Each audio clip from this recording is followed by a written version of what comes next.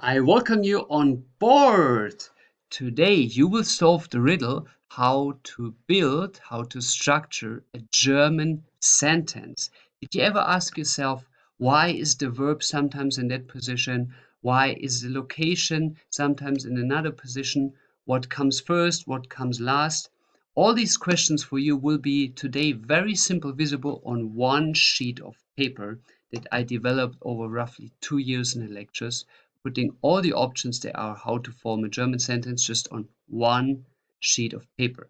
So the lecture today you will learn is the sentence structure of the German main sentences. Main sentence is an expression of a sentence that is the main one compared to what you will learn in the next lecture, the side sentence. The side sentence is the sentence that comes after the comma. So for example, I go home, comma, because I want to sleep. So this because I want to sleep is a side sentence and I go home is a main sentence. So here visually, I go home because I want to sleep. So here we have basically two sentence parts and they both follow different rules. This is what we call the main sentence. That's what we will do today. And this is the side sentence. That's what you will learn in the next lecture. Today we will focus only on the variations of here the green part, the main sentence. So let's dive in and we start today with a puzzle game. Look here what I prepared for you are pieces of a German sentence. 5 pieces, and now please go and form a sentence out of this to test yourself to see if you already know how to form a German sentence. So now stop the video here, see those parts and write down those parts and bring them in a good order, in a good structure. Stop the video here now. Good. The answer now for you to compare your suggestion is the following. If you want to form a regular sentence, like what you would call a normal sentence, an all-day sentence, you can now form this puzzle game into the following sentence, but you have also more options. We will come to this in a second. But the normal regular sentence is first comes the so-called subject. The subject is basically the action performer. It's the thing or the person who does the action. And after the action performer comes the action. In this case, fahren, to drive. So I drive, which is I'm the action performer, I do the action. Then comes in a regular sentence the time. I drive this summer. Ich fahre diesen Sommer. This in German is a very rigid form. It means you cannot always just change, like in English, what information comes first. We Germans have a very certain structure, and this is the structure. So please do not always change the structure as you want. That's not possible in German. So I drive this summer. Then comes with what you drive, with the object. So the object is mostly the mean or the instrument of the action. So whatever action is done here, you then describe here with what it is done. For example, fahren is done with a car. So that is the mean, the instrument of driving. So that is the object. And at the very last comes the location. The location, so direction to Italy. So I drive this summer, direction Italy. And that is what we would call a regular or a standard German sentence. So whenever you have doubts how to form a German sentence, just stick with this model. That is super easy to remember. You have the subject, verb, time, object, location, that's it. There is no variation or whatsoever in between. Just use this as the easiest version to form a sentence. So this, now here put into one line that it looks nice, is the way you form a standard sentence. Now, you can also change this standard sentence by emphasizing some certain information. So you can take a certain information out of these 3 here and emphasize it by putting this information at the very front of the sentence. which works like this and is then in the second category of how to form a sentence. Emphasize certain information, which means that you basically just take one of these information in front, so you can have the variations of the time comes first, or you can emphasize the object, saying, hey, I want to emphasize that I drive with a car, or you want to emphasize that I drive to Italy. So you take these in front to emphasize them, but what happens now is that this part here is turned around because of the simple rule that the verb is always supposed to stand at the second position.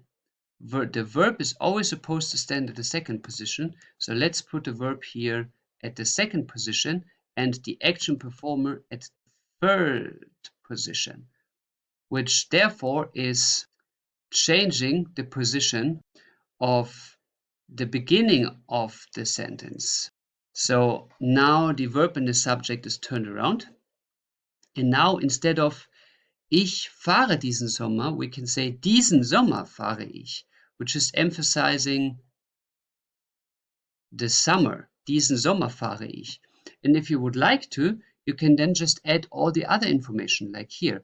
Diesen Sommer fahre ich mit einem Auto nach Italien. So the rest of the sentence stays the same. Or if you want to emphasize the object, then you just say mit einem Auto fahre ich, so the same way, and then you emphasize the object, but the rest of the sentence stays the same, like ich mit einem Auto fahre ich diesen Sommer nach Italien. And the same is also for the location. You are just putting the location first, saying nach Italien fahre ich, and then comes the rest. Nach Italien fahre ich diesen Sommer mit einem Auto. Then comes that version. So the logic of the rest of the sentence, like here, is kept. So the rest of the sentence is the same, with the difference that you put one of the information in front. And that goes with all the other sentences. Now you have the most important sentence structures already available. This is a regular sentence. This should be always used by you for normal sentences. But if you want to emphasize a specific information, you take one of these and then you turn the verb and the subject. Now comes the next question, like how do I actually form questions? That's the third category. And the question formation goes quite the same way like here. It is that you take the verb first to form a question, and then comes the rest of the sentence. So you're just using the same information as here, but you just turn the verb in front, and then at the end you're adding a question mark. So instead of ich fahre diesen Sommer mit einem Auto nach Italien, you can say fahre ich diesen Sommer mit einem Auto nach Italien. So the rest of the sentence stays the same, and you're just adding a question mark. So that questions the action. Are you doing this? Now, if you want to specify your question, you're using a question word. So a question word like where to, or where are you, or how are you, or what is this? All these question words in German all start with W, like in English. The only exception in English is how. We don't have such an exception in German. Everything starts with a W. But if you want to use a question word, then you just put it here in front. Fragewort means question word. You put it in front and the rest stays the same. So instead of asking, do I drive? Fahre ich? You can ask also specifically, where to do I drive? Like, where do I drive to? In German, wohin fahre ich? Wohin fahre ich? So now in the first one, we have the question if I'm actually doing the action at all, if I drive. In the second one, we have the question specified on the action, in this case by the question word wohin, which means where do I drive to? So first one without question word is do I do the action at all? Second one is like how, under what conditions do I do the action? Like in this case, where to? If you want to have a complete list of all the German question words, then please check out the lecture of the German question words, where I list you all the question words they are and explain them to you, bring them to you in a proper order. Now, if you want to ask a specific detail, if you want to emphasize a certain information, you do the same trick like here. You can just add the regular sentence, like, you can ask this in form of a question, but if you want to emphasize one of these three things in the question, like not only question, do I drive to this summer with a car to Italy, but you want to ask, do I drive to Italy this summer with a car? So you want to emphasize the Italy, then you do the same trick as here. You're just putting a different structure, or you put one of these information first, and then you continue with the rest of the sentence. So which is basically you do the same as here, but you put one of these information first. So if you, for example, you have a standard sentence like this, yeah, you can add this to the question. You're asking, drive I this summer with a car to Italy? Am I driving to Italy this summer by car in English? German, the grammar is different, the sentence structure. So drive I this summer with a car to Italy. Now you can take one of these information first. For example, if you want to say, hey, I want to emphasize to question, do I do this with a car actually? So then you're saying, fahre ich mit einem Auto diesen Sommer nach Italien? So the object comes first. The same you can also do with the location. You can put the location first. So you emphasize to ask, is it actually Italy where I drive to? So fahre ich nach Italien diesen Sommer mit einem Auto? Yeah. So that is also possible. There is no change in that logic. And then at the end, you would put the question mark if that is a longer question. So the question mark here would be for a short question without these details. So that's how you form questions. Now let's go to the notorious situation of a German sentence that has more than one verb. And for you to have a complete overview of what happens if you have more than one verb in a German sentence, I made you this overview that shows you all the positions of verbs there are in German. This is a very shocking sentence now, and this is not a typical sentence that you will meet in German, so don't be shocked about this. This is just the worst of the worst case that I draw you, like the maximum that can be, but such a sentence is practically never used in German.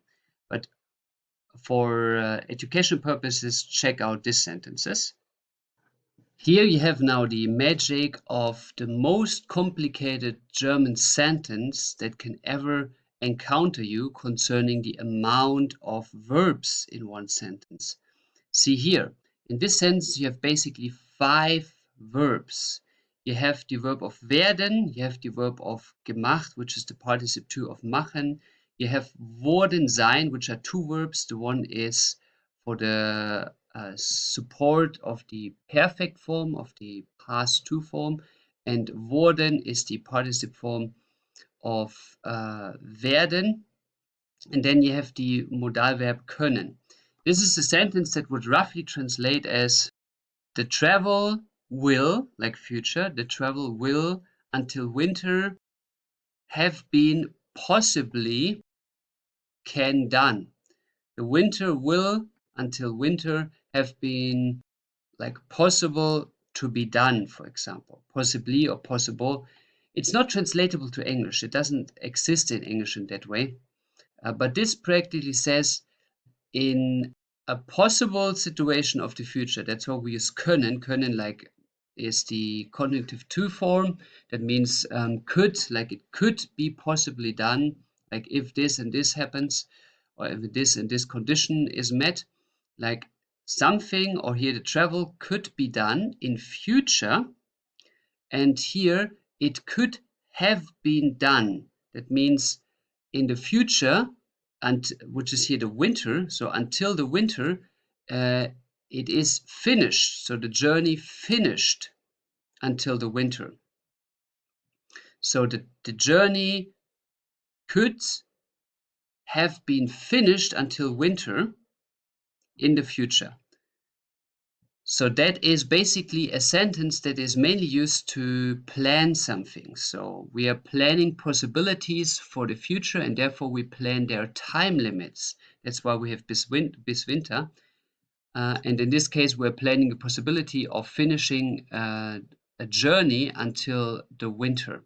If you have any questions about the content of the sentence, then please check out the A2.1 level, where you will find everything about the passive and the times and all their forms for you to have a complete overview of this. But here we are focusing on the positions of the verbs. And you see here I marked you 4 positions. Position number 1, position number 2, 3, and 4. Now these positions are representing priorities. That means position number 1 has the highest priority, position number 2 the second, third, and fourth priority. The priority is set here on a list with 4 points. That means if you have one of these verbs here, then you can see the priority of the verb. So the highest priority are always any form of werden, like the future form will, like ich werde, I will, or the conjunctive to form of würden, would be, I would be. If you have würden or werden in the sentence as the form of the future or the conjunctive, then they have the highest priority. That means they automatically go to position number 1. If you do not have werden or würden in the sentence, but you have a modal verb, then the modal verb has the second highest priority. So then the modal verb would go to position number 1 if there would be no werden in the sentence. So for example, die Reise kann, like the form of können, die Reise kann bis Winter gemacht worden sein.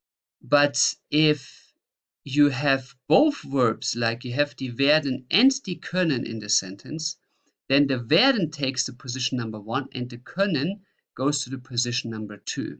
This is what I call the revolver priority effect. It is like you can imagine this to be a revolver, you know, this old term pistol, like a revolver has bullets like this, and this bullet is to be shot. So if this is shot, then the next bullet goes in its position and is also shot. So this is like a priority revolver with the most important position, like the bullet to be shot here. And if this bullet is not existing, then the other bullet takes its place. So like a priority list, priority revolver. Okay, that's just a metaphor I use. Yeah, it's not an official grammar term. Okay, so and the priority goes on. So on the third priority is the past 2. So you are putting the haben or the sein in the position number 1 if there's no modal verb or future verb. That also goes for the past perfect time form, so the supportive verb haben or sein comes there. And if none of the above is in the sentence, but just the main verb, then the main verb comes here. For example, die Reise, or ich mache die Reise, I make the journey, ich mache die Reise. So then that would be at the position number 1. Yeah, and the other thing you always need to keep in mind, it is always just one German verb that is changing its form based on the subject. So the subject here, die Reise, which is the journey, which is it, so the third person singular, it, and then die werden is turning to wird, because of the it. So the it s influences the form of the werden, but it is only for the verb that is in position number 1. All the other verbs here in the back, they do not change their form. They stay the same way. Like for example, können here in position number 2 is the infinitive. It stays infinitive, können. And worden sein, here sein is infinitive. And worden stays in the participle 2 form, as well as number 4, gemacht, stays in the participle 2 form. So if now, for example, there would be no werden in the sentence, but können, then the können would be at that position, and können would be then die Reise kann. Die Reise kann, because es, die Reise, or sie, die Reise. So the third person singular comes here. And all the other verbs that are not in position number 1, they do not change their form. They stay in the infinitive, which you see here. Yeah, infinitive if not position 1. Infinitive or participle 2 if not position 1. And here again, infinitive if not position 1. And that's all you need to know. It looks quite complicated if you see it the first time. Okay, I mean, I never saw this written in any book, so I made it by myself, so you probably see it the first time. But in general, besides maybe you being shocked, this pattern here is an ultra easy guide for you, because you just need to check what verbs exist in the sentence that you're dealing with, and then you check the position. So if you, for example, have a sentence like I have been in Germany, and you want to translate this to German, and you wonder where the verbs are now coming, then the answer is like have been is German bin gewesen, have been. And now you ask yourself, where do I put these verbs in the sentence? And then you check, aha, have been. Is this a form of werden or würden? No, it is not. So we cancel this option. Is have been a modal verb like can, must, should, and so on? No, it is not. So we cancel this option. Is have been a past 2 form of haben and sein? Yes, we have here the sein form bin, and then we have the participle 2 gewesen, which is the past 2. That is indeed the case. So that must be number 3, the third priority. So let's look here now, the third priority. We have not die können, not die werden. So it must be the sein that goes in the position number 1. So therefore, by the logic now, we're just taking the sein at the position number 1, which leads you to ich bin, and then comes all the rest of the sentence, as you see here, for example, bis Winter, yeah, all the rest information, here the rest information is in Germany, ich bin in Deutschland, and then at the last position comes this werden, or worden in this case, so here it is gewesen, so you put the verb at the very last, gewesen, and that's how this pattern here tells you where you have to put the verbs. Yeah. So to make this easy short again for you, you are just following this pattern by cutting out the options.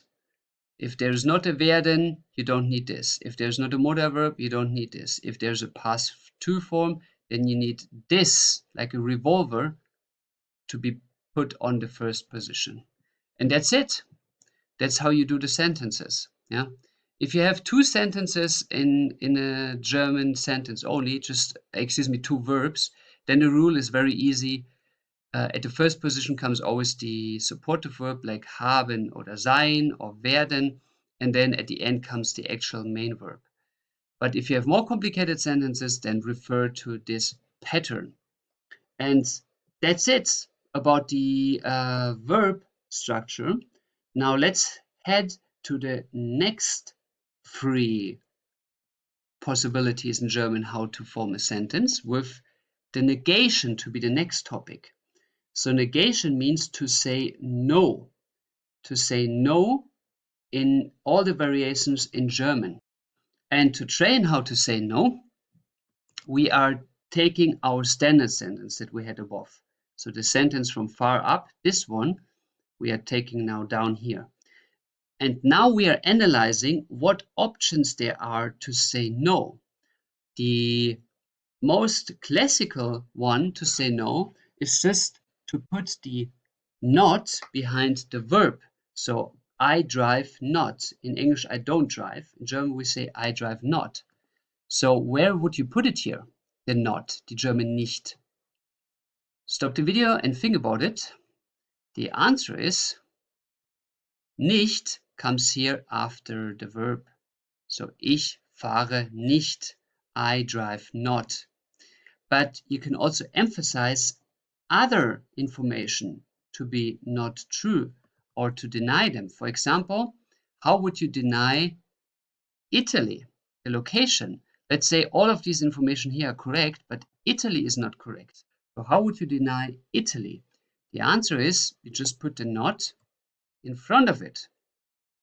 Ich fahre diesen Sommer mit einem Auto nicht nach Italien. So it means I drive indeed this summer with a car, but not to Italy. Like, for example, I drive to whatever, to Spain. And now in the answer, you can, for example, say, put it that way, that you emphasize a certain information. For example, nach Spanien, like to Spain, fahre ich diesen Sommer, drive I this summer.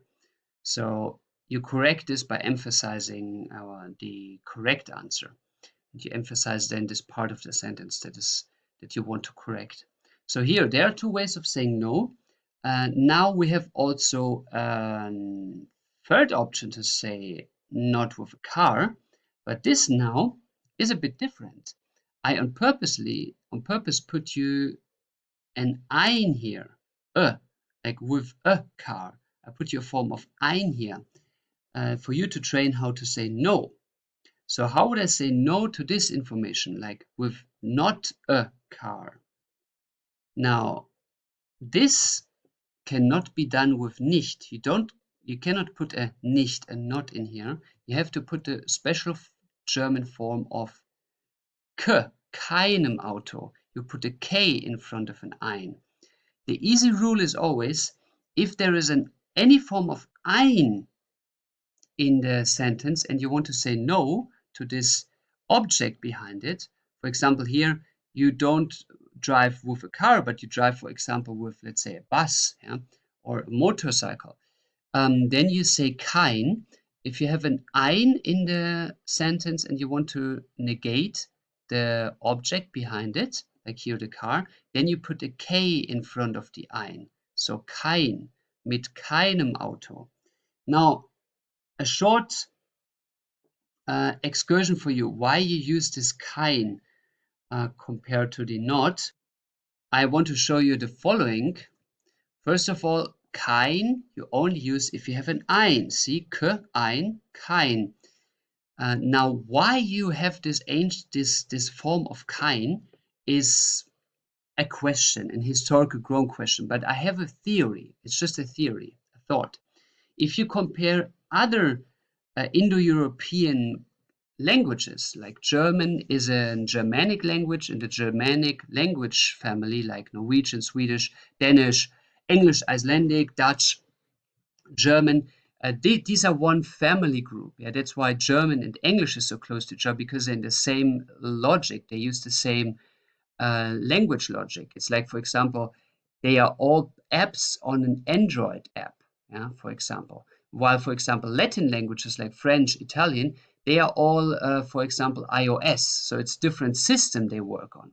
But even though iOS and Android is different, they both are applicable, or they both have the origin to be a system to be used for electronics. And this electronics in the language way would be the origin of the Germanic and the Latin languages together, because they all originate from the so-called Indo-European language. It's very interesting to check out on Wikipedia. Check out Indo-European language groups, Indo-European languages. So by these Indo-European languages, you see, for example, that the absolute majority of European languages, as well as a lot of Middle East languages, and even Old Sanskrit, like nowadays, or like original language that was bringing the language of Hindi, is based on, that all these languages are related with each other from our days, they guess, coming from the area originally of north of the Caucasus, nowadays East Ukraine and Southwest Russia. There were some people having this culture, and they spread this culture, and they were all speaking these Indo-European languages. Now, for you to have a short example, for example, if you are in Europe, the most ancient spoken language of the Indo-European ones are, for example, the Baltic states. So the Baltic states, let's say here's Poland, yeah, here is big Russia, and in between on the seaside, here's the Baltic Sea, there are the Baltic states, and two of them are speaking Baltic languages, which is by name Latvia and Lithuania. They speak Baltic languages. Now, those two languages are with the oldest spoken languages in Europe, and they are related, for example, with Greek. So Greek here is hundreds of kilometers south, completely different in the location at the Mediterranean Sea.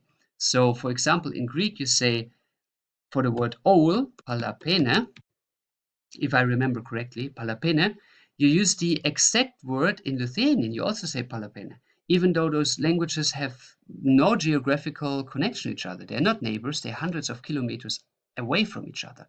And there was no strong connection, like trading route or something that connected them for hundreds of years. So that is there because those two languages have the same ancestor, which came here from far east from Ukraine. So they still use the same logic, even though they are since hundreds, probably thousands of years separated from each other. They have the same, use the same names. Also, like Lithuanian, for example, uses for saying free, it uses tris, which in Latin is something like tri or tre, depends which Latin language, like Spanish or Italian or Portuguese or Romanian. So Lithuanian uses tris or septini. Septini or septine is Lithuanian, like sept is also in the Latin language, like Spanish or Italian.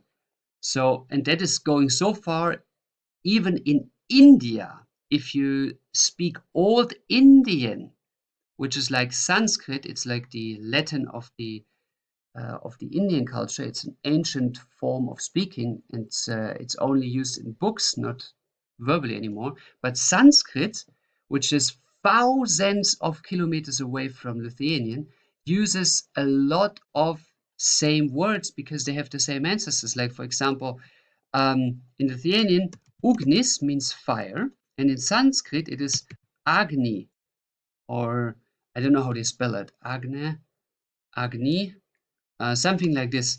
That is, these two languages are completely thousands of kilometers from each other away, but they still use the same language roots and often even the same words. Like if you go on Google Maps, look their location to understand how incredible this relation is.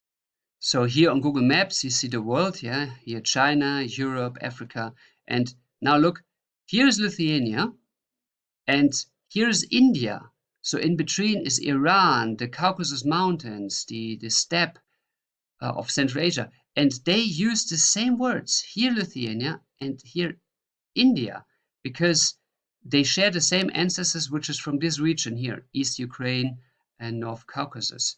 But this ancestor language was thousands of years spoken, like we're talking about 5 to 6,000 years ago. Yeah.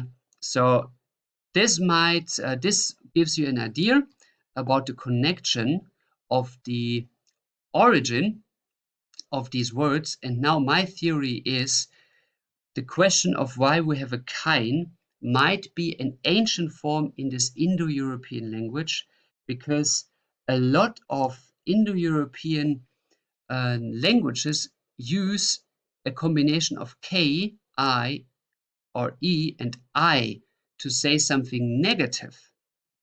For example, just giving you some popular known words of languages that are popular known, like English, for example, kill, or knight in English, which is something negative. I mean, in nowadays we perceive this as something romantic, but it was basically a warlord. People did not like to see knights at their doorstep. Or knife, which is English, but actually this is from Scandinavian origins, brought by the Vikings. You know, in Norwegian you say knife. So in English you still spell it like you pronounce it in Norwegian. So that's actually a Viking, a Scandinavian word. On German, Keller, which means cellar, is mostly not connected with something positive. Or it is neutral to negative because it is something that goes down, and goes down is often connected to negatives. Or in Lithuanian, the word karas, which means war, and war in German means Krieg. So here you see again K-I-E form, Lithuanian only the K. So it might be that putting a K in front of a word in the like 5,000 years ago meant that you negate it, that you mean it in a negative way. So it would be, for example, you can say by this logic, this is a car, and then you, or let's say apple. Apple is an easy example. So this is an apple, like a good apple, and you want to say now this is negative, to say this is not an apple or this is a bad apple. It might be that in 5,000 years ago they just put a K in front of the apple, which makes it Kapel, and Kapel was then supposed to be negative. So that might be the reason why we have in German still such a K form, but that is only used in front of such an object like an apple or a car or whatsoever. So you put a K in front to make this negative. If you do not have a K, if you do not have an ein to put a K in front, but for example, you have meine, which is a possessive pronoun, then here you already put something in front of the ein. You have an ein, so the logic would be I have to put a K in front, but you already have something in front of the ein, which is an M, so you cannot put an extra K here. You cannot put, say, kmeinen. That doesn't work. So here you're using the regular form of the nicht, which is like you put the nicht in front of it. Nicht meinem Auto. Nicht meinem Auto. So it would be not my car. And here it would be not a car. Now you have an overview of all the ways to say no in German, but in 99% you will always use this form, which is put a not after the verb, or you're putting a k in front of the ein. Now, the next thing for you are where to put the prefix in a sentence. Well, first of all, if you have any question about the prefix, please check out the lecture of the prefix, which explains you everything and lists the absolute most important of them. But to make it short, here, this is about the question about separatable prefixes, which are separated only if there's one verb in the sentence. Look here. If we have the typical example of anrufen, that is a so-called prefix. Pre means first, so or in front. So this an is coming in front of the verb, prefix. So it fixes the meaning of the verb. An in front, and then the verb is fixed by its meaning. If you just have the verb rufen, it means to call somebody, like to call somebody by the name, like Hallo Kevin. Yeah, so you call somebody by the name, like in the Swiss Alps. Hallo. Yeah. But if you put the an in front of it, then this to call somebody by name, like shouting the name, with an it means to call somebody by phone. Anrufen means to call somebody by phone, not to call somebody by screaming his name. So this is a heavy difference, and check out the lecture about the prefixes to know all the forms. But for you, there are a lot of them, and they are very complicated. Therefore, this is a topic that is thankfully to be solved by just time. It is not a topic that you need to learn systematically because it's too difficult. You cannot remember all these vocabulary at once. It's just you get used to the prefix meaning by just listening to Germans around you. So that is a question that will be solved by time. But here the question is where to put that in a sentence. Now, there are two forms of prefixes. There's one form in which the prefix always stays at the verb, so they are always written together. These are the minority of prefixes, but thankfully this minority of prefixes that stays together all the time is used in the absolute majority. So there are only some prefixes which stay together, but they're used most of the time. So they are the easy ones. The non-easy ones, like anrufen, are used less time, and for them the rule goes like this. If I say I call, for example, my friend, I call my friend. How would I say this in German? I call my friend. Stop the video here and translate. The answer is ich rufe meinen Freund an. Ich rufe meinen Freund, so that comes here in between, meinen Freund an. Ich rufe meinen Freund an.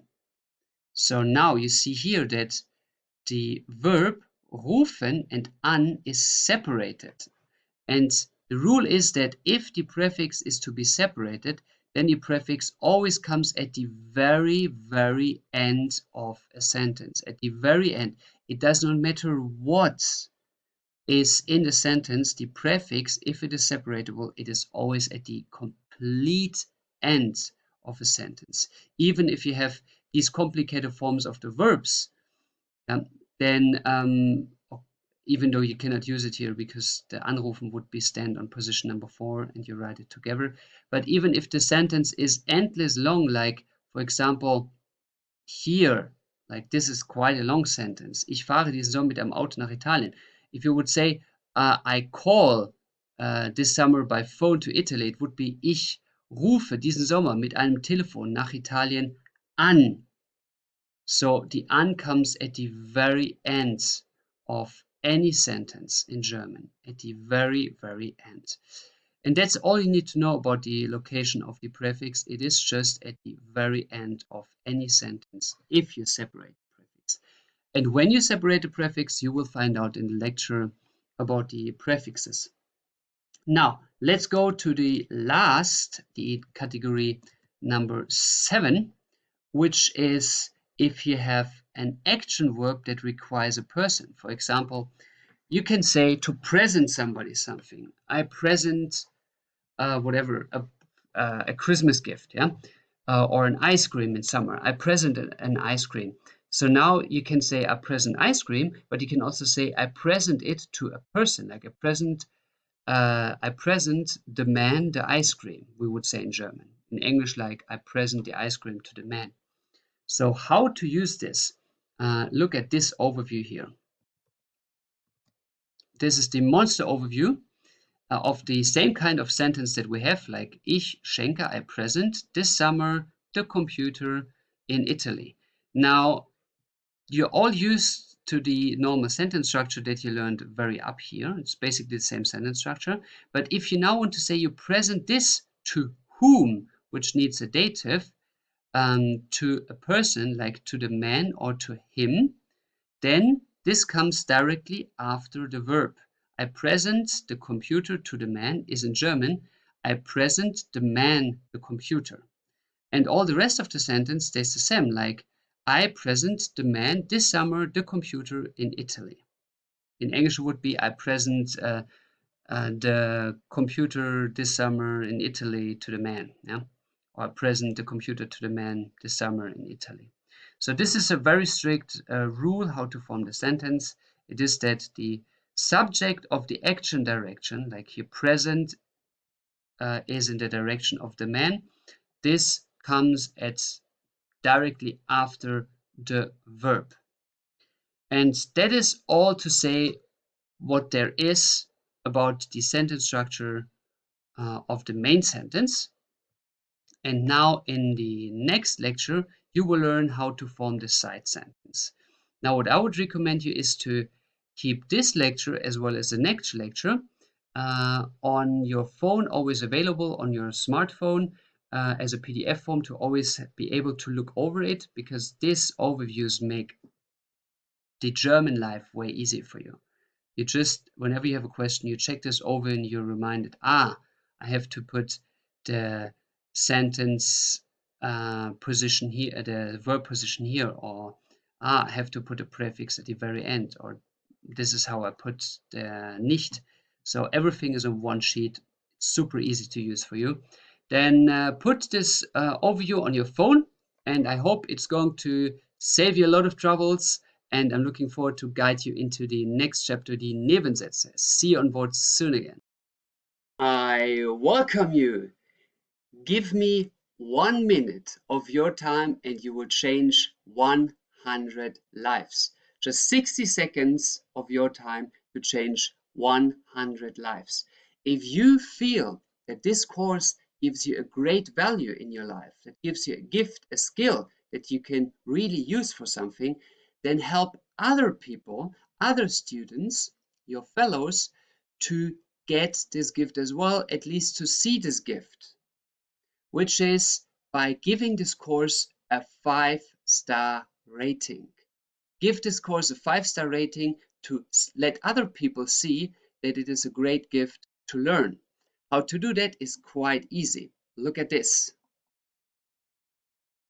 You have your course. Let's say this is your German course. You click on the course, and up in the right corner, you leave a rating. You click on leave a rating. You give it 5 stars. You write what you like about it. For example, great structure. Then you save and continue. Then you click yes or you say no, whatever you liked about the course. Save and continue. Save and exit. And that's it. That's how you did so. Now you changed literally 100 lives because of one 5-star rating.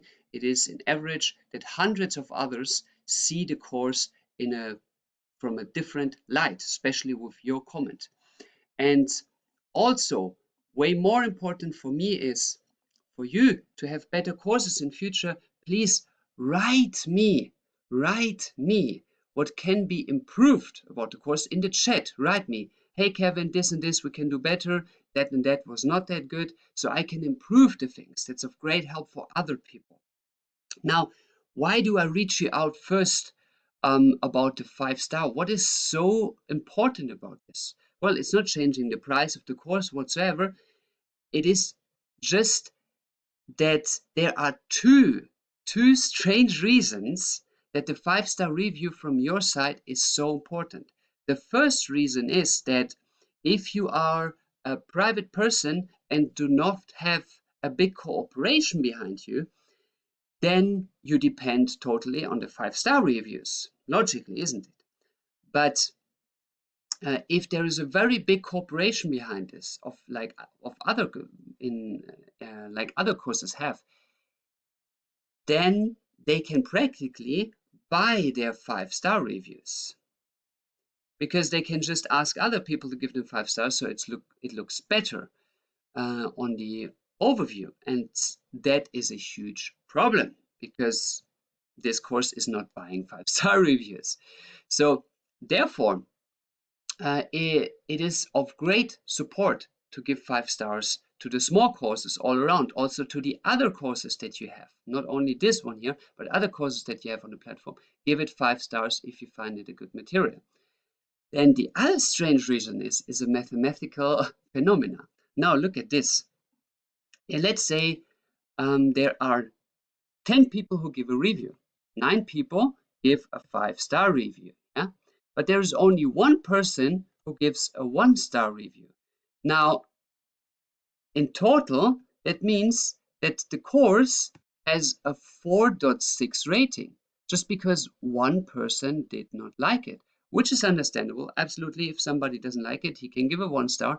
But the thing is, the whole average goes down so much because of one person. Now the problem comes, why do people give the bad votes? I made experience like that. I couldn't believe that some people wrote me, like whenever somebody gives a review, I ask him, hey, what can we do better? And some people answered me with, well, I had problems with the settings of the platform, or I had problems with the payment method, which, well, this has nothing to do with the course. This is a German course and not an IT like online course. There is nothing this course can do about this. This is some complete different reason. So because some people mistake the settings of the course or whatsoever, some things that have nothing to do with the course, they give a bad review, so other people then see the bad reviews and they think, well, to learn German is difficult, or this course is not whatever well doing. Well, this has nothing to do with the course. So it is normal that there are always such people voting down for complete other reasons than the course, and therefore to prevent that these votes put all our votes completely down, it is of extreme importance that we give a 5-star review. So all the courses that you like on this platform, that you think have a great value, first, give them a 5-star rating, and second, write the person what they can do better so that we know what we can improve. We teachers, we instructors, that is of incredible importance to develop. And in future, we can do better videos and also upgrade the courses, the course that you look at the moment, so it will improve also your course and it will help all the people around. So in this sense, I say Dankeschön, thank you for your time watching this. Dhanyavad, shukran, sheshe, and give this course a 5-star rating to support other people. Dankeschön. Welcome to another journey of Let's Make German Easy Again. Today with the topic of the comma setting. So this small symbol here, the comma, is bringing a lot of headache to a lot of people. When do you put this small symbol in between what words and how and so on? Now, there are several rules in German which are, they are complicated. Even for me as a language teacher in a mother tongue, they are very complicated. So what I did is I took those rules and formulated them in 6 easy to understand packages. But these 6 are not all the rules there are. There are actually a minimum 2 more cases missing in these rules, but you don't need these other 2. They are just so complicated and so rarely used that you would only need to use them when you're, for example, writing a book or something. But if you're not an author or working as a journalist writing in German, then you very likely do not need this. And in any case, you still have Duden.de with its automatic correction system where you can see which comma is missing. So most important is now that you know these 6, which are roughly 99% of all the cases, all the situations where you need to set a comma. And the first situation is if you have an enumeration. So basically you're saying this, and that, which is ich habe Salz, Butter, Kartoffeln und Öl eingekauft. So I bought, or I have bought salt, butter, potatoes, and oil. So here, because you are enumerating, like here, numerating is with the Latin word number in it. In German, it means Nummer, die Nummer, the number. So you're just saying this, and this. So you always put a comma in between.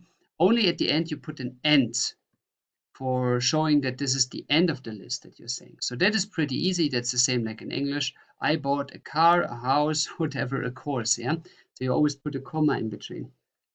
Now the next case, the next package for you is when you are having an explanatory addition. What does that mean? Look here, it's quite easy. So you're adding an information after a noun or a name. For example, ich gebe das Auto Thomas. I give the car to Thomas.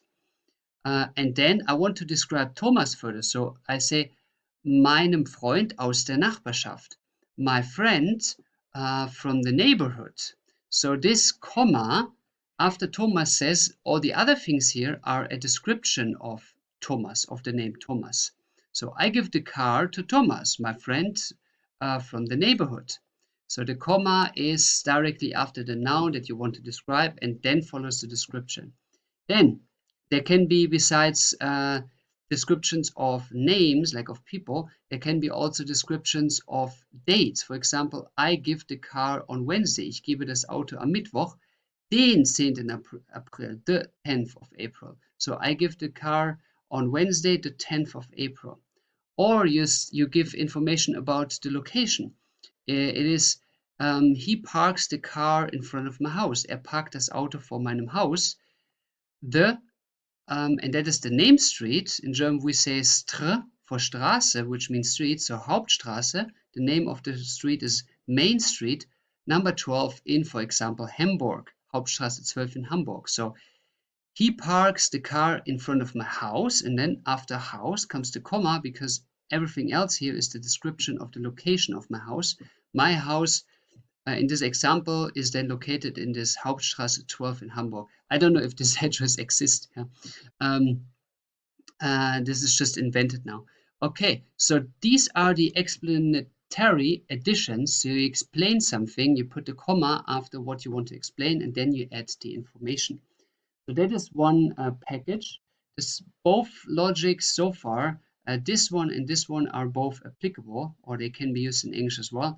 In English, you also say, I give the card to Thomas, my best friend of the neighborhood. You can also say, Thomas, who is the best friend of my neighborhood, but you can also just say, my best friend from the neighborhood. Now, the third one is to have literal speech marked, which is in German, if a sentence continues after a quote is done, like after the quote. For example, I give Thomas the car, and then you put the comma, says my friend. So this means what is said here is said by this person, the person, my friend, whoever that is. Yeah? I give Thomas the car, comma, says my friend. So that's the third option where you use the comma. Then the fourth option is super simple and used every time when you write a letter or an email. It is how to salute to somebody. Yeah? So a solution, a letter or an email goes as following in German, with a comma included. Sehr geehrte Frau, sehr geehrter Herr. So that means dear Miss or Mrs. and dear Mr. We don't have a difference between Mrs. and Miss anymore in German, so don't use it. Just say Frau, which means dear Miss, or Mrs. can mean both. And then you are putting the title, that's very important, the title and then the name of the person. We Germans are extremely about titles, and that is a long tradition of our strong hierarchical society past. So you can have, for example, titles like sehr geehrter Herr Professor, Doktor, Doktor der Philosophie oder der Medizin. Then you can have military title, for example, der Medizin, Leutnant der Reserve, like lieutenant of the reserve unit, but that is very rarely nowadays that you are addressing this. This is still done in Austria, by my best knowledge, but not so much in Germany anymore. And then, for example, Müller, yeah? Mr. Müller. So that's how long an addressing can be. And believe it or not, but I have seen such long one already often, especially in the academic field. So I will copy you this down as an example. Here again, this means the short form of professor. This is PhD, PhD of philosophy, PhD of medical, lieutenant of the reserve unit, Mr. Müller. Okay, then, so this is now how you address a letter, but up to 99% of the time you're just saying, sehr geehrte Frau, sehr geehrter Herr, and then the name, Müller or Frau Schmidt. And then you're putting the comma, and now important, the new start here starts with a big letter. Always, it doesn't matter what word comes here, it starts with a big letter. Now, the end is the same game. You say with best greetings, with a comma, and then you say your name, like Herr, and then your name, last name. It must be a last name. So this stands for the last name. Herr Müller, for example, if your name is Müller. But what I would recommend you, a small insider, what I made very good experience with, is the following. We Germans are, let's say, we are very formal, but not very polite. We are very direct. And in general, Germans do not really appreciate the work of other Germans. It's very often that you hear a thank you in German that comes out of the heart. It's just if somebody gives you something, then the other person just accepts it, often saying no thank you at all, or just saying very shortly, Dankeschön. But that doesn't come out of the heart. So if you show Germans that you really appreciate their work, then they often appreciate it back. Or as I always say, give respect if you want to get respect.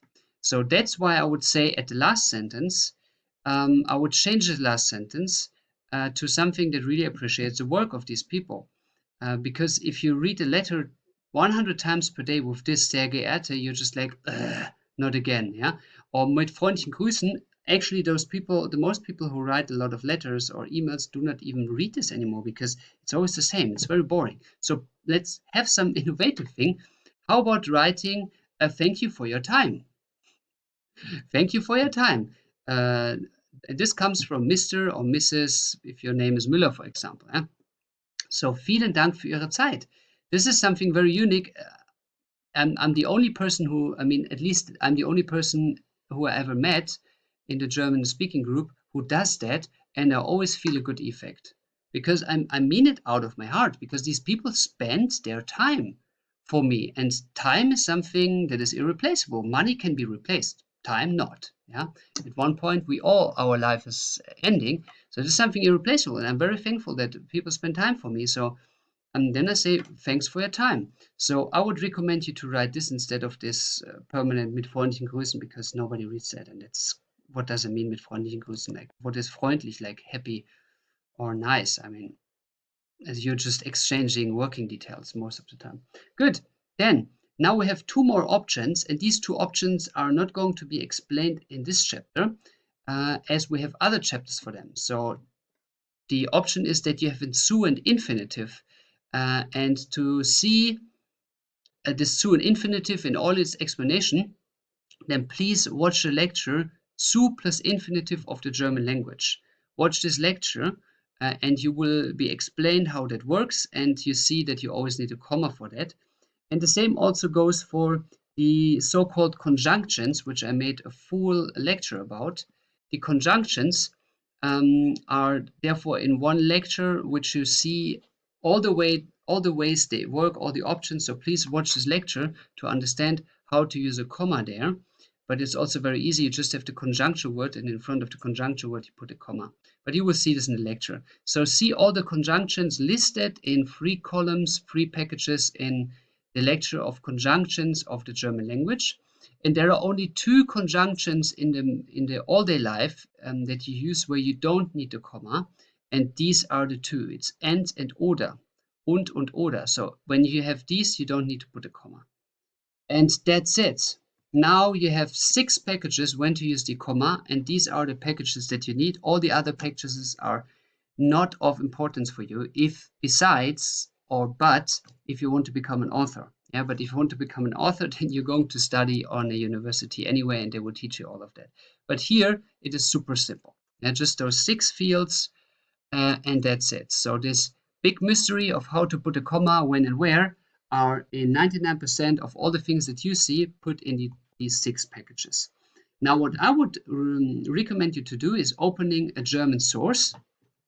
Any reading in the internet, go on Google and Google anything German, and then check where they put the commas and find out which of these 6 packages is the reason that they put a comma there. For you to train to read the comma, because you need more to read and understand the comma than actually to put it yourself. Because most of the time I hope you write simple sentences that you don't need a comma in most things. So here's a side note. Whenever you write something in German, that's something that goes for a life rule, KISS, which is keep it short and simple. Keep it short and simple. The KISS rule, keep it short and simple. Or as some other people say, keep it simple stupid or stupid simple. So if you write sentences, just always write main sentences and don't use side sentences. That makes things too complicated because the sentence structure changes, you have to put a comma, so there is a higher chance, a higher risk that you make mistakes, and people will actually understand you less well if you write these complicated side sentences structures.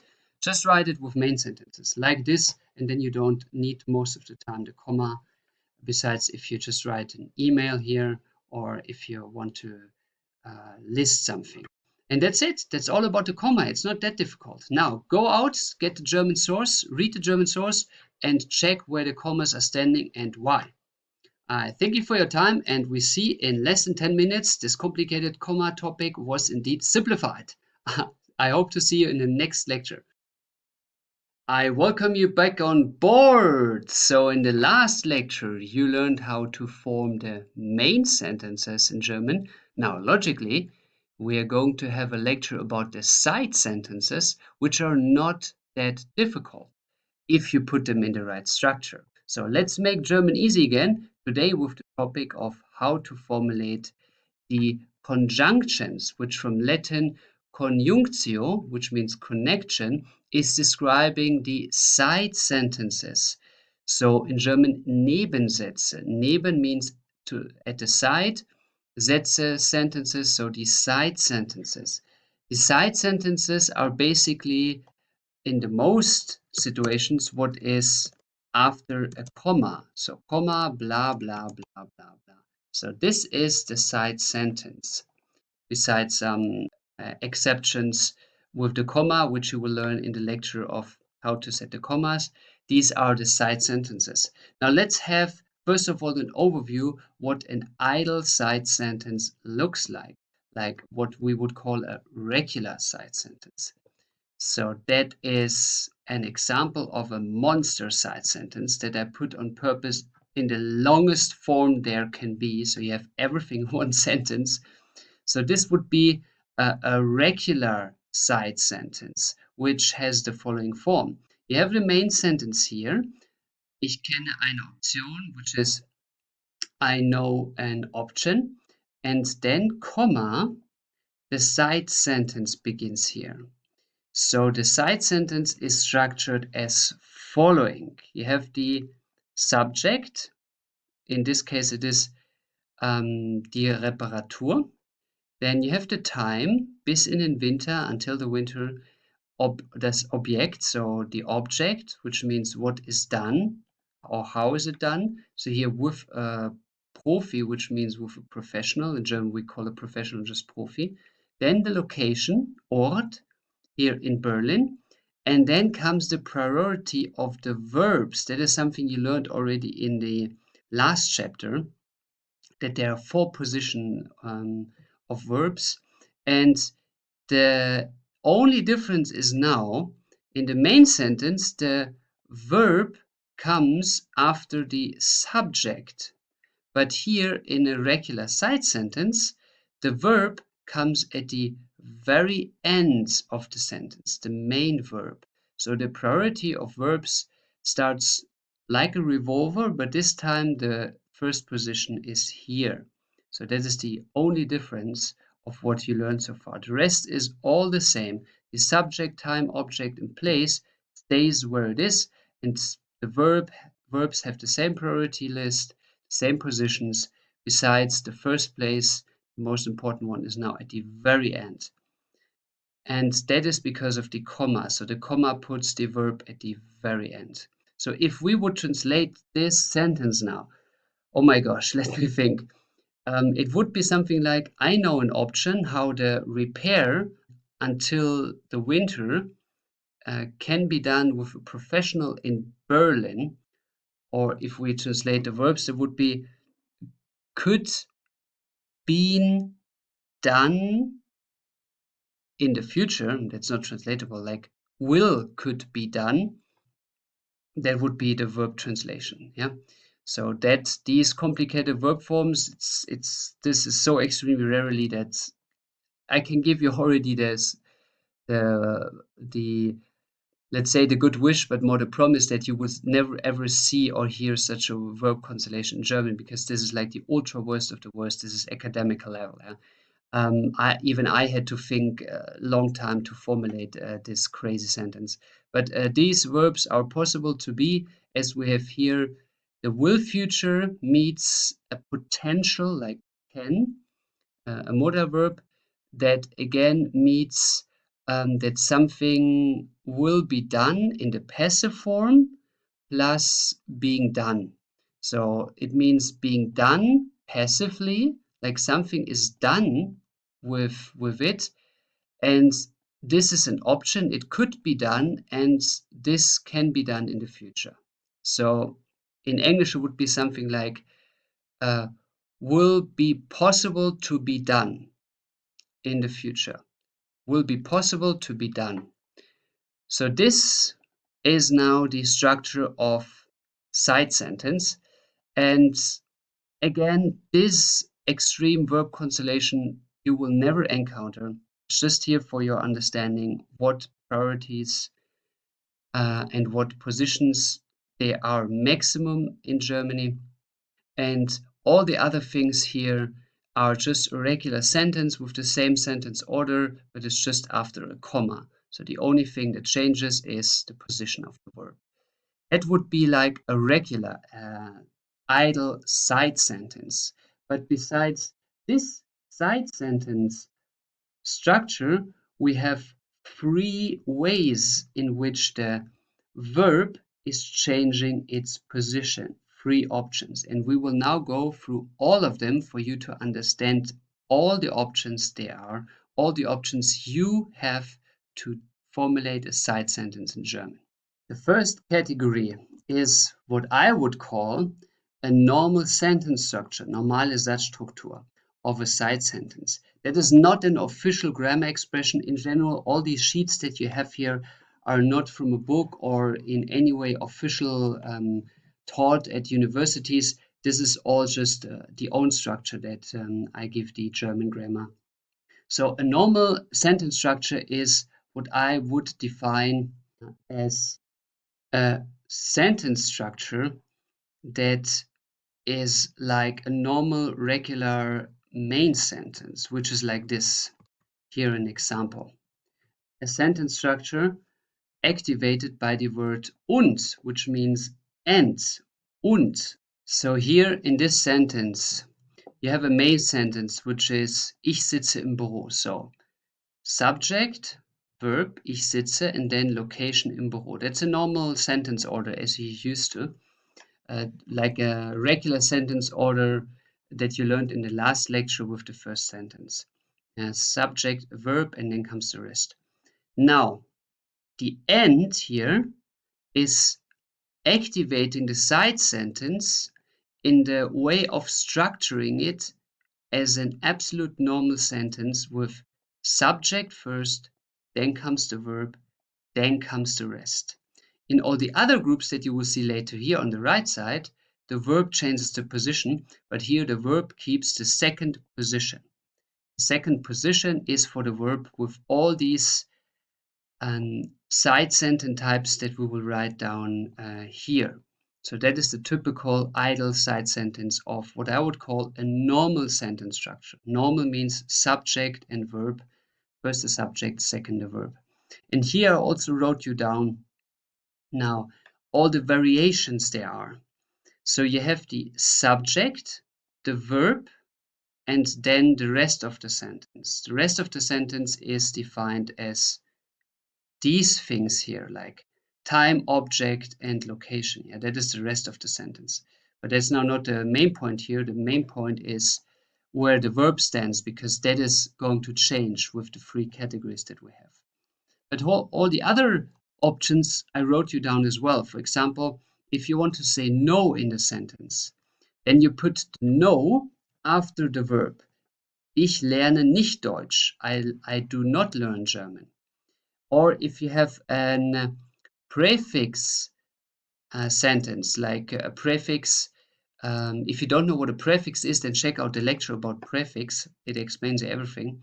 Prefix is basically a small addition that comes to a word and changes its meaning. Like here, the an is a prefix. You can say anrufen. If you say rufen is to call somebody, like by the voice, hello, and then call the name. But if you anrufen, it means you call somebody via phone. So anrufen changes as a prefix the meaning of the sentence.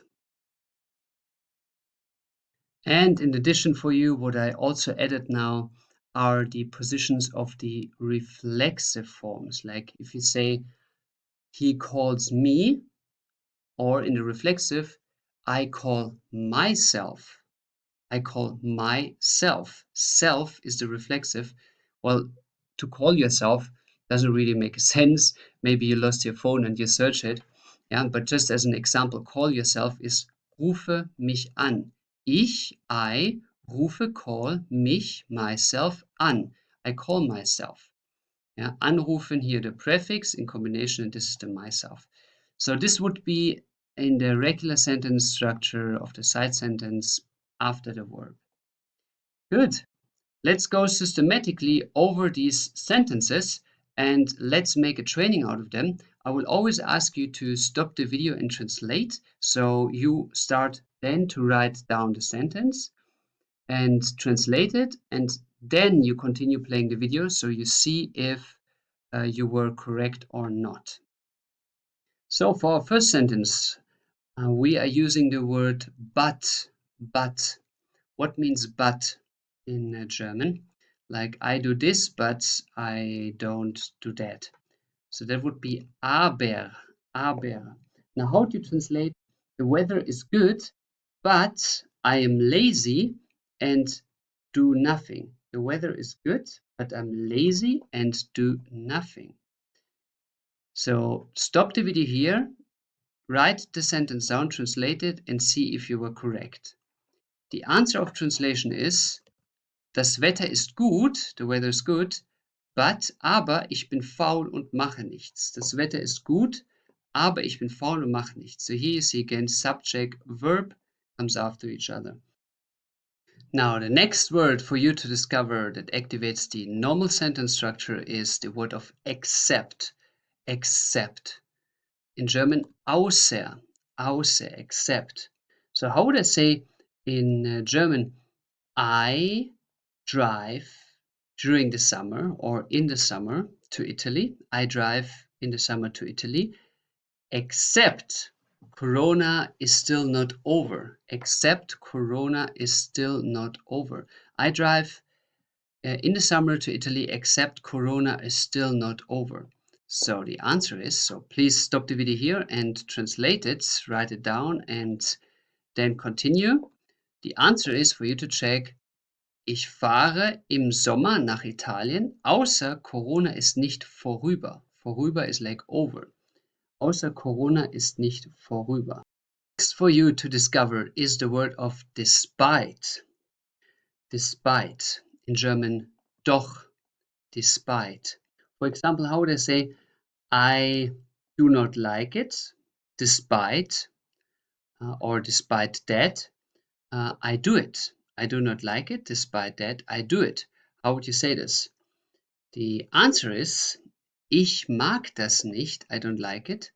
Doch, ich mache das, but I do it. Like, despite of that, I do it. Ich mag das nicht, doch ich mache das. Now we're going to have a small excursion. For another meaning of doch, we need to understand the German mentality. It is sometimes that you hear Germans saying doch without any addition, without any sentence. They just say doch, which is that they say that you are contra to their opinion. So if you are talking to a German and the German just tells you doch, then they just want to point out that you are contra, so against their opinion, and they don't want to discuss this further. They set their point about this, and even if you give them arguments that are obviously on your favor, they still block you. They're saying doch. So let's say there is a person A and there is a person B. And the person A is talking to the person B and has very good reasons why person B is not correct in what he says. Let's say person A has statistics and research and so on, and person B is just saying something without statistic.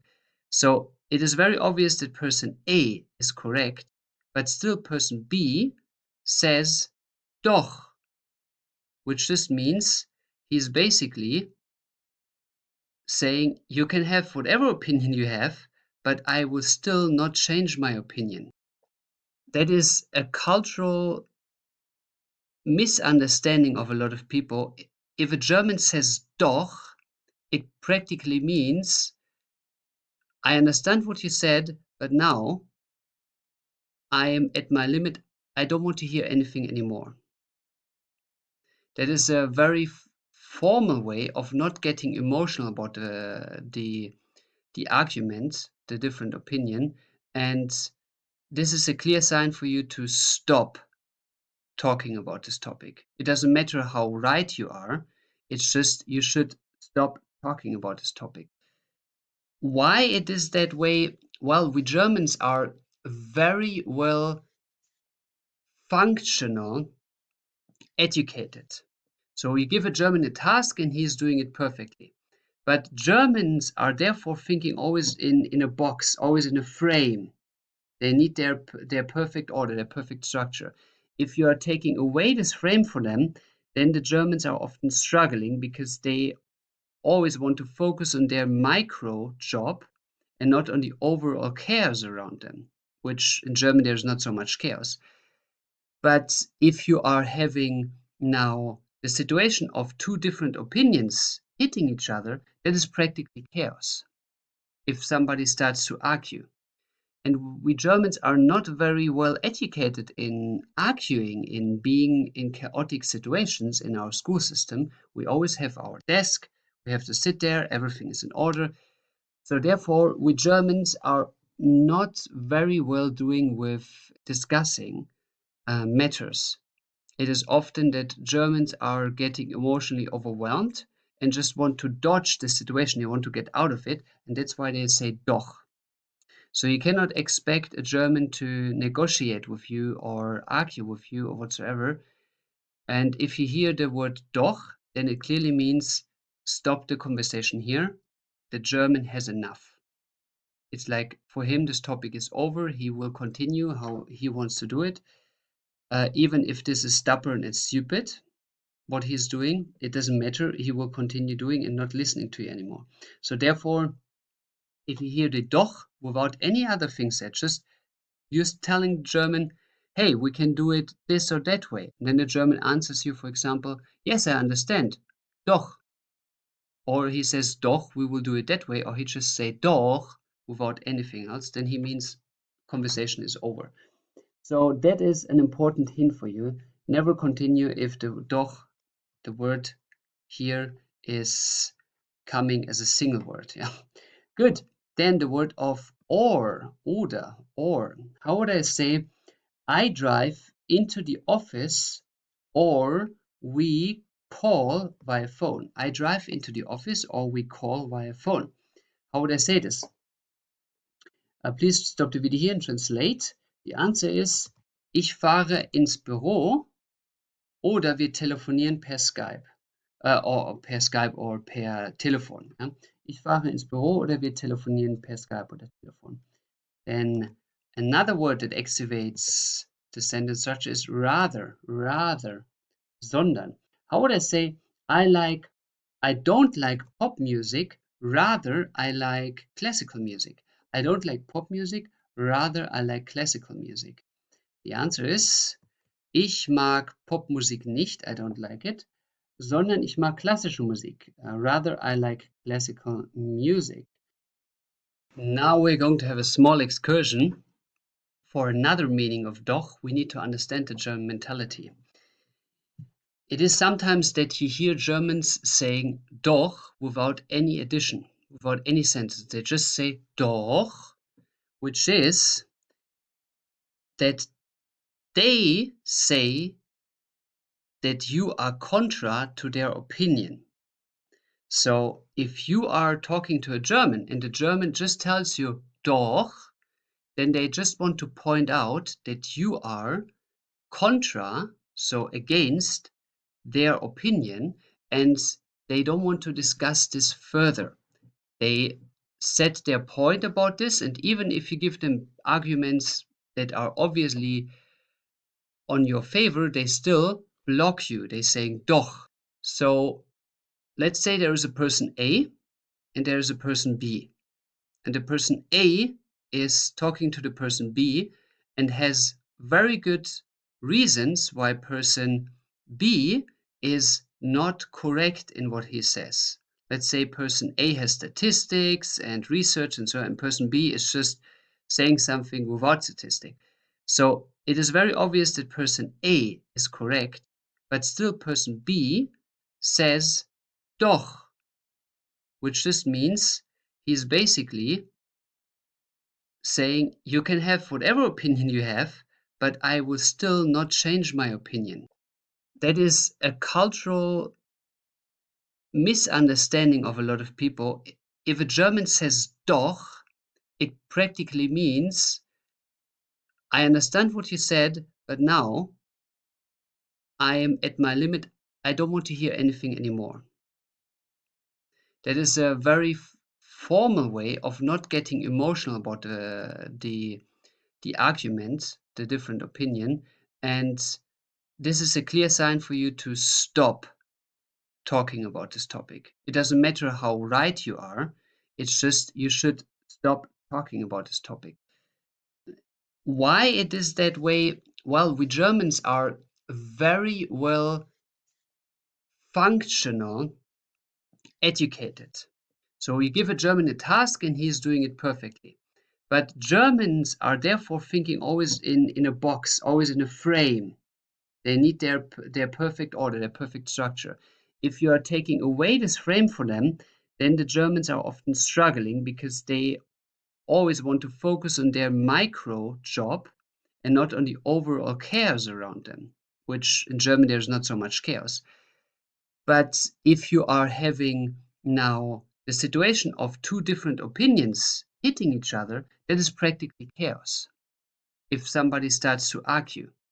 And we Germans are not very well educated in arguing, in being in chaotic situations in our school system. We always have our desk, we have to sit there, everything is in order.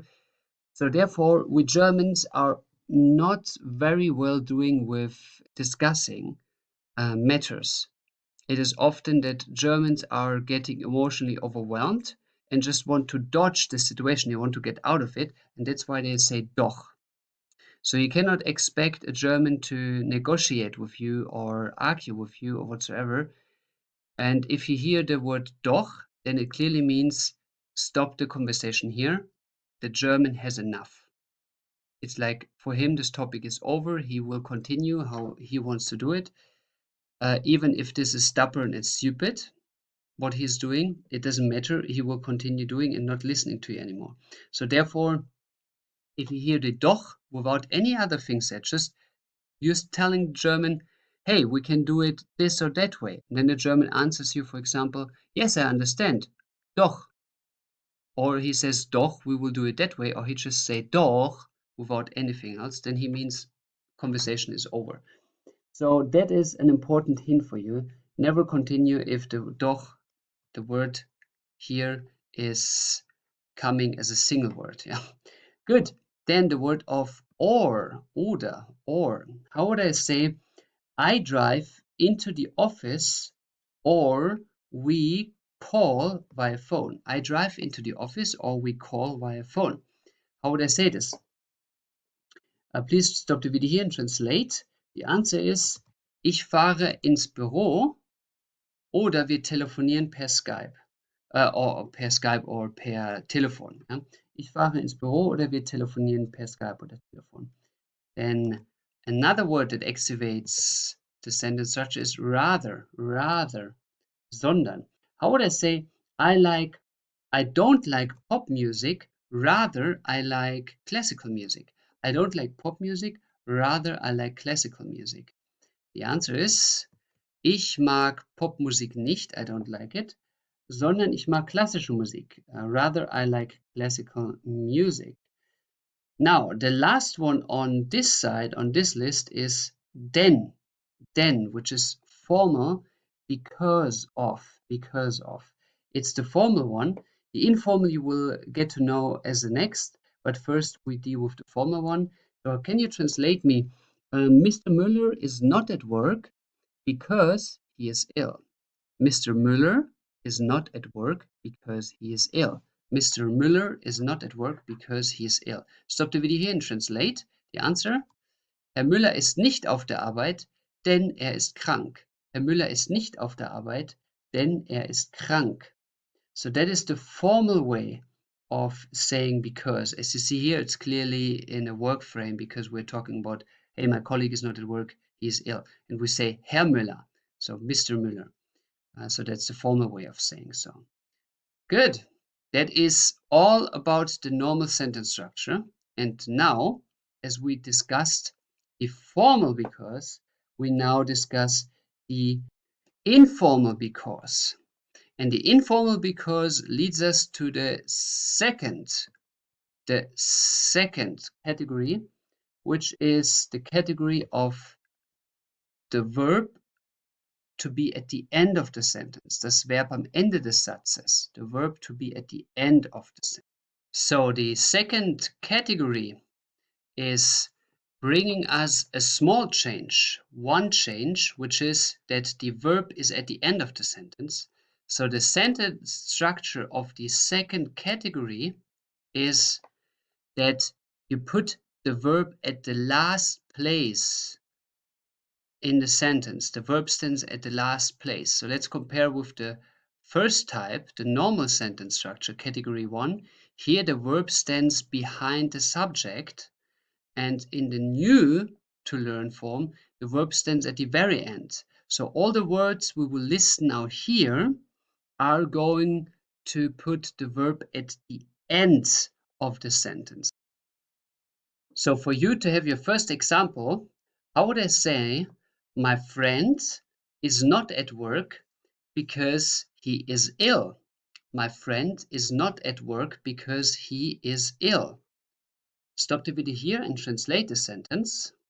The answer is, mein Freund ist nicht auf der Arbeit, weil er krank ist.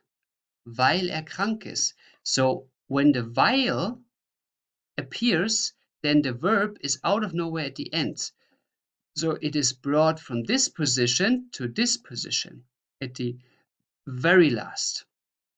And this sentence structure is the most common sentence structure of the side sentences, and the most words are activating these side sentences. So the list here will be the longest, and that's also why here in the idle, the regular sentence structure, we have an example where the main verb is at the very end, because indeed this is the case for the most side sentences. So if you are not sure which category the word is activating, so if you don't know, for example, if weil is activating the first or the second, or later you will see the third, then just take the second, because that is the highest chance of being correct, because the most sentences, the most side sentences are of the second kind. So it's a numbers game. Let's go to our second word, before, almost like in English, before. How would I say, I go and shower, like I shower myself, we say in German. I go and shower before I go to the office. I go and shower before I go to the office. Ich dusche mich, bevor ich ins Büro fahre. Ich dusche mich, bevor ich ins Büro fahre. And how would I use the word als, which is in English when, compared to another when, which is wenn. So both words are translated to be when in English, but the crucial difference is that als is only used in the past. So you can say als is the past form of when, and wenn in German is used only for the presence, for the present time, or for the future. So both words mean the same, but they have a different usage. Usage of als is past, usage of wenn is present or future. Now, how would I say, I played soccer when I was a child, or I have played soccer when I was a child. So this form, how would you say this? I have played soccer when I was a child. Please stop the video here and translate this. The answer is, ich habe Fußball gespielt, als ich ein Kind war. Ich habe Fußball gespielt, als ich ein Kind war.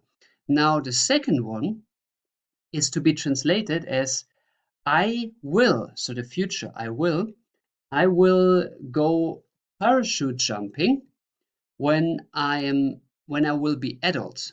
I will do or go parachute jumping when I will be adult.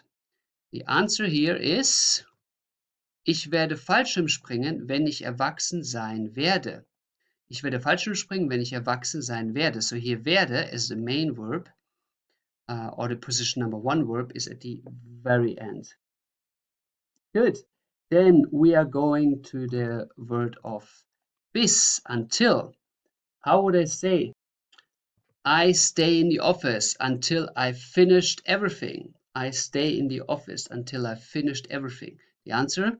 Ich bleibe im Büro, bis ich alles erledigt habe. Ich bleibe im Büro, bis ich alles erledigt habe. Then a very common word is das, like in English, that, das. It's very important. How would I say? He told me that he will come today. He told me that he will come today. The answer?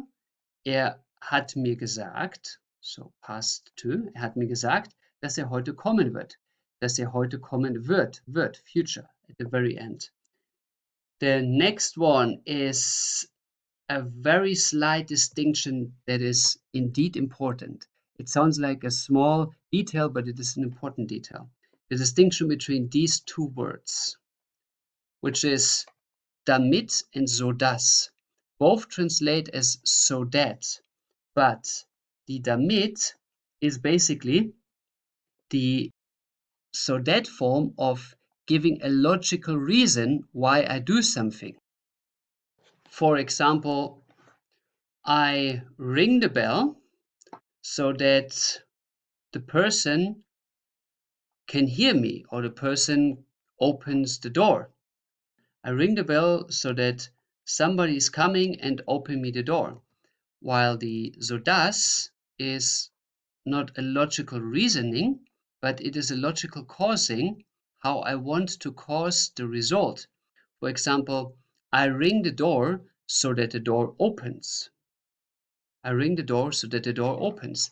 There is a slight difference. In the damit, I'm basically giving a legitimation of what I do, mostly in connection with social aspects, like I do this so that the person reacts like that, or that it is fine that the person reacts like this. Like, for example, I give you my hand so that you trust me. And in this so that, I'm giving more a technical causing and effect relation.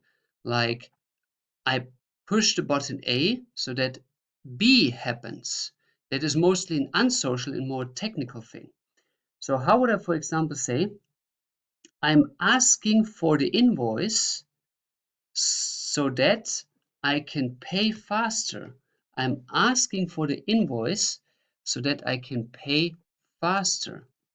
The answer is, ich frage nach der Rechnung, damit ich schnell bezahlen kann. Ich frage nach der Rechnung, damit ich schnell bezahlen kann. Oh, excuse me, I said faster. It should have been translated as fast. Or how would I say? I ask for the bill so that I can pay in general. I ask for the bill so that I can pay. Ich frage nach der Rechnung, sodass ich bezahlen kann. Now, the difference between the two is not very big. It is more a small detail, but this is more used for social aspects and this is more used for technical aspects. And both is used at the end here. I do A to receive B. So somebody does something that he has an effect B. For your further understanding, I added also two new examples here, which are namely, I knock at the shop door so that the owner expects me. So that is a social aspect, a reasoning. Or I knock at the door of the shop so that the door opens. That is a pure logical cause, like more a technical structural reason action or reason effect level. We go to the next word, which is indem. Indem means something like by. So achieve A or X by doing epsilon. Achieve one to get the other. So for example, I received the gold medal by being the fastest. I received the gold medal by being the fastest. How do you translate it? I received the gold medal by being the fastest. The answer is, ich habe die Goldmedaillen bekommen, indem ich der Schnellste war. Ich habe die Goldmedaillen bekommen, indem ich der Schnellste war. Now, the next word is insofern and soweit, which basically mean the same. It is only used in the present and future for achieving something by the condition of something. You have up here achieving by doing, but here it is achieving by the conditions. So you're saying, as I can do this and that as far as, in English, as far as. So how would we say, we will win the war as far as we have enough ammunition? We will win the war as far as we have enough ammunition.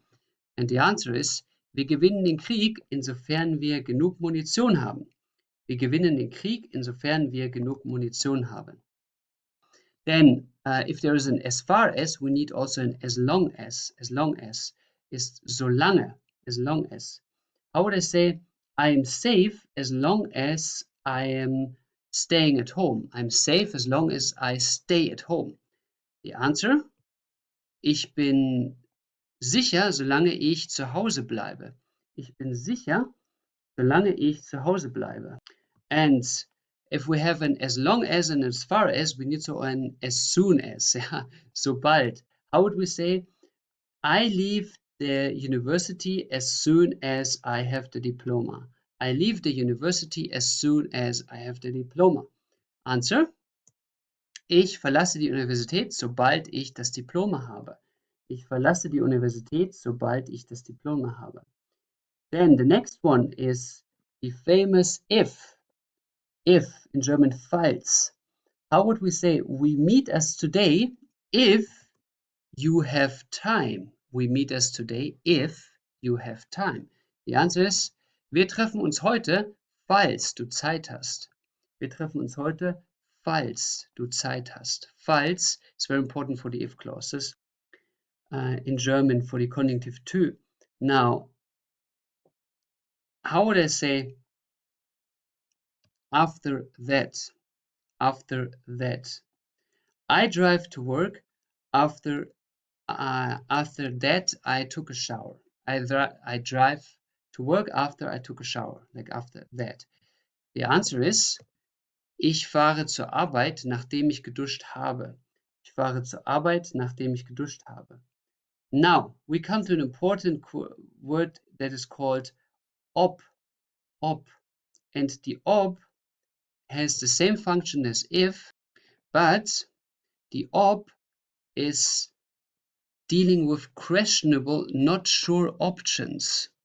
So ob is to say, I am not sure if we can do this. I have to ask for permission, for example. I'm not sure if it is the case.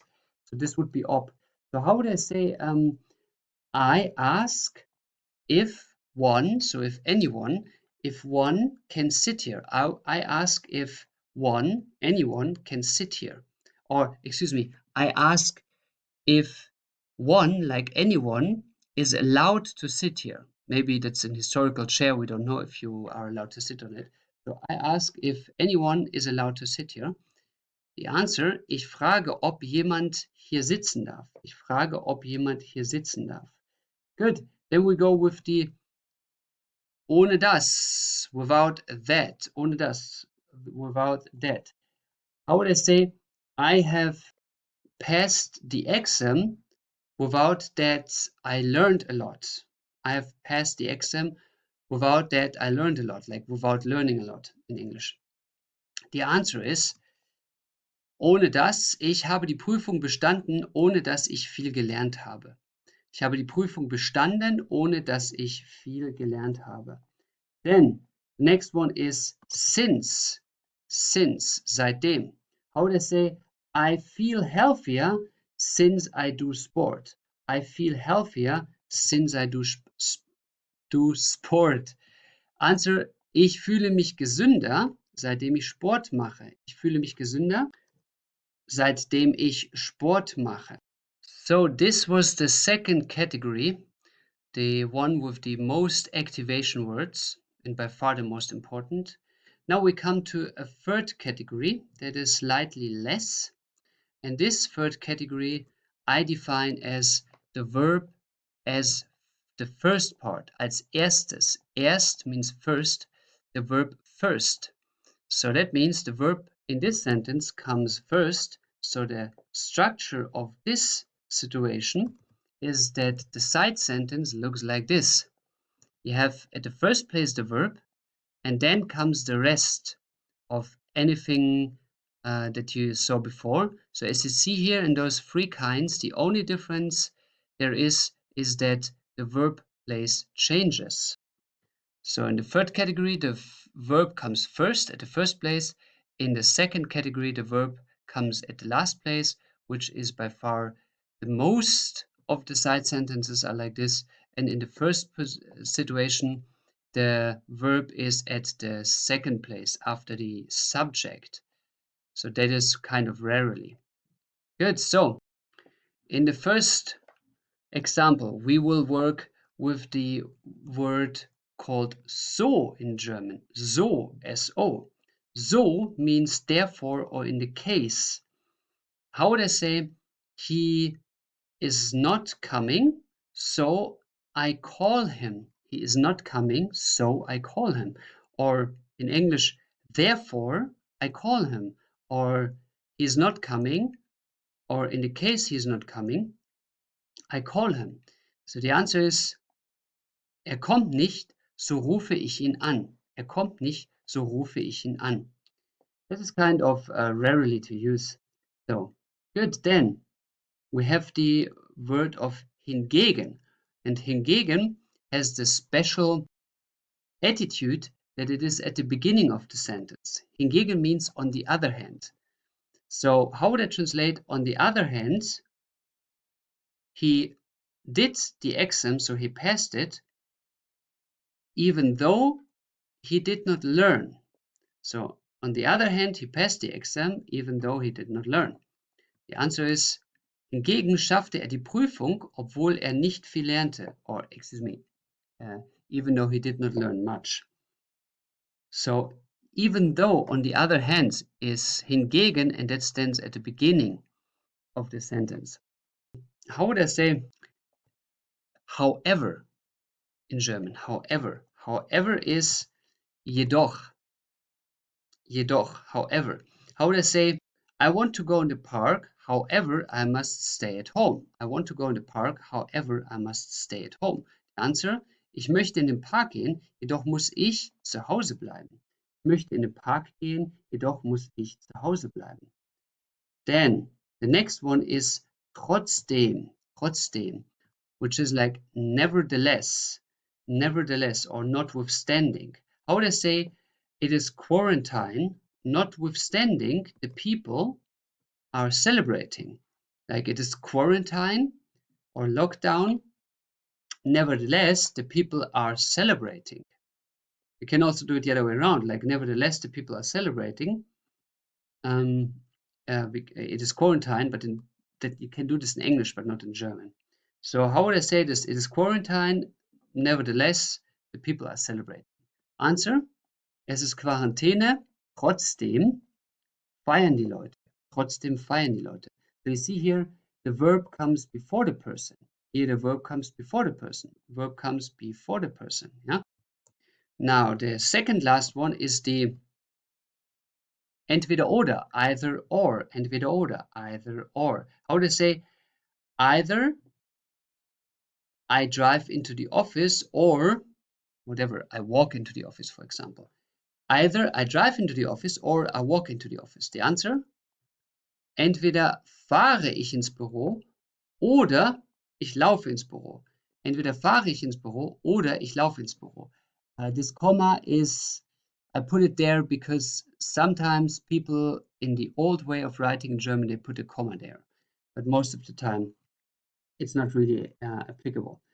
Then the last one is the more, the less, for example, or the less, the more, or the bigger, the smaller. So this, the English the form. In German is je, blah, blah, blah, desto or umso, blah, blah, blah. That is a very special one, and the only big exception here. How would I say? The more you train, the faster you learn German. The more you train, the faster you learn German. The answer? Je mehr du übst, desto schneller lernst du Deutsch. Je mehr du übst, desto schneller lernst du Deutsch. So what happened here is you have the regular sentence of subject-verb, like the type 1, and when the desto and umso comes in the second part, then the type 3 is happening, like the verb before the subject, like you see it here. And that is all. That is the last activation word that you learned so far that activates the side sentence. And here is the complete overview of the side sentence sentence structure. So now, what is to do for you? First of all, write every day at least 5 sentences using one of each of the type. But it is hard to get these forms in your head. It is more a matter of training and a matter of time. It is like you can explain somebody how to drive a bicycle 100 times, but him driving the bicycle for 1 hour is more effective. And that's the same with this sentence structure. It is not worth for you to check and to learn all of them. It is better for you to go through them and write them down to start to get a feeling for the structure. And then in all day life, you are permanently remembered which of these words needs what structure by listening to the mother tongues, by listening to the Germans, by listening to the radio, by listening to the TV where they speak German. So just write them down, train them, but don't try to systematically learn them. That's for the most people not successful. Just get used to them step by step, and you will do them 100 times wrong if it's needed, but at the end you will learn them if you listen to Germans and speak with them. Good. But for you to know, most important, there are 3 types of side sentences. In one type, the verb is at the second position. In another type, the most common one, the verb is at the last position. And in very, very few cases, for very extraordinary, rare words, it is at the first position. And that's all you need to know. So if you have doubts, just put the verb always at the end, because that's the highest chance that you are actually correct. And other words where you put the verb first are so obvious, you just remember them, like und, aber, and oder. They are by far the most important. Yeah, so I will mark them for you here separated. Und, aber, ober are by far the most important. So just remember them at least, that the verb comes at the second place. And for all the other verbs, if you have doubts and not sure, then just put the verb at the very end. And that's all there is to know. I congratulate you. If you watched it until here, you're a very patient person, and it means you will be successful in learning German. I thank you for your time, and I'm looking forward to guide you on board for the next lecture soon. I welcome you back on board today to solve a mystery of a lot of people asking, why are there sometimes forms of zu plus a verb plus an infinitive? This is called the zu-Verben. So sometimes you out of nowhere have a zu in front of the verb, and we're going to solve why that is. Now, there are 3 categories of when you put a zu in front of it, and there is a logic within the category, but no overall logic. So you just, unfortunately, have to learn these 3 categories by heart But what I always recommend, if there is no rule behind something, if there are more exceptions, then I would not especially learn it, but just get used to it. Because the more you speak with Germans, the more you will adapt to the language. So you don't really need to learn these things, they will come automatically by themselves. But for you to have an overview when to use the zu, we have three categories, and the first category is you are putting a zu in front of the verb if you have zu as an alternative to das. So zu as an alternative to das, but it only works if there is a verb plus a noun, ein Nomen. For example, let's have the sentence of Ich habe Glück, dass ich gesund bin. Ich habe Glück, dass ich gesund bin. So the habe is the verb here, and then comes the noun directly after, Glück, which means luck. So I have luck that I am healthy. In German, we don't say I am lucky, we say I have luck. So I have luck that I'm healthy is now replaceable with a zu in the following sense. You keep the Ich habe Glück, and then instead of das, you're saying gesund zu sein. Gesund zu sein. So instead of having a das here, you are having a zu behind and followed by an infinitive. Zu sein. So this bin here is turning to the sein, to the infinitive. So you can use rather this form, dass ich gesund bin, or you use gesund zu sein. That is both equaling each other. There's no difference in the content here. So that is a possibility of using the zu as a replacement of das. Now, there's also the possibility in the same category, slightly working different, if you have a instead of a das. For example, you can say, ich schlafe, gesund zu sein. Ich schlafe, gesund zu sein. Gesund zu sein. I sleep to be healthy. I sleep to be healthy. Ich schlafe, gesund zu sein. So this would be also a use for zu when you use the So this is the first category when you can use the zu. Now the second category is the one of the generalizations. That means you're saying something not specifically, but a general statement. For example, if you say it is something. For example, it is important to be healthy. It is important to be healthy. Es ist wichtig, gesund zu sein. Es ist wichtig, gesund zu sein. Or it is important to drink. You can say, es ist wichtig zu trinken. Or you can also say, it is bad to drink alcohol. Es ist schlecht, Alkohol zu trinken. Es ist schlecht, Alkohol zu trinken. It is bad to drink alcohol. Or you can generalize. It is beautiful to lie on the beach. It's beautiful to lie on the beach. Or to be on the beach. Es ist schön, am Strand zu sein. Es ist schön, am Strand zu sein. So these are all generalizations. They are not saying something specific, but they say it is. And then they give you an general adverb, like wichtig, schlecht, schön, or an adjective, like schlecht, schön, and then comes the statement. So it is like blah blah blah, and this blah blah blah you form with a zu. So that is the second category of using zu. Then we have a third category which requires some training from your side.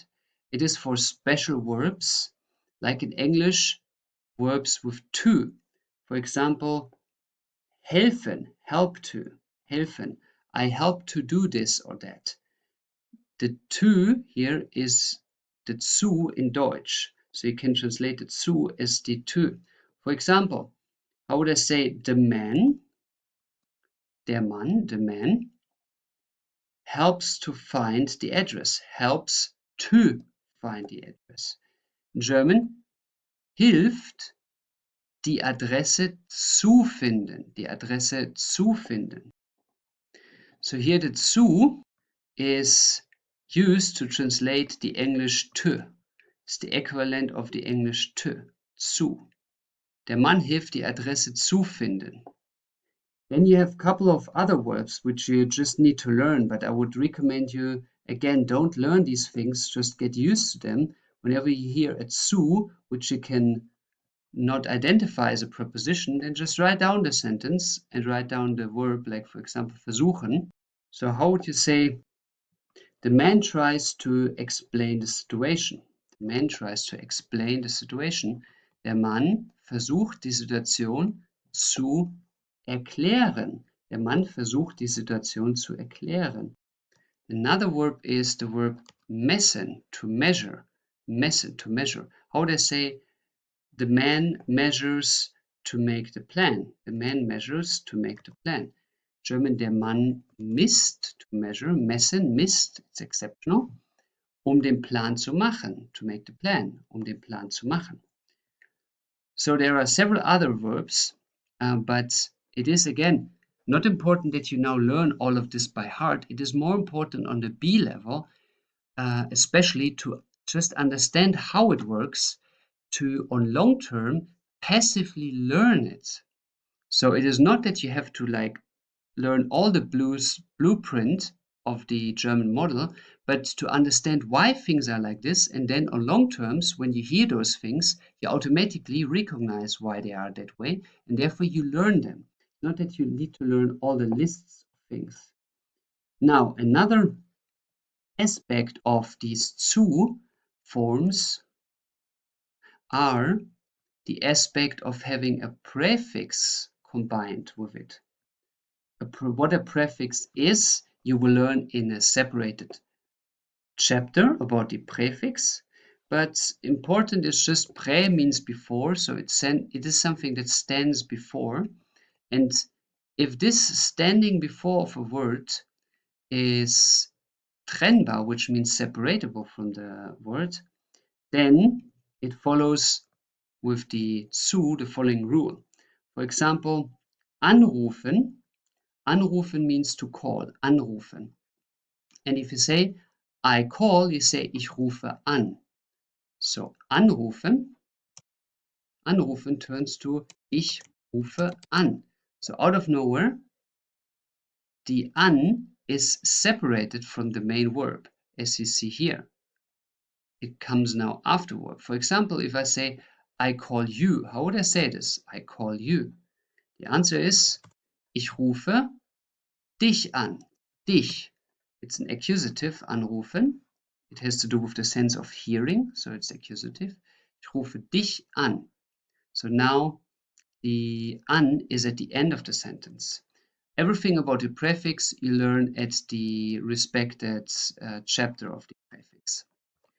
Now, what happens with the prefix in combination with the zu? If we have, again, the first category of saying there's a verb plus a noun and then could be das, then we can have a following example. I have the chance to call the man. I have the chance to call the man. In German would be, ich habe die Chance, den Mann anzurufen. Anzurufen. So an comes here at the first, then you add the zu, and then comes the rufen. Anzurufen is one word. Anzurufen. Now for the second category, the generalizations, how would I translate? It is important to instantly drive there. It is important to instantly drive there. Es ist wichtig, sofort hinzufahren. So hinfahren is to drive there, and hinzufahren is now with the zu. So you put the zu before the verb. Or third category, let's use the verb helfen. How would you translate the man helps to bring the doctor here? The man helps to bring the doctor here. So to bring here is herbringen, herbringen. And now what you have to logically do is to put the zu in between, as you learned it before. So the answer is, der Mann hilft, den Arzt herzubringen. Herzubringen. To bring here. Okay, and these are now the three categories by their logic and also by the additional logic of the prefix. And therefore, what I would like to emphasize again to you, it is important that you understand how the zu works, but it is not important that you know all, for example, the verbs of the third category here, or that you know all the generalizations that you can do. It is more important that you understand how the zu works to recognize it when you hear it, and by recognizing when you hear it, by understanding what you hear, you automatically are in the process of learning it, and you will start to use it without even realizing it. You will just copy the mother tongues, German speakers around you, in their way of speaking German. Good. That's all to know about the Zu. I thank you for your time, and I'm looking forward to see you on the next journey soon. See you soon. Welcome back on board to another lecture of Let's Make German Easy Again. Today, you are going to ask the question of the question, which is the German question words. It's often a myth, or let's say a big issue for people, how to translate the German question words, and therefore I made you an overview that makes the understanding way easier. So today will be about the question words in the German language, which we will now categorize in question words that are case specific, like accusative, nominative, dative, genitive, and case unspecific. And we will combine this lecture, this overview, also with a small training for you. So I will ask you to translate a question, then stop the video, write down this question in German, and then continue the video to see if you were correct. Now, we start with the case-specific question words. So cases, nominative, accusative, dative, and genitive. And we are now separating those or subcategorizing them if they ask for a person. For example, in nominative, nominative is activated by to be. If you have in general any questions about the cases, then please check out the lecture of all cases, where I put all the cases in all the form on one sheet. That is something unique. At least I created it because I never found it anywhere. Good. So you have here now the question of the nominative that is activated with the verb to be. So how would I ask? Now please stop the video to translate. Who is it? Is to be. Yeah? Who is it? Or who is this man? How do you translate this? Who is this man? The answer is, please check the answer only if after you wrote down your German translation to check if you're correct. The answer is, who is this man? Wer ist der Mann or dieser Mann? If you want to specify it, you say dieser, like you point on it. Wer ist dieser Mann?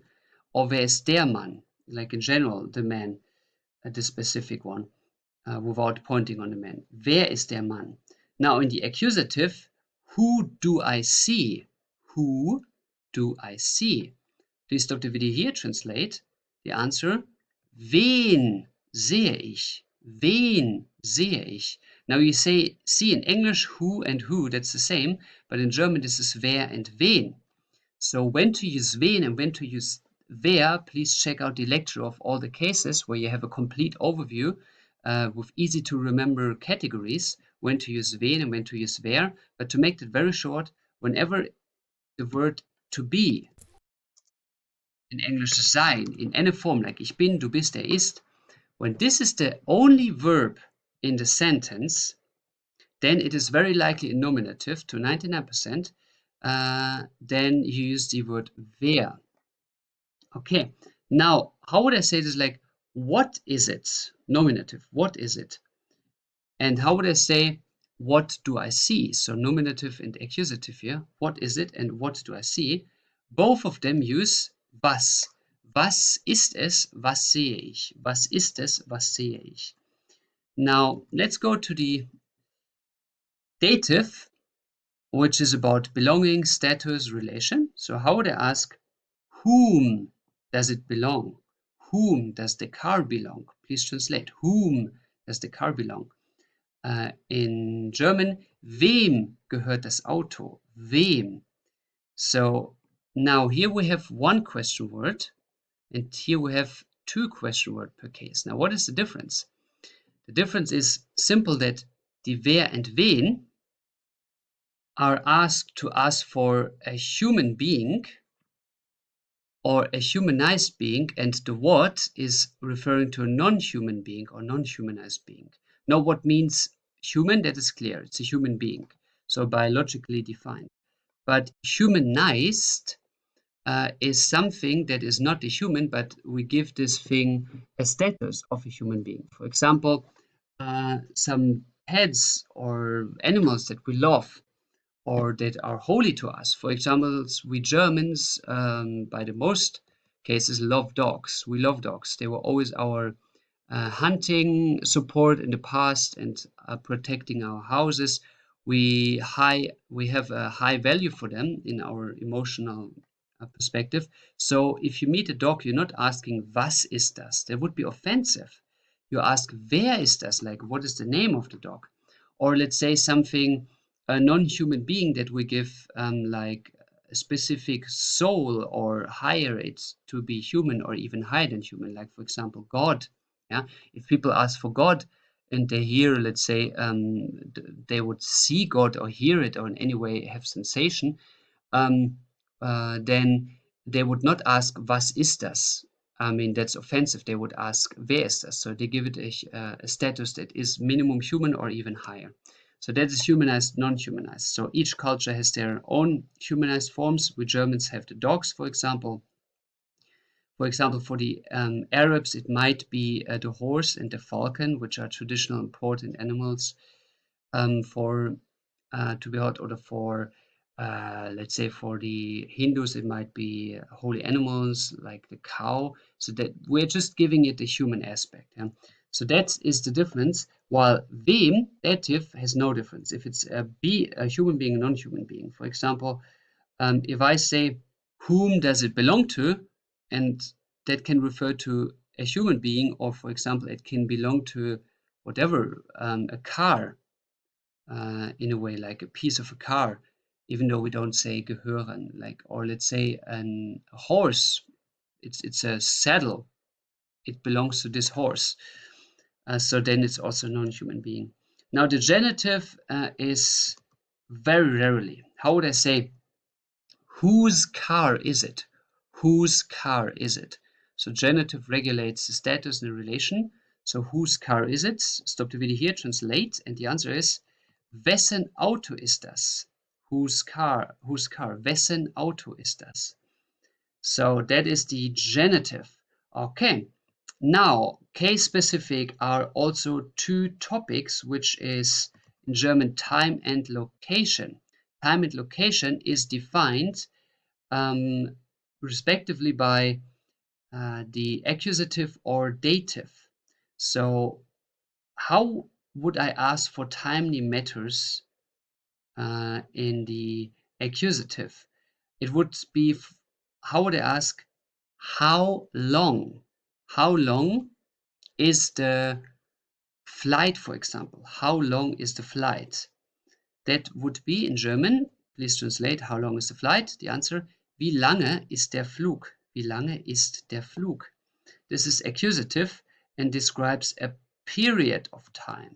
A period of time. So how long something is. The time period, the length of it. Now let's go to the question of when.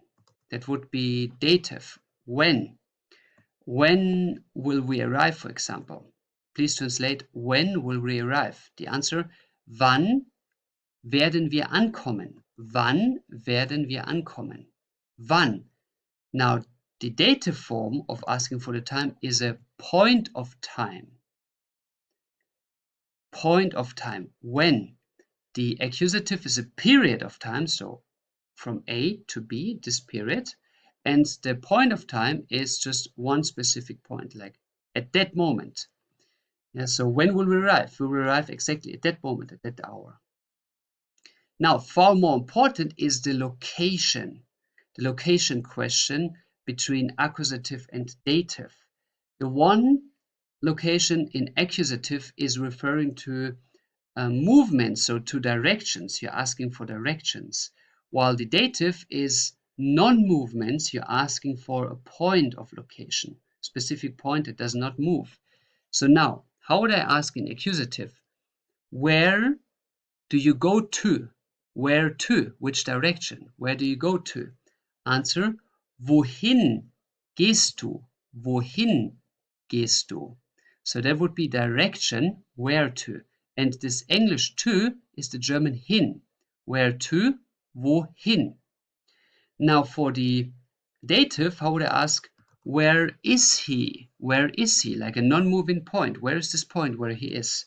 Or I would ask, where is he coming from? Which is also a point and not moving. People think because of the word kommen, which is people to think about kommen, which is a movement in the mind of most, is actually not a movement.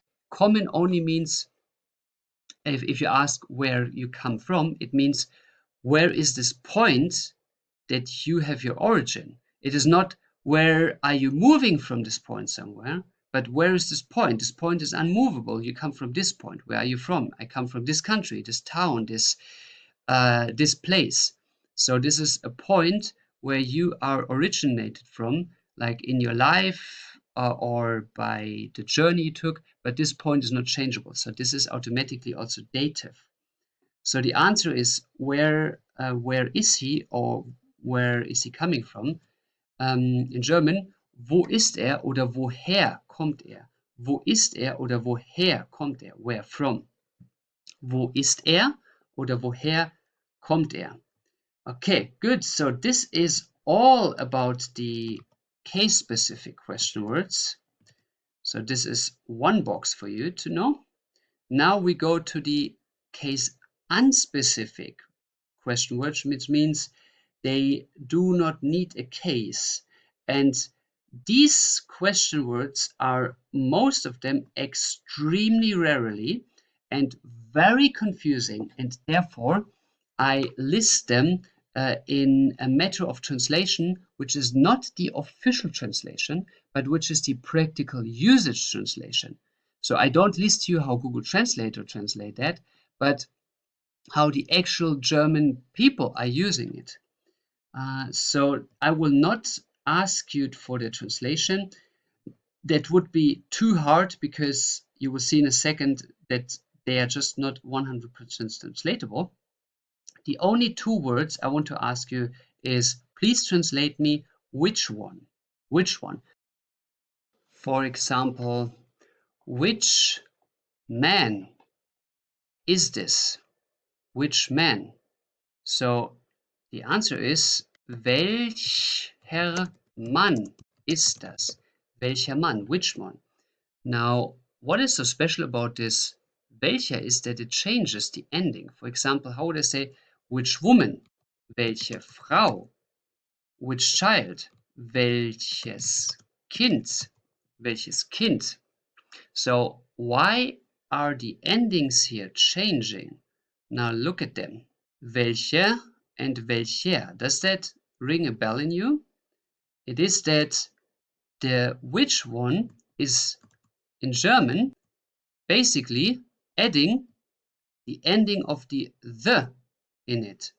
So for example, you have der Mann, and there you have an R, so you add the R here to which. Welcher Mann. The same goes for die Frau. Yeah? Die, then you put the E here, and das Kind.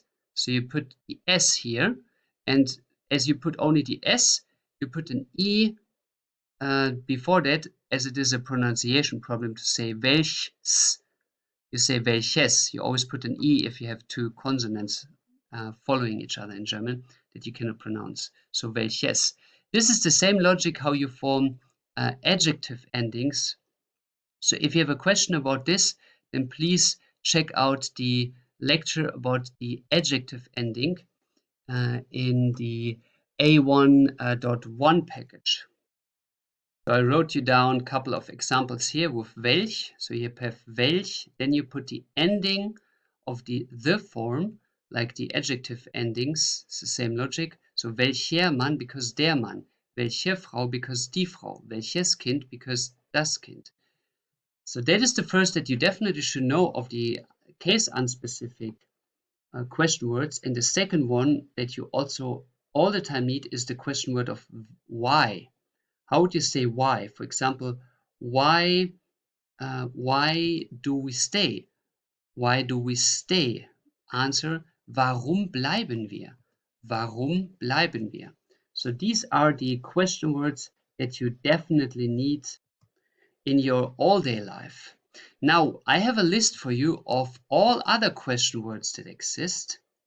Now, this list is shocking for you, and this is the right reaction, because these words that you will now see in a second, we will define them, are extremely rarely, and you do not need to know them besides some. I will mark them for you. You do not need to know all of them. But whenever you hear these words and you ask yourself, like, what is that?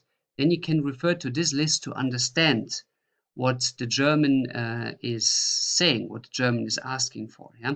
But it is extremely unlikely that you ever hear such words, but I want you to have the option to check them.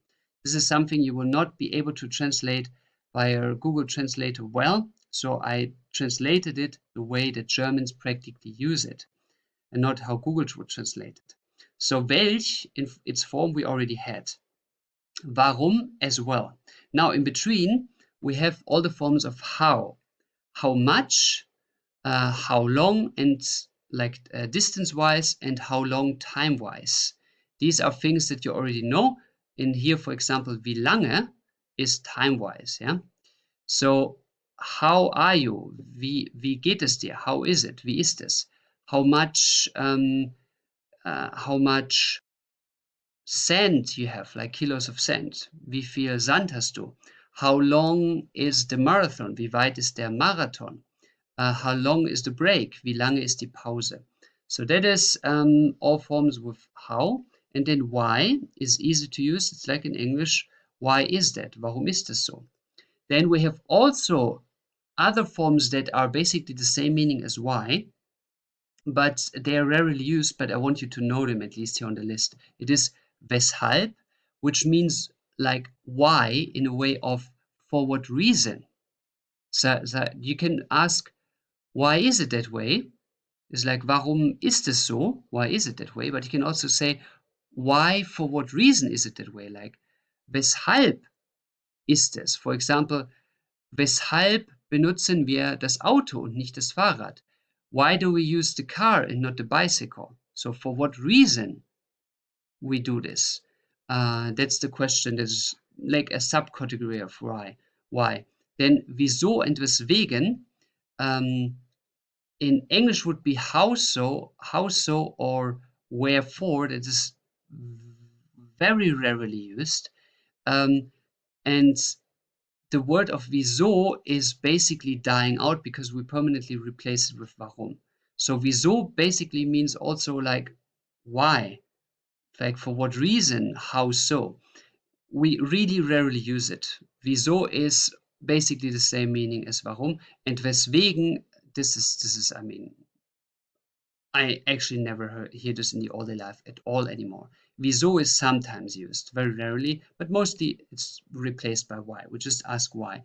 So if you hear wieso, then it practically has the same meaning as why. There's no difference. Now we have here a couple of wo plus preposition question words that are very rarely to use. So I will just go briefly over them, but I want you to at least have a translation for them.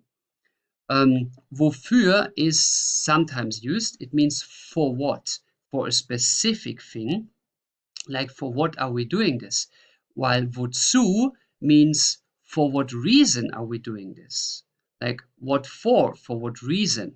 Then womit, with the mit, which means with, it means by which mean, like what are we using to do this, like womit reparieren wir das Auto? Like by what, with what are we going to repair the car? Like with what tools? So we're asking for the mean to do it. Then wodurch is by which cause. which asks specifically durch, like through, by what is that caused? For example, wodurch, example, wodurch sind die Flüsse so groß? Like by what cause are the rivers so big? Or wodurch ist das Auto so langsam? By what cause is the car so slow? That is like you're asking for the cause of something, for the reason, like mainly in a mechanical or in a physical aspect.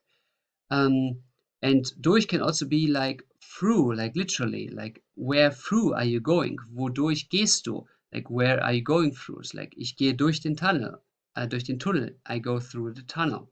Then worum, worüber is about what something is that is extremely rarely used. Worum I even didn't know before I made a list of all the German question words there are. I made a list and put everything in an order. And worum I actually never ever heard. So forget it. Yeah, I just wanted to be on your list for you to have it. Worüber, that is indeed sometimes used, mainly worüber sprecht ihr? About what are you talking? Worüber, about what sprecht ihr? That is indeed often used. Then the word wobei is extremely rarely used. It is in which situation? Or on the other hand, if you're giving a counter. For example, if you say, wobei ist verletzt worden? In which situation got he hurt? Wobei ist verletzt worden? In which situation he got hurt? So that is exactly asking what is the situation, the conditions under what something happened. You can also put this at the beginning of a sentence, and that is interesting. We Germans sometimes do that. If we just say, you're saying A, like you say, let's go to holidays to Italy. You say, we go to Italy, that's A, and then I say, yes, we could go to Italy, and then you're making a break. Wobei, we could also go to Spain. Like on the one hand, we can go to Italy, on the other to Spain. So the wobei is the start of the sentence, and that is basically introducing the other person that you are now making a counter to this, a counter argument or counter suggestion. Then wovon is also very rarely used. It's about what, but it's more from what. You know, about what we say more worüber. This is used worüber. Wovon is very rarely used. You can say wovon redet ihr? About what are you talking? But we mostly say worüber redet ihr? But wovon is used only in the practical life, as I know it. It's for example, from what are you living? Like wovon lebt ihr? So the basic of like something, from what is that coming from? Then woraus is also from what, but this is, I mean, I never used that. I never heard this so far. Woraus is only, I can imagine, like out of something, like from what out. It's the same logic as wodurch, like what you're going through is where does it come out from? Like woraus geht der Mann? Like from what is the man going out? Like you cannot identify if it's a car or if it's whatever he's going out. But that is really, forget it. Yeah, have it on the list and that's all. Then woran is also extremely rarely. It is by which or on what thing. The only thing I can imagine is indeed if you use this an, which is like where is it hanging on? Woran hängt es? Woran hängt die Jacke? Ja, woran hängt die Jacke? So then worin is the same logic, rarely used. It's wherein or in what. Und you use it like worin liegt der Schlüssel? In what is the key lying? So here, in general, you see here, I purpose write prepositions because all these question words have mainly their preposition meaning, just with the location where it is. Yeah. So their usage is not 100 translatable as the preposition is also not 100 translatable. So it's here about the location in combination with the preposition. Here, the question where it is in. Here's the question, where is it on? Yeah, where up on? Where is it under? Where is it in front of? Where is it behind? And where is it next to?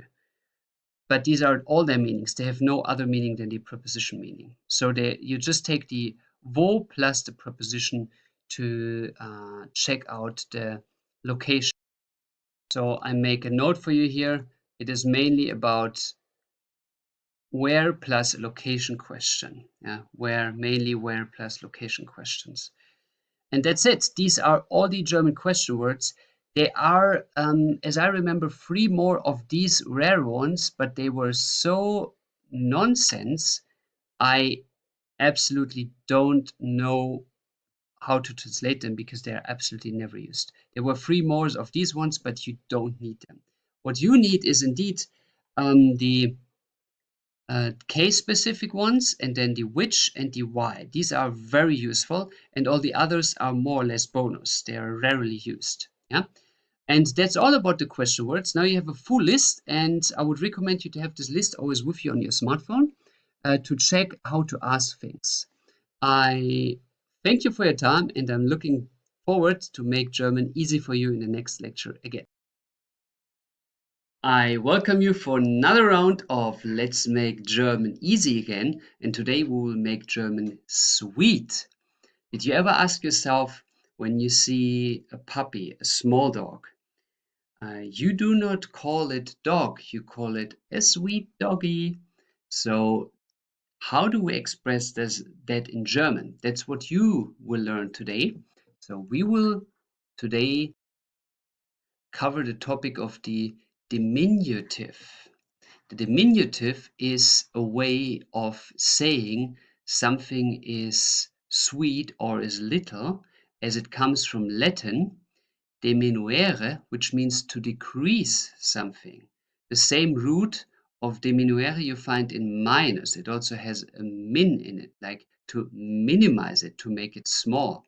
So that is basically used to belittling something, to have, if you have an affection to it, you like it in a way emotionally, or also in a negative way that you devaluate it, that you want to decrease its social value, that you want to make it look negative small. So you're using the diminutive to rather say that you like something because, oh, it's so sweet, or you want to say, ah, come on, that's ridiculously small. In both ways, use the diminutive. So let's see how to form that in German.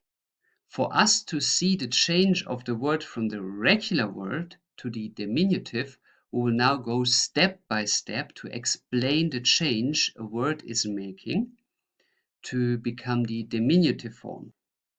We will work with 2 examples. The example of der Hund, the dog, und das Haus, the house, to see how these 2 words are changing.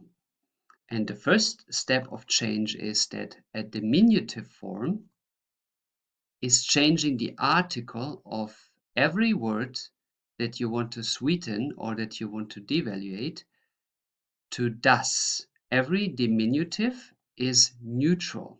So the change of the article is to neutral. So the first step would be this, der Hund is turning to das Hund. That's the first step. The article change to das. The second step is that you are adding a so-called umlaut, which are these 2 dots on A, U, or O.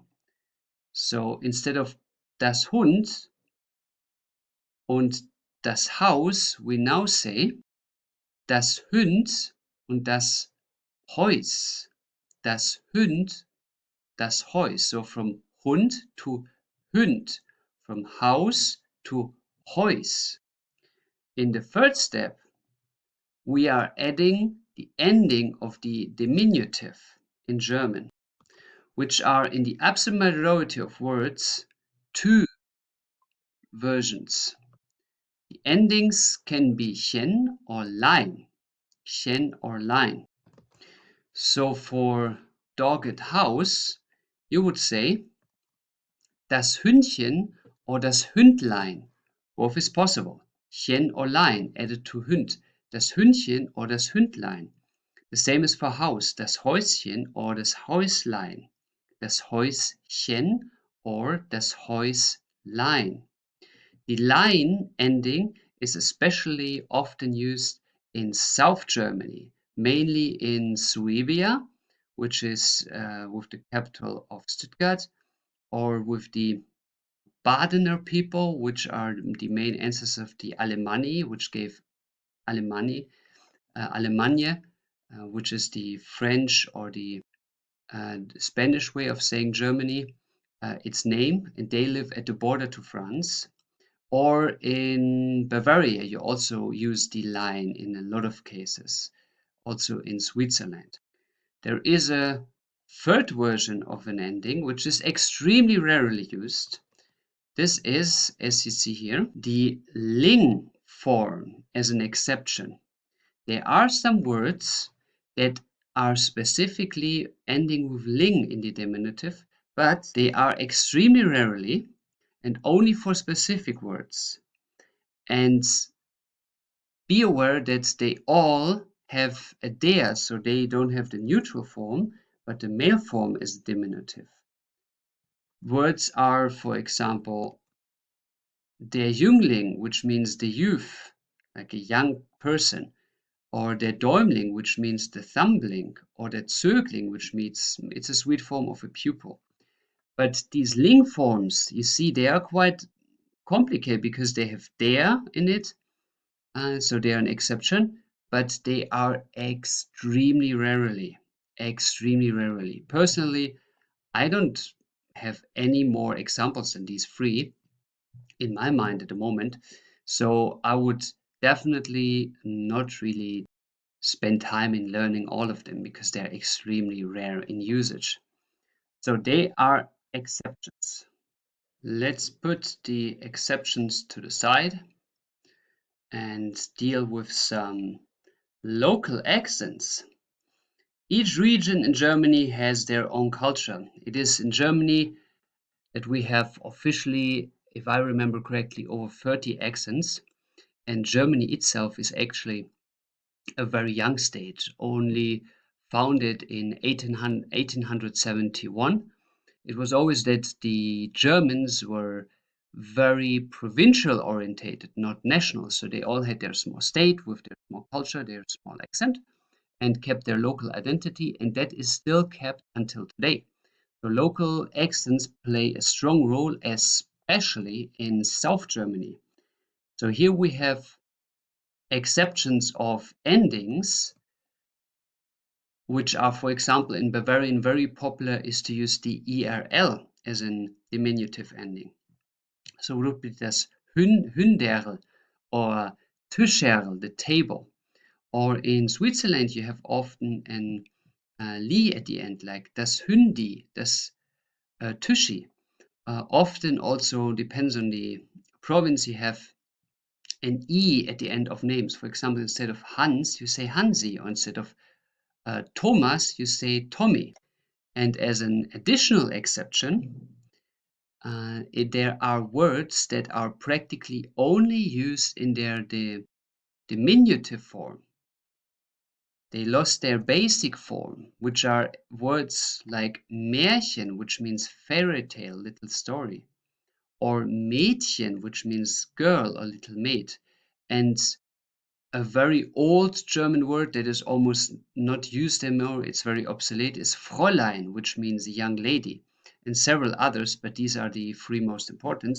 So they, over the time, developed as having a diminutive only and no more base word. So you only use this diminutive as the most of the time used word.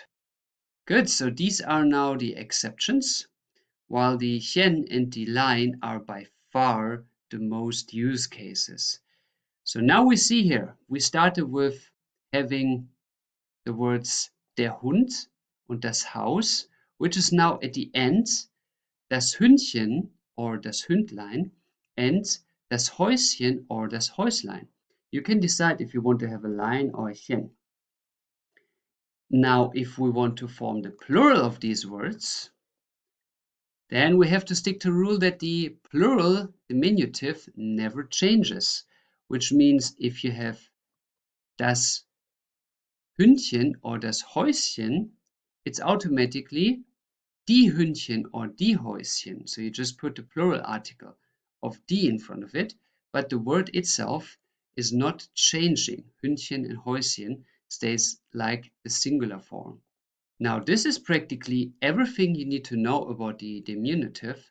While I would give you a good hint, it is that you should not create your own diminutives, like your own sweetening forms, but you better copy them from mother tongues, from German speakers.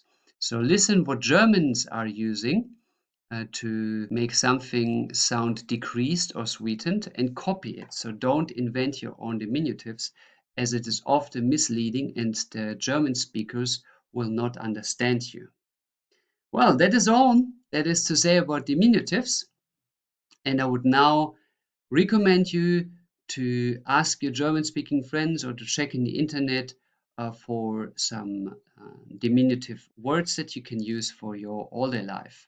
Maybe you want to form the first diminutive for your beloved, like sweetening the name of your partner, or going with a friend and ask him to make some funny or jokey ways of decreasing something or sweetening something.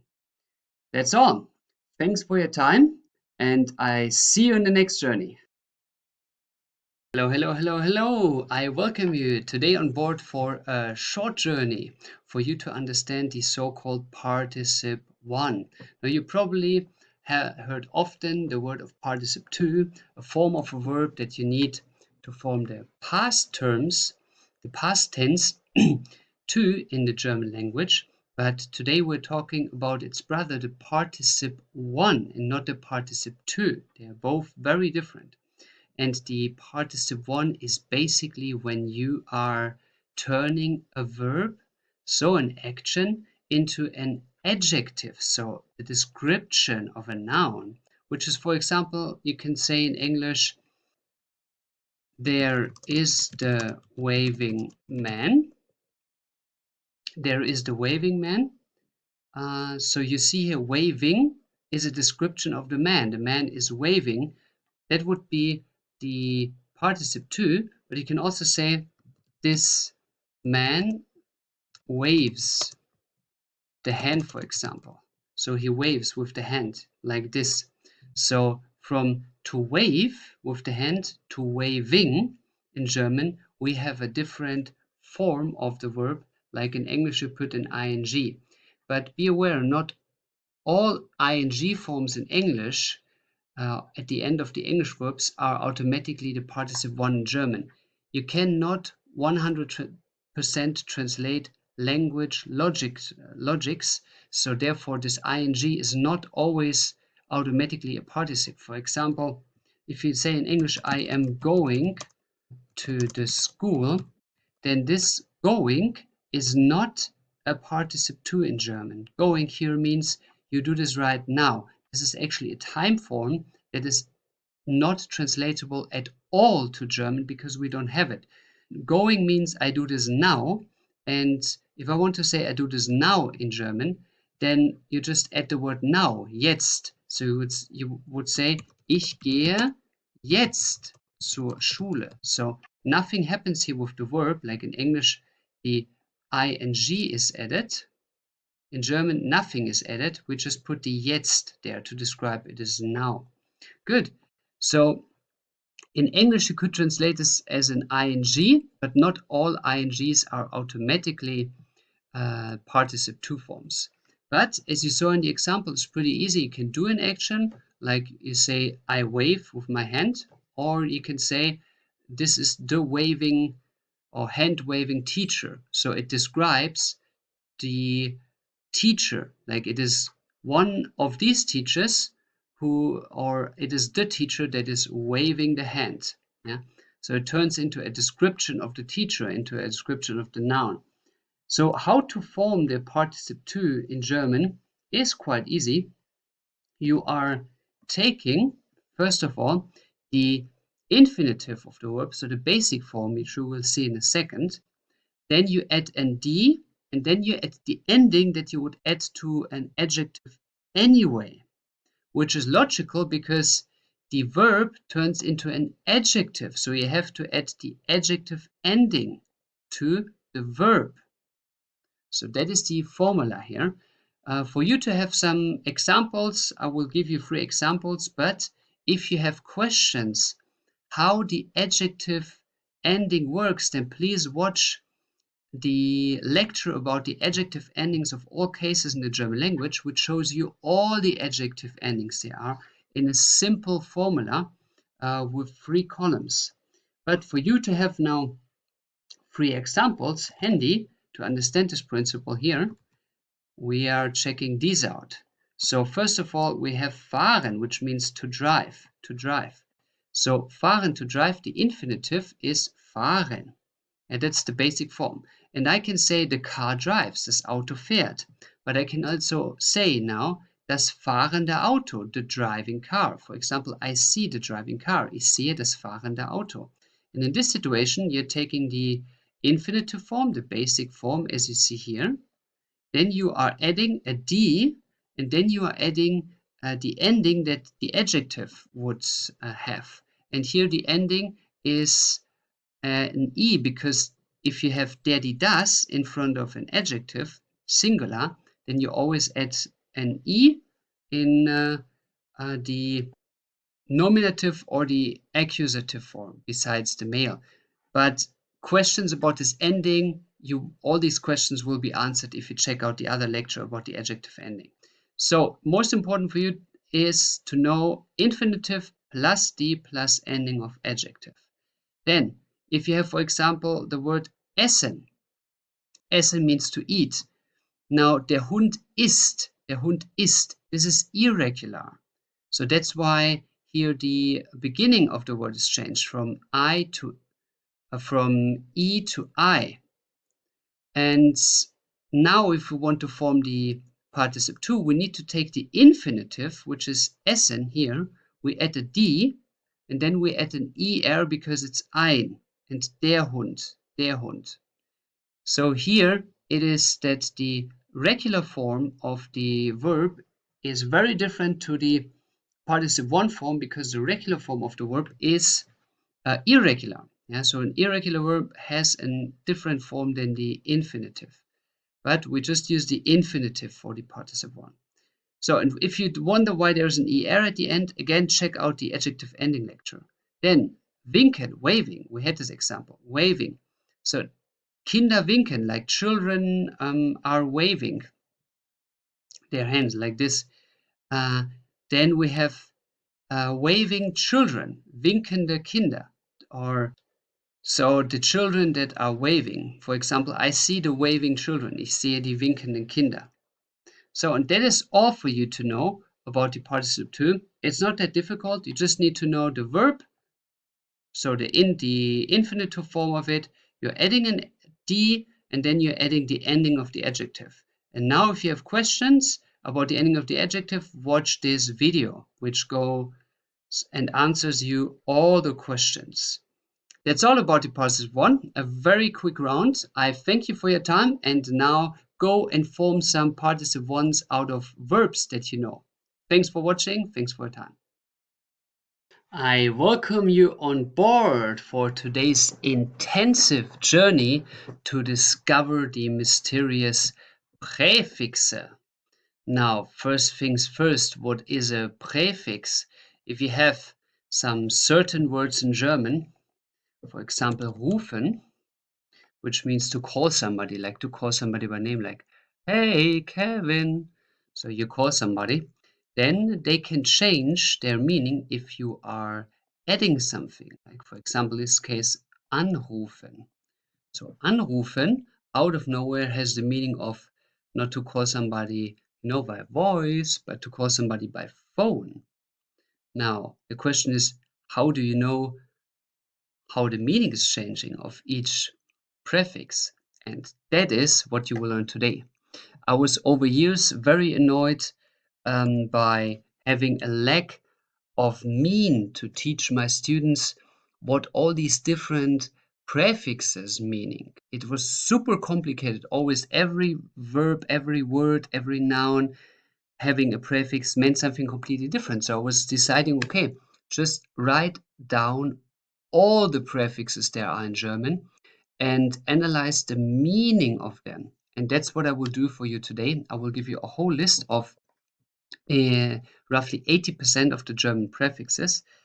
The rest 20% we will not do because they are so rarely used. Some of them I actually never heard of. Yeah? So the most important you will have listed today, and then we go over them by analyzing how they change the form of a word for you to have an overall idea what this kind of this specific prefix is doing with a word. So you don't need to learn hundreds of vocabulary. Instead, you will understand which prefix has what effect on the verb. That's what we'll do today. But first things first, the question is what the prefix actually means. Prefix comes from the Latin and French mixture of Latin pre means in front of, and medieval French gave the German fixer, which means to fix nowadays. So basically, this pré, which is here in front of a word, is fixing the meaning of a word. So in total, this front addition fixes the meaning of the word. And it is basically meaning for you, if there is a prefix, then the meaning of the word is changed. Now let's go to the grammar aspect shortly. How is a prefix changing the sentence structure? And the easy answer is it does not. It just goes as the following. Here are two variations of the prefix concerning the sentence structure. We have prefixes that are separatable. That means, for example, anrufen, the example we just had. It is if you say anrufen as the infinitive and then you put it into a sentence, then the anrufen is the an is separated from the rufen. So you would say, for example, I call my father. Ich rufe meinen Vater an. So the an, the prefix, always comes at the very, very, very end of the sentence. No exception, always at the very end.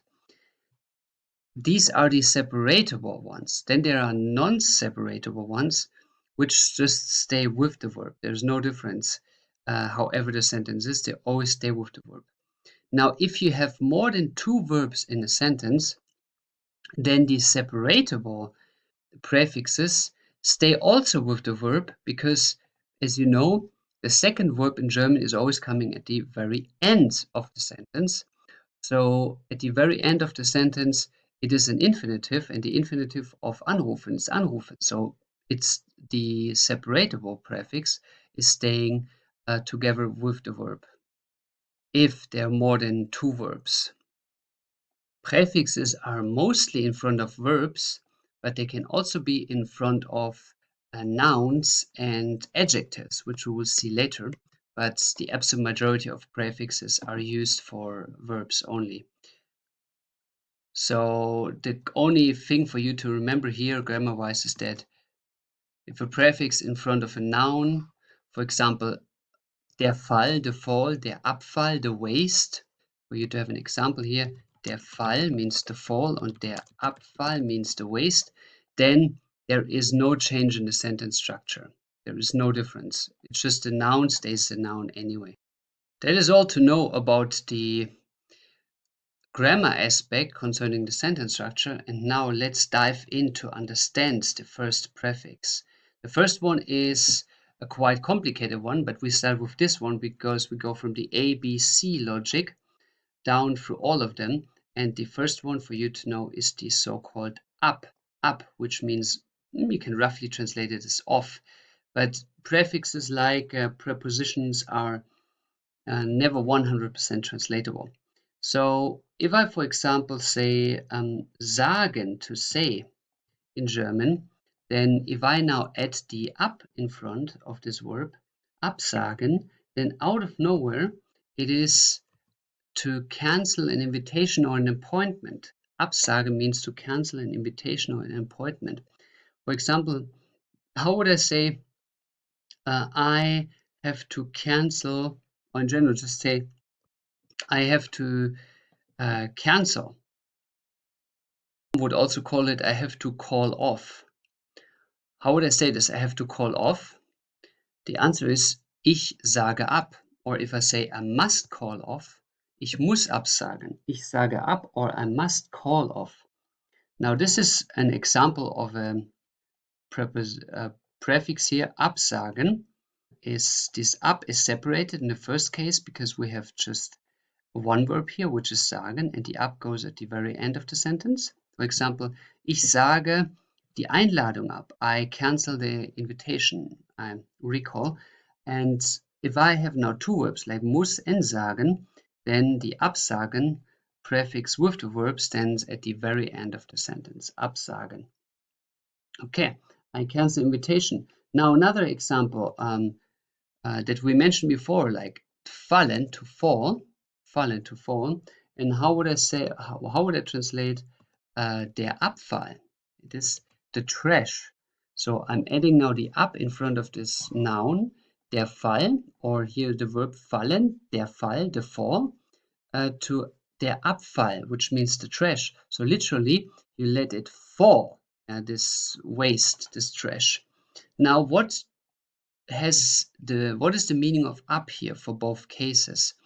In both cases, if you say like to cancel or the trash, it has a negativation. So ab can has a negativation to the word that it is added to. It can have a negativation effect. Good, but it has three more effects that can happen, which makes ab quite complicated. The most are way easier because they have one or two meanings. But another meaning would be, for example, from machen to abmachen. Machen, abmachen. So machen to make, and abmachen in German means to agree. And die Abmachung is the agreement. The agreement. Or another word is abstimmen. So stimmen means to tune or something is correct. And abstimmen means to coordinate, also to tune in a way. So now the question is, what do these three ones have in common? So to agree, the agreement, and to coordinate, to tune something so that it works. The answer is that ab can have some kind of manifestation of finalization of something. It is that you agree on something, you finalize it, you manifest it in form of to coordinate, to tune. It's some kind of manifestation. Good, then the third meaning of ab is by the example of normal. So you have normal, and you have abnormal, which means non-normal, abnormal, non-normal in German. So here the ab has a non translation in English. Or if you say der Stand, which is the standing, der Stand, the standing, and der Abstand is the distance, the distance. So what is now in common between the normal and non-normal and the standing and the distancing? Well, the standing and distancing, that is very easy. It is a physical distance between the things. But the non-normal follows the logic of there is a point that is normal and then it goes away from this normal. So that is also kind of physical distancing, which brings us to the physical or metaphorical distancing of things if you put an ab on it. Good. Then we have also the meaning of ab, and that's the last one here, is with the example stellen. Stellen is to put something somewhere. And then abstellen. Abstellen means to turn off something or to put an object down. It can have two meanings. Abstellen is to turn off or to put it down. So in this meaning, the ab can have a kind of stopping meaning. so to stop, to turn off. But it can also be, again, to put down an object, which is like to, metaphorically distancing it in a way. So these are the 4 meanings of up, which are quite a lot. The other ones will not be as complicated. It's just a hard start because ABC logic will put the up first.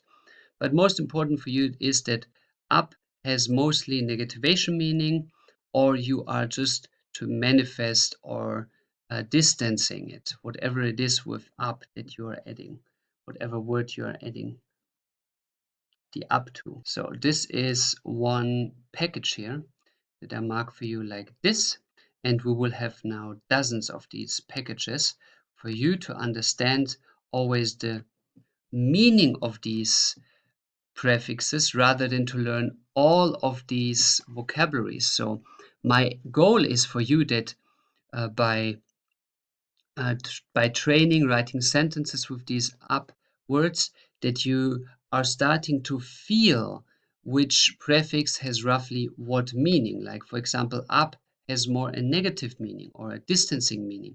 So in future, whenever you hear any word in combination with the up, that you feel what meaning it could have towards the word. So you can guess by yourself what up, for example, means, instead of you learning all these vocabularies with all words that have an up in front of it. There is not enough time in life to learn all of that. So better start to develop a feeling what each prefix can mean. This is our first package. Let's move to create some more packages. Second package will be an, which can be translated roughly as on.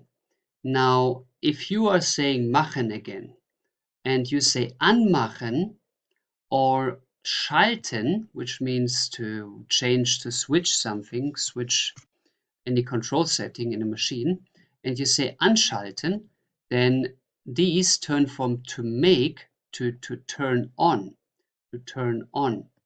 For example, how would I say, I turn on the fridge? Let's say it was out of electricity, you plugged it out, so I turn on the fridge. Ich mache den Kühlschrank an. Ich mache den Kühlschrank an. So that is an obvious to turn on meaning of an, like in English, on. That's easy to remember. But it can be also more sophisticated. Like, for example, if you have the word of griff. Griff means a handle or a grab. That is griff.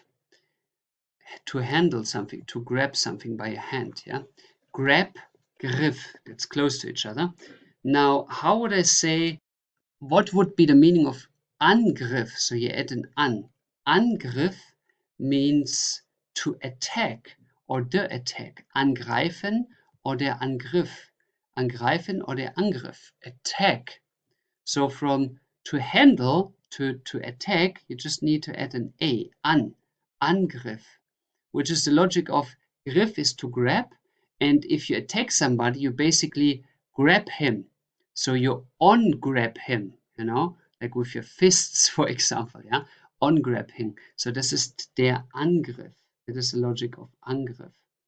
So if you now watch or see those words together, what do they have in common? So to turn on or to attack, it is basically that an is not only on turning, but it means that an action is starting.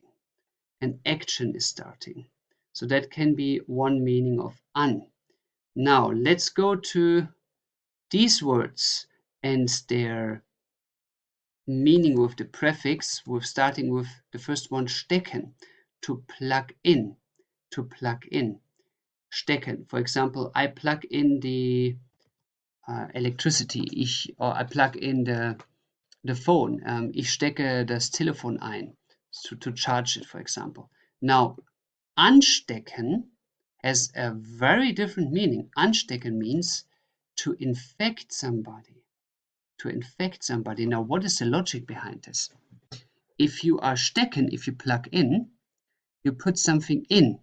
But if you are now on in plugging with an action start, then it is that A virus is entering, like to plug in, into the body. It's plugged into the body and then it is on, it is turned on, which means to infect. So anstecken, literally to infect, means metaphorically turning on by plugging in. So the virus is plugged into the body and it's turned on, because not all viruses are automatically activated if they are on, but if they are in the body and activated, then you are infected. Okay, then another meaning is hängen, to hang.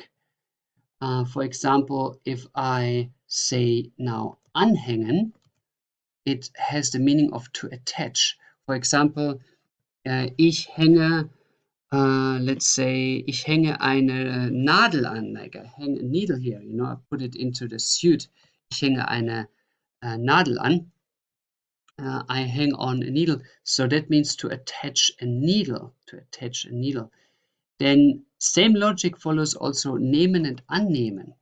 If you say nehmen, it means to take, and annehmen means to accept. So you are from nehmen, taking, to annehmen is to accept. Somebody gives it to you and you have it in your hand, you accept it. And for the last one, as an example here, is setzen, to sit, and ansetzen, ansetzen, to gain weight, to gain weight, ansetzen.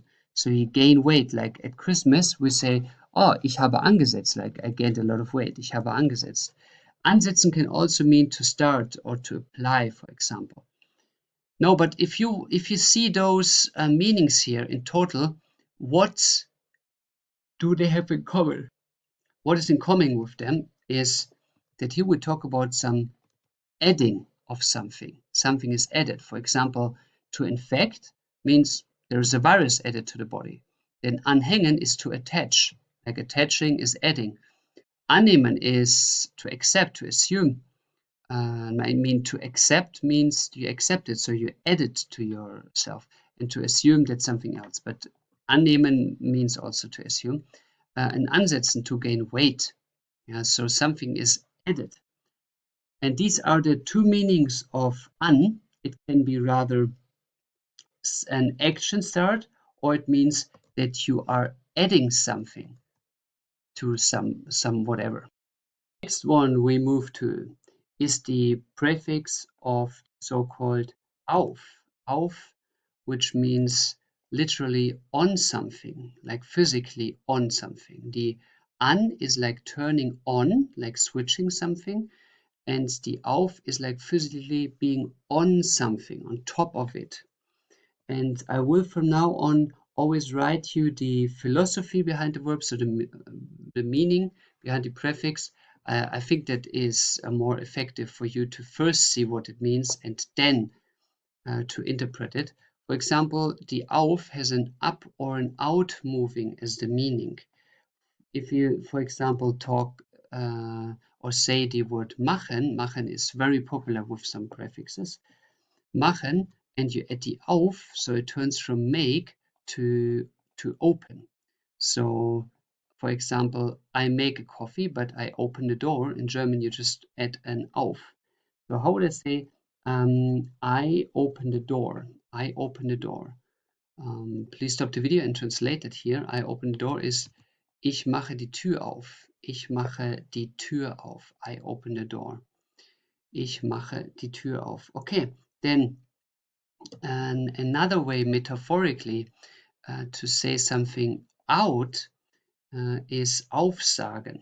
So sagen means to say, but aufsagen means to recite something, like you have a poem, you learn the poem by heart, and then you say it, kind of singing it, saying it, and you recite it, you permanently say it, and that is this out moving, you say out of your mouth. And then another example is setzen and aufsetzen. So setzen is to sit, and aufsetzen is to put on, like to put on a hat, for example. This is aufsetzen, to put on a hat. So here you have the meaning of auf in form physically to be on something, yeah, to put on, aufsetzen. So these are all the meanings of auf, on. It's to put something on physically or to speak something out, so like out or up moving or on moving. Yeah. Good. So that is one package. That is way easier. Auf is just saying like the preposition auf, the same meaning. And now let's open a new package for you. That is aus, which means literally out, aus, out of something. So out, aus can have two meanings. First is a deactivation meaning. For example, again, machen, ausmachen means machen to make, ausmachen is to turn off. Ausmachen is to turn off. So that is the opposite of what you learned here with the word on. Yeah, on means anmachen. Anmachen means to turn on, and ausmachen means to turn off. Anmachen, turn on, and ausmachen means to turn off. Now, another more difficult example is stellen, which means to stand something or to put something. Yeah, you put it somewhere to make it stand there, like a statue, for example. Ausstellen, if you add an aus in front of the stellen, means to turn something off, So it has the deactivation logic, to turn off, ausstellen. But it has also a second meaning, which brings us to the second logic of ausstellen, of aus in general, which is that aus can also mean that something is, or the action or the thing is brought into the public, so out of something into the public, which is ausstellen does not only mean to turn off, like ausmachen, that has the same meaning, but it also means to exhibit, like the exhibition, die Ausstellung. So you take one piece of the thing that you want to sell into the public, an exhibition. Or it does not need to be something commercial. It can also be just an exhibition of, for example, art that is not to be sold. And then we have a third meaning of aus, which is to work out something. So here again, out, the same logic as out into the public or work out. For example, to work out literally comes from arbeiten in German. It's ausarbeiten. It's ausarbeiten. To work out means ausarbeiten. So for example, to finalize, to work out. If I tell you work out a model, let's say we're building a house, and then I ask you, hey, please first build a model of this house, you know, a 3D model. Then I say, arbeite ein Modell aus, work out a model, arbeite ein Modell aus. Okay, so these are all the meanings of aus. So the most important one is the deactivation, which is the opposite of the an, which is the activation. So anmachen is to turn on, ausmachen is to turn off. So this is all about the package of aus that you are supposed to know. Well, now we're coming to the first major important prefix, which is the prefix of be. Be. It is important because 25% of all German verbs using a be prefix. So every verb in German can use several prefixes, like you saw with machen. Machen, we already had ausmachen, anmachen. So minimum two meanings, even though there are a lot of prefix usages for machen. But it is that 25% of the German verbs are using be. So every fourth verb that you know has a different meaning if you put a be in front of it. And the interesting fact is that the more important a verb is, the higher is the chance that it is not separatable from the verb. So all important prefixes are not separatable from the verb. So that makes the thing way easier, as we learned here in the grammar. The example of bezahlen, which you see one example of be here, be always stays with the Zahlen, while if it's separatable, then like anrufen, then the an can be at the end of the sentence away from the verb. That makes it more complicated. But the more important prefixes don't have this complication. They stay always with the verb. So 25% of all German verbs have a B, and the cool thing about this is it is only one meaning and one meaning only for B, which is a social context of whatever you put it on. It gives the thing a social context. So let's go with the first example here. We have bezahlen. So if I say I pay, then I can say ich zahle, or I pay the bill, for example, ich bezahle die Rechnung. So zahlen und bezahlen have almost no difference. The difference is so slight that even Germans cannot explain it. But it is roughly about the idea. If you say bezahlen, then it has a social context of paying. So if you are alone sitting on a table and you're asking the waitress for the bill, then you say ich zahle. But if you are sitting with other people on the table and you want to pay their common bill, then you say ich bezahle, because the paying now has a social context, because you pay for other people as well, not only for you. That is the social context aspect of be. I always tell people, you remember it, be, like to be in English, to be or not to be. That's the question. So be is here like in form of being in a social way. Now let's have some examples. For example, stellen means to order, to stand something, to stand something, to put something in a standing position. And bestellen means to order, So let's say you order a package, then you can say, okay, ich stelle das Paket dahin, I put the package there, or ich bestelle das Paket, that means I ask somebody else, so a social version of it, to put it there. So to do this transport for me, I order it. So again, it has a social context now.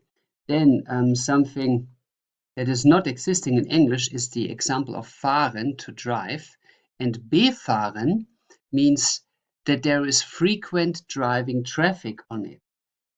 So it is the social context of the driving, means many people drive there. For example, how would I say the ski driving places in winter are very frequently driven. In German would say die Skipisten sind im Winter stark, like strong, befahren. Befahren means they are driven frequently. There are many people. It's a social context. Then we have, for example, the verb of glauben, to believe. Glauben, to believe.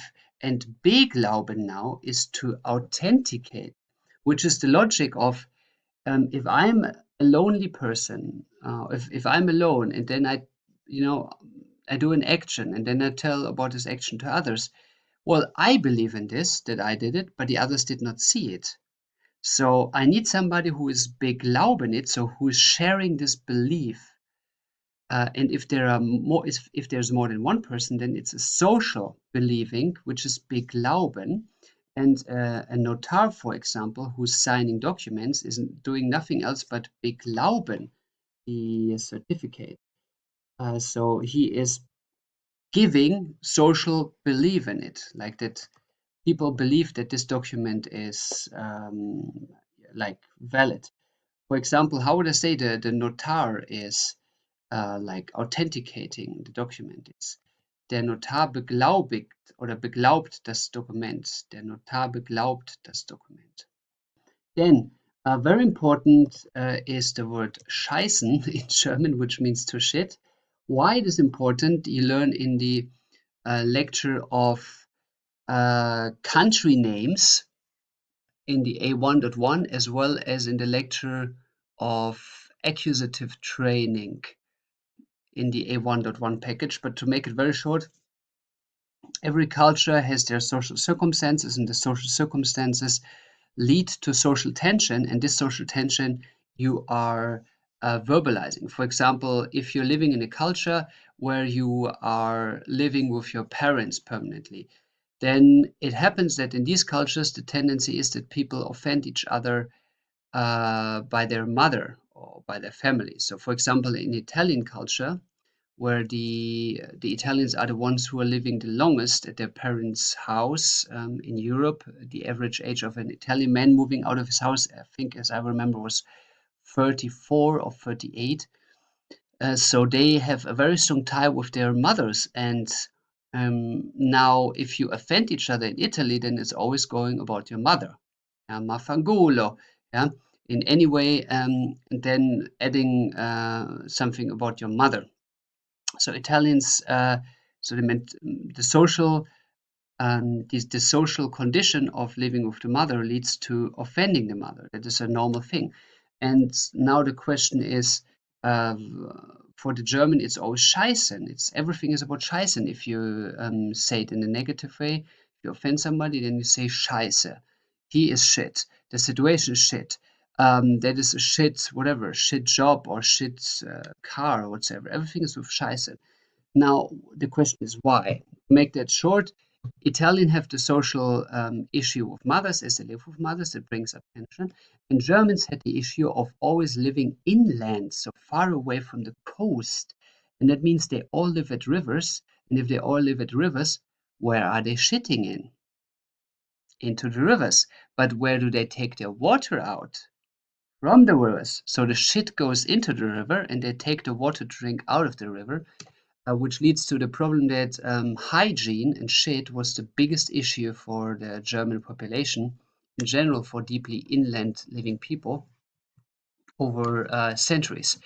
Um, and that brought Scheiße a very special meaning in German, which is basically one of the main reasons to die until the 19, I guess, 30s, 40s, 50s. Yeah. Because people died of cholera and things that were coming by shit into the water that they were drinking. But that's why, like, a living condition led to Scheißen, like led to the, the cursing of things. Yeah. So now bescheißen has therefore also a very special meaning. Scheiße means to shit, but now a social context of shit is to cheat somebody. You are socially shitting on somebody, literally. Yeah. That is to cheat. Bescheißen. So if I, for example, say I cheat him, then like that is more in a business way, not in cheating in form of a relationship with your partner, like with your beloved. So then you are saying, ich bescheiße ihn. Ich bescheiße ihn. So that is the prefix of be, and that is for 25% of all German verbs, so it is ultra important. This one is worth to note down. This one is worth to learn also systematically. All the others are very complicated and are rare to use, but this is very often to use, and it's easy to remember because it's just one interpretation. But this interpretation is very complex. If you, for example, think about Glauben and Beglauben, if you just know that Glauben means belief and then socialing believing to authenticate, yeah, you can guess it, but it's not so obvious. But still, if you at least have in the back of your head that this is a social context, then this already helps you a lot to understand the word transformation from Glauben to Beglauben, for example. Good. Now let's go to the next one, which is a very literal one and very easy to guess. It is durch, through, durch. So durch has basically the meaning that it has as a preposition, through, and it is a meaning of moving through something.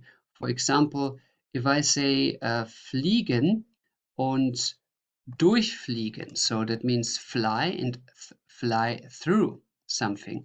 So how would I, for example, say I fly through the clouds? Ich fliege durch die Wolken. Ich fliege durch die Wolken. I fly through the clouds.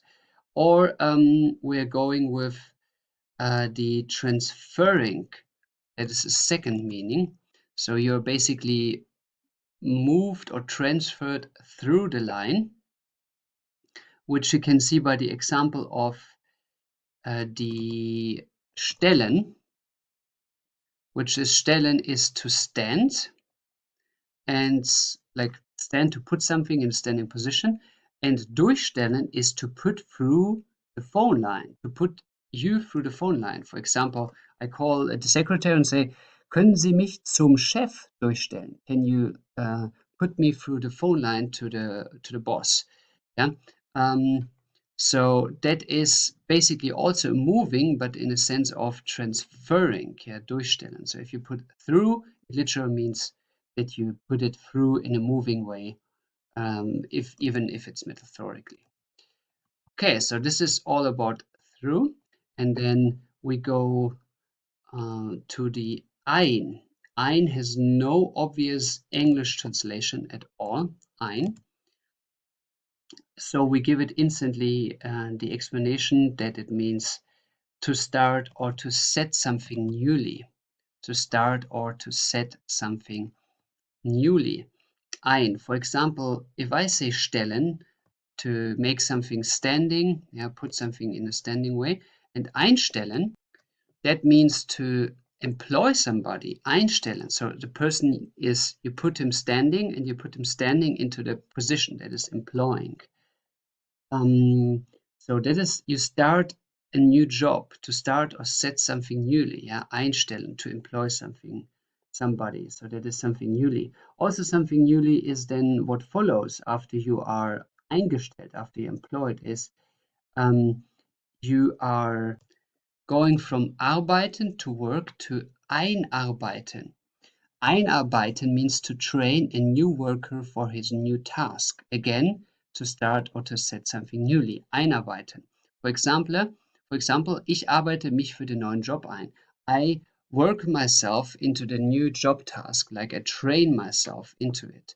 So ein has a meaning of starting, new setting. Then we go to the second meaning, which is kind of similar. It is move into. For example, brechen means to break. Brechen means to break. And einbrechen means to break into. So somebody goes into, like a into movement, into the house and breaks into it. The same logic is with die Einfahrt, the entrance, die Einfahrt. This is the entrance for cars into a parking house, for example. So here again, Einfahrt is a into movement. So ein in total has the meaning of something newly to start and something moves into it. By the way, if you're moving about the colors here, if you're wondering, see, if it's a neutral meaning of a word, I give it gray. If it's more a negative meaning or something to turn off, I give it red. And if it's something more positive or action related, I put it in green for you. Good, so this is ein, everything about starting new and moving into it. Then let's go to another very important prefix in German, which is end. End is 15% of German words covering. So 15% of all German words are using a form of end, and therefore it is not separatable from the verb. As always, the most important ones are not separatable. And it is also just having one meaning, which is great. So again, this is a word that is not only important, it is also easy to remember. And therefore, I would recommend you to write it down. This is a word that you really can learn actively, not passively by just hearing it 10 times by somebody else saying. This is something you can actively use. For example, if I say sorgen, which means to care or worry about, and entsorgen means to dispose. So the question here is, you are caring, yeah, about something. You care about it. You spend your time, your energy into it, and then you're putting an end in front of it. Entsorgen means you finalize this caring. You don't do care anymore, which is, in this logic, it's waste. So it's disposed. You don't care about it anymore. Entsorgen, so you dispose it. Yeah, you threw it away. The same is with the word of to throw away. That is in German. To throw away, to throw in general, to throw is werfen, to throw, and entwerfen is to finalize, to draft, or to design something. So werfen is to throw, and now comes the metaphor of you threw something into a plan. An idea is thrown into reality, and you do the end of it, like in English, like end. Yeah, you can remember actually end in English is very close. Like to end something is very close and easy to remember. So you end this idea by realizing it with a draft or a design. So if I say I should design something, like design the model, then I say entwerfe das Modell, entwerfe, so design it. So this is an important one that you can indeed write down and learn, because it is easy and it's covering most of the German verbs. Or 50% are not most, but these are a lot. So you put an end in front of this verb, and then it is the finalization, the ending aspect of it. Now we're going from one important prefix to another. We will now cover the er prefix, er, which is 10% of all German verbs use any kind of er in them. Er has also no translation to English, but for you to have an idea, it is having two aspects, and the first aspect is by far the most popular. It is a knowledge transfer. Knowledge transfer. For example, the word of finden, to find, finden, to find. Now, erfinden means to invent. So basically, somebody finds something new. He's inventing it. Yeah. So there is a knowledge transfer in it. Knowledge transfer from idea to practice. Or then fahren und erfahren, something completely different. Fahren means to drive. Erfahren means to experience. It is basically the knowledge transfer of by moving something. The knowledge transfer by moving something equals the experience, because to experience something you need to move something. Then klären, to clarify, that's close to English, to clarify. Klären turns into erklären, which means to explain. So clarify by knowledge transfer is explain. So is a knowledge transfer. How would I, for example, say explain the rule? Explain the rule in German is erkläre die Regel. Erkläre die Regel. So everything with that is easy to remember, and it's important because 10% of the German verbs are having an form. Is a knowledge transfer in the most usage cases. Then there is one other usage case for which is finalizing a process. For example, by the verb reichen and erreichen. Reichen is to pass or to give something, like ich reiche dir die Hand, I give you my hand, for a handshake, for example. And erreichen is to reach something. For example, we reach the mountaintop. Wir erreichen die Bergspitze, Topspitze. We reach the mountaintop. Wir erreichen die Bergspitze. But I would say even this finalization of a process still has something in common with a knowledge transfer, because a knowledge transfer like erfinden is always that there is an end product or an end transfer, an end mean, and finalizing a process is also like ending aspect. You realize something. Good. So this is that is also important, and you can learn this actively, write vocabulary down, search the internet for more verbs for this. This is very useful. It's not that hard to remember, especially the knowledge transfer metaphor behind it. Okay, then let's go to the fourth, which is not so often used, but still important for you to know, is fort, which fort has often the absolute same meaning, and therefore it's easy to remember. It's a continuation process. Continuation process, like you have, for example, setzen and fortsetzen. Setzen means to sit down, and fortsetzen means to continue, literally, to continue. Or you have the word of dauern, which means to last, and you have fortdauern, which means to continue lasting. For example, how would I say the war continue lasting, like the war is still going on? The answer for this is, in German we would say, der Krieg, the war, der Krieg dauert fort. Der Krieg dauert fort. So here you have an example of a separatable prefix. Der Krieg dauert fort. Dauert fort is continue lasting. Good.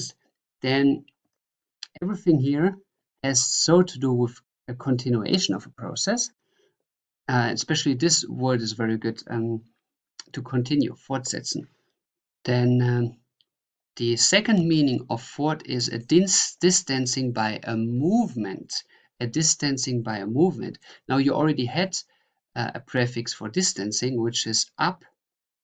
So you have here a metaphorical distancing, but this Abstand in abnormal is not a movement. It's just an already existing distance. But here it is a distancing by movement. So you actively create this distance. For example, if you say laufen, it means to walk, and fortlaufen means to run away. So you distance from by a movement, by running away. For example, how would I say the inmates run away? Like the inmates of a prison run away. The answer, die Gefangenen laufen fort. They run away. Good. Then bringen is also with fort. Bringen means fortbringen, to bring away. Bringen, to bring, and fortbringen is to bring away. So you're distancing it by moving it from A to B. So from fort, we have the package closed, has two meanings. One is the continuation, the other one is to distance it by a movement. Now we go to a very easy one that you don't need to learn at all. It's so obvious. It's frei. Yeah? Frei, which means in English free. So frei has a freeing process in any way. So for example, if you say machen, to make, and frei machen is to get naked. To make naked, literally. Get naked, to make naked. Or if you say stellen, to stand, and freistellen, so you stand something free, that means you make it available, you get an exempt, freistellen. For example, if you are freed from a service duty, then it is said, du bist freigestellt. For example, military service, freistellen vom Militärdienst, get freed from the military service. Yeah. Then also freeing in the form of freisetzen. So setzen, to sit, and freisetzen is to unleash, to unleash. Yeah, for example, how would you say the terrorist unleashes the virus? The terrorist setzt das Virus frei. So the virus is now free. It is unleashed.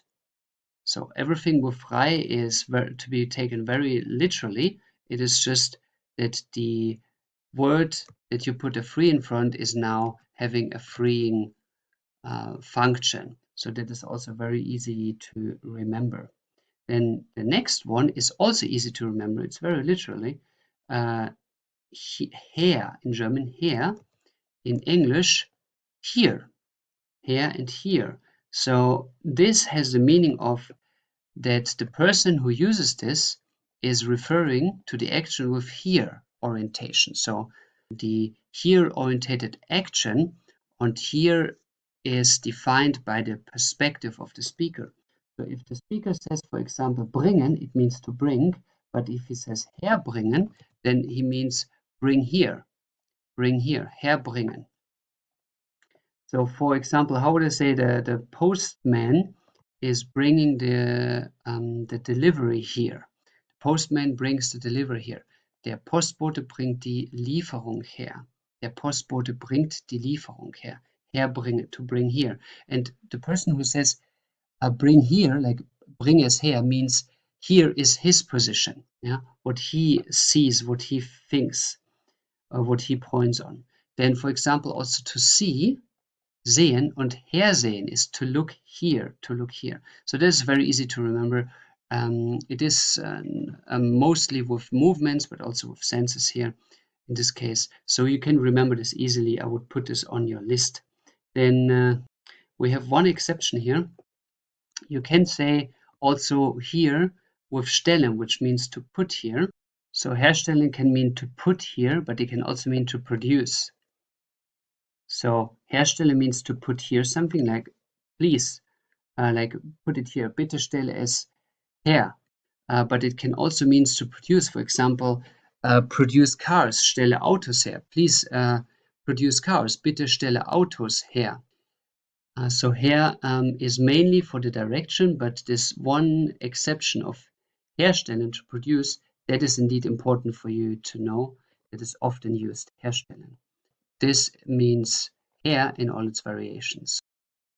Now, even easy to understand is the hin. Hin. So her means here, and hin has the same aspect, but it means there.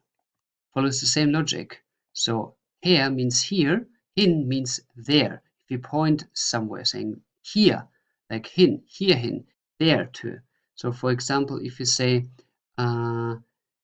hinstellen, like you have stellen to place somewhere, yeah, to put it in standing position, but hinstellen means to put it there, and you point it. Stellen Sie es dahin, put it there. Hinstellen, put it there, like the speaker points at the location.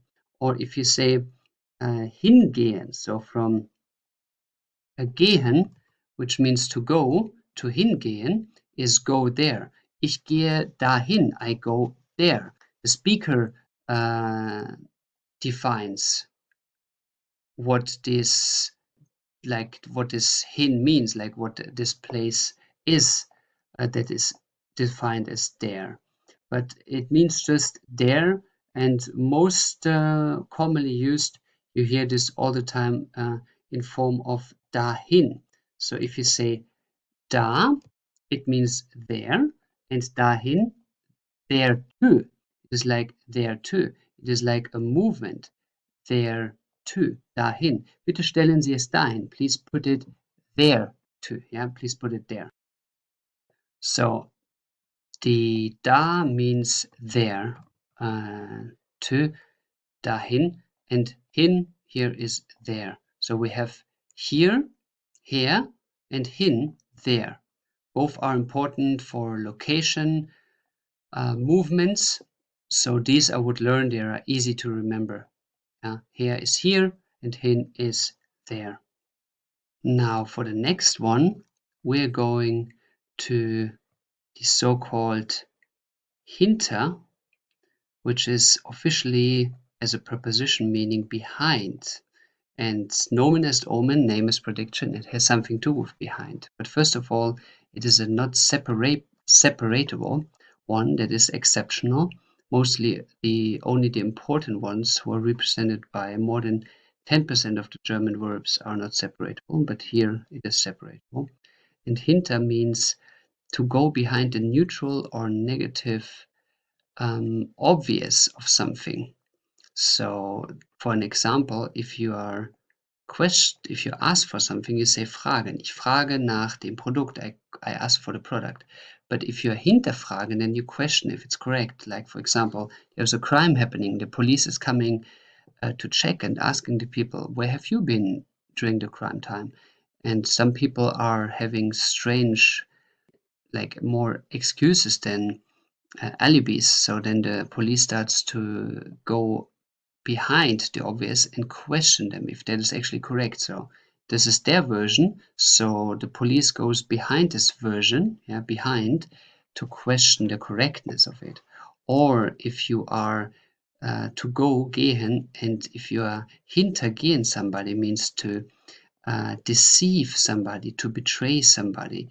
For example, hintergeht seinen Freund. He is deceiving his friend. So these all have a neutral or negative behind the obvious going meaning, which is easy to remember because behind, hinter, is the meaning of it. Then hinter can also mean to move after something, to go after or move after something. For example, if you're just saying hinterher, that means to follow somebody. Hinterher, to follow. Like you go behind, her is like here, behind here means after, you go after somebody. How would I, for example, say go after him? Go after him would be gehe ihm hinterher. Ihm is dative because here it's a relation. Gehe ihm hinterher. Go after him. Gehe ihm hinterher. So here we have the hinterher as the with the prefix hinter, which means to go after somebody. So this is an after movement, or to go literally after a person. Then a third meaning is leave something like behind in a way. So behind, leaving of something. For example, legen, lay, and hinterlegen is to deposit. So you lay something somewhere for somebody. So you deposit it. For example, how would I say? He deposits his package. Hinterlegt sein Paket, for example. So this is all about hinter, which you see here in the package. Now let's go to a very easy to understand one, which is the word and prefix hoch, which means high in English, high. So that is very literate to understand. And this I copied here with a complete box because it's easy to understand. So hoch means high in any way, high. So high in the physical way, and then we turn it here in the metaphorical way. So it is physical high or metaphorical increase. For example, if we go with klettern, to climb, and hochklettern is to climb up. For example, die Bergsteiger klettern den Berg hoch. The mountain climbers are climbing up the mountain. So that is to be understood very literally. Hochklettern, climb high up. But also in a metaphorical way, like hocharbeiten, which means to climb up the career ladder, is like to go high in the career, to go high in the work. So hocharbeiten is to climb up the career ladder. For example, he climbs up the career ladder is like arbeitet sich hoch. So it means you're working hard to go up the career ladder in your profession. Good. The next one is as well understandable with the preposition, meaning with, mit. So mit means with, so it has a meaning of any attached to an action. Anything is attached to an action. For example, fahren, mitfahren, fahren to drive, and mitfahren is to join to somebody who is driving. For example, ich fahre mit dir, I drive with you. Or der Mitfahrer of a train, of a bus ist the passenger, der Mitfahrer. And mitnehmen is to take, with, to take away, mitnehmen. So you are attaching whatever you're asking for. How would you, for example, say, in a restaurant, if they're asking to take away, and then you say yes, to take away, it is zum Mitnehmen? Ja, zum Mitnehmen. So to take away. Yeah, so you attach this, whatever you want to take away, to yourself. Then the next box is the box that is a little bit harder to understand. It is nach, after, but it cannot be understood as after completely. It is more in the meaning, and it has only one meaning, is to prolonging something. So something comes to an end, but you are extending it time-wise, for example. For example, if you are saying, if you're using the word reichen, which means to reach something. Reichen. Reichen means to reach, and like to hand somebody something to reach, like giving the hand. Already made example, handreichen. But nachreichen means to hand it in after the deadline or after it's supposed to come to an end. For example, ich reiche das Projekt nach der Deadline nach. I hand in the project after the deadline. So it is prolonging here.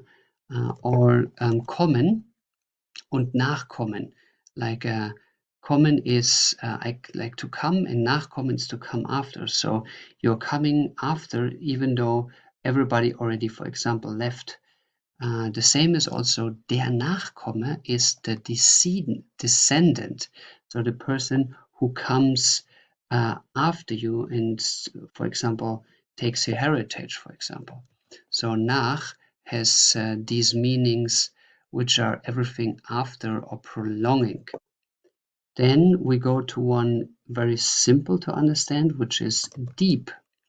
Deep. So I copy the whole box. That's easy to understand for you. Deep, in German tief, is to be taken literally, physical or metaphorical. For example, schlafen, tief schlafen, sleep, to sleep deep, or religiös, tief religiös, religious or deep religious. For example, in Mekka haben wir viele tief religiöse Menschen. In Mecca, the holy city of the religion of Islam, there are many deep religious people. Or ernst, serious, tief ernst, deeply serious. Yeah, that's an expression, deeply serious, of a person who is really always like, you know, like this in his face impression. He's always very serious. Okay, and then we go to over, and that is also easy to understand, so I copy the whole box. Over means über, as a preposition as well as a prefix. So it is that you're going above, higher, or over in a physical or metaphorical meaning. For example, fahren is to drive, überfahren is to run over. So you're driving over something. Yeah. For example, der Mann ist tot, weil wurde überfahren. The man is dead because weil überfahren wurde. Yeah, so the man is dead because he was overdriven. Somebody drove over him by car, for example. Then laufen, to walk, and überlaufen. That is not something metaphorical. Überlaufen means you're going on the other side. You're going over to the other side, over whatever, a line or whatsoever. It can mean überlaufen is to run over or switching to the opposite party, which is like to betray. For example, überlaufen to the enemy. You are switching to the side of the enemy. So that's a metaphorical going over the line. Then regional, überregional means regional over regional. So you are not only in your region, but you're operating in several regions. Okay, so this is everything about over. Now let's go to the last three to analyze, with the first one to be a bit more harder to understand. So here is the complete explanation of around, which you cannot translate 100%, but around has the meaning of an around movement, like the preposition. That is easy to understand first place. So the around movement is, for example, to bind around, to bind, for example, to tie around something. For example, ich binde die Krawatte I bind or tie around the tie. Or ich binde das Seil like I tie the rope around. So that is an around moving. For example, if you tie around a bandage, if your arm is hurt and you put a bandage on. So umwickeln, like umwickeln. Wickeln is this movement and is around. So you umwickeln the bandage. Then the other thing is to change over. That's a very important meaning. Change over to something else. For example, if you are saying, if you're using the word of umsteigen. umsteigen. Steigen means to climb, but umsteigen means to change to another option, mostly to another train or to another airplane. So you're going from one to one station by train, and then you're changing to another train. Ich steige in eine andere Zugabteil um. I am changing to another train part, train section. I change to another train section. Umsteigen. That is very popular to use to describe that you have to change the train section. And another one exceptional is bringen is to bring, and umbringen means to kill. It's another word for to kill. Umbringen.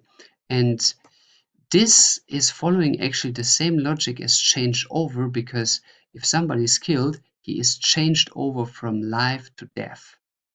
From life to death. This change is described with this Yeah, so around. Umbringen is quite a popular word. It means to kill actively.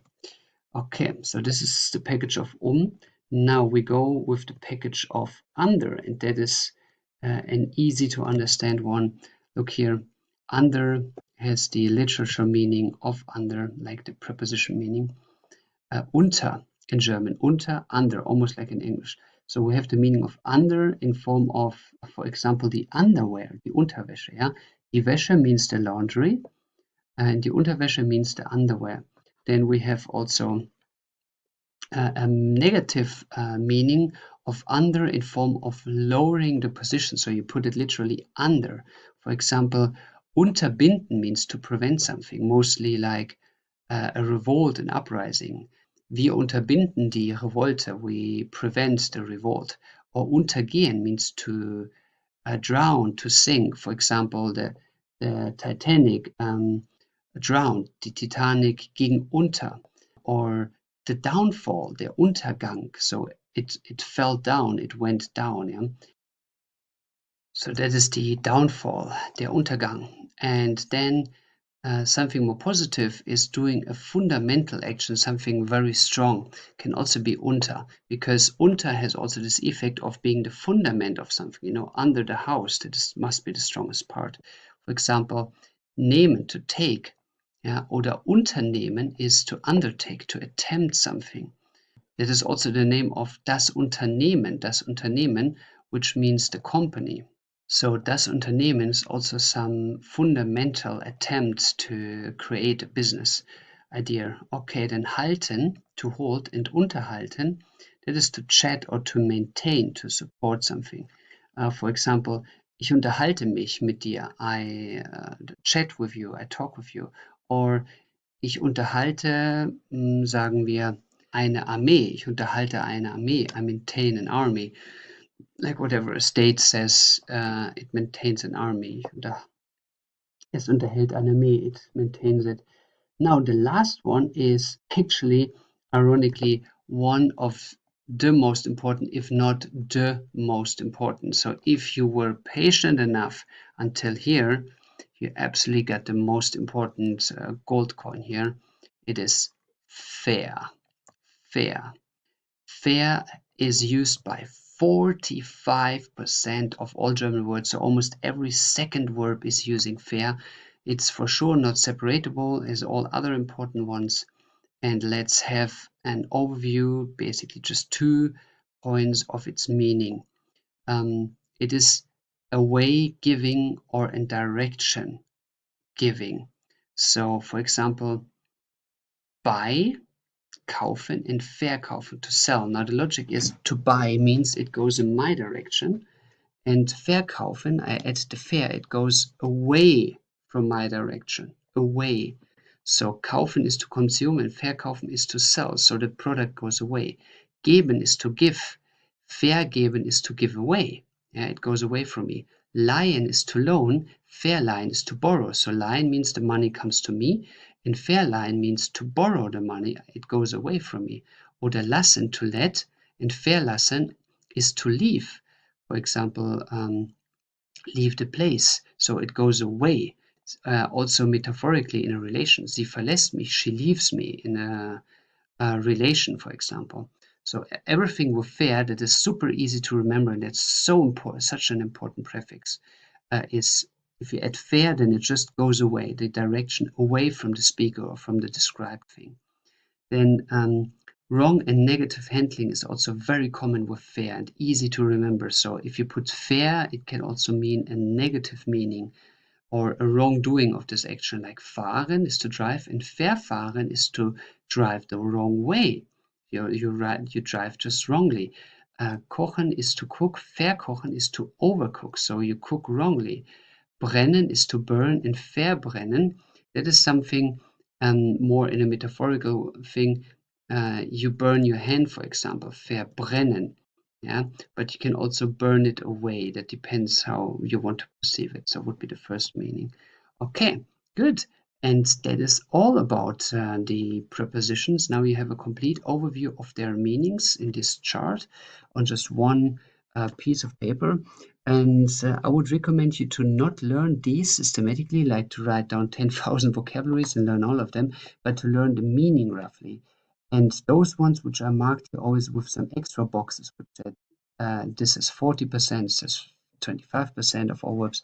These ones you could indeed learn by heart by writing sentences about them and check online where you find more examples. So these ones you can learn by heart. But if you are keen to not learn them, I at least would recommend you to learn the fair, because it is super easy and it is used by every second German word. And the B is the same. It's super easy to remember and it's 25% of the verbs are using it. That is indeed very helpful to know that. And that's it. That's all about the prefixes. And I hope this overview makes you now understanding to have an idea of what these prefixes are about. And the best about it is that you will never ever find anything like this anywhere else. So you have it now. It's like this. It took me seriously a year to always have this lecture again and again and again to develop this further to now have this final overview of everything. And this is something you probably have as one of the few in all your surrounding. No other whatever book or something teaches you this. Yeah. So, and I wish you now to understand the prefixes better. And I thank you for your patience. And if you really watch the video until here now, you are so patient that you will definitely learn German. Good success, and I see you in the next journey. I welcome you on board. Do you know what this here, or you can also take this, or this, or this, has in common with this? You see what it is? The small metal piece to hammer into the wall. So this metal piece and this piece of my finger is sharing the same name in English. It's the nail to hammer and the nail of the finger. So now both are called the nails. And this is what you call an homonym. Homonym is Greek and comes from the word homo. Homo means the same, like for example, homosexual, like sexuality with the same gender. And nyms, if you would translate it in the total sense, name. So the same name, the same name. So this nail of my finger has the same name as this metal piece, the nail for hammering into the wall. So today we're going to talk about the most important homonyms in the German language, and also you will discover why actually two complete different things have the same name. But first things first, the question is, why is something else having the same name, or why is the name given to two things at the same time? There is a theory I have, which is that something catches the same name, gets the same name, like the nail here and then the metal nail, because they have the same function, and therefore metaphorically you call it the same thing. For example, the fingernail is the hard thing you work with to scratch something or to open something. When people were still living in older times, they were always using their fingernails to open something, for example, or to to use a hard part to scratch it away. And the nail has a similar function. It is the hard thing that you nail into the wall to make something hold. And so it might have, or it might had a similar function, or it might had also a similar attitude, because the metal nail is a hard thing that you put into something softer like the wall, as well as the nail is a hard thing that you put in to scratch something away, like whatever, butter, for example, that is softer. So it might be that original object had its name and the other object that had the same attitude received this name, so that it went from A to B. In this case, for example, probably the fingernails were first, and then came the metal nail, and the metal nail had the same attitudes like the fingernails, and therefore the metal nail was described or called the same way as the fingernails. So that might be the reason why things have the same name, so they are metaphorically or pictorially having the same function or the same attitudes. Now, we are going to discuss now 4 categories of homonyms that I list you for you to have examples and to understand how they actually work. First of all, we have homonyms that have rather the same article or a changing article in their name. Let's go with the same article first. These homonyms are numerous, so there are many homonyms, but I list here 5 very important ones for you to learn, which are the following. So, first of all the homonyms that you see now share the same article. So, die Bank can mean the bank financially, where you bring your money, where you keep your money, and the bench to sit on, the bench in a park. And both are called die Bank. They have the same article die, the female. So the financial bank and the bank to sit on. So now why is the financial bank called after the bank to sit on, or vice versa? It might be because the money is literally sitting on a bank, like in a trésor, in a safe in the financial bank. So it might be that this metaphor of you let the money sit led to the expression of the financial bank. Then we talked about the nail, which is the fingernail and the nail to hammer into the wall. The origin might be, as we said, the nail to hammer into the wall is also something hard like the fingernail, and that's why it was called like the fingernail. So both of them are der Nagel. And we have das Schloss, which can mean the lock, to locking up something, like you need a key, to de-lock it, to unlock it. Or it means a chateau, which is a castle, like a castle. A Schloss is a castle with less defense purposes, more for enjoying the time, like a resort of aristocrats in ancient times. So why are these connected with each other? It's simply the lock, to lock something up, is in the chateau, you also lock yourself up. You lock your treasuries up, you also lock yourself up from society, so you are separated from the regular people. Then das Gericht can have 2 meanings. It can mean the court in a jurisdiction way, you go to court, there is the lawyer and the judge sitting, or it means the meal.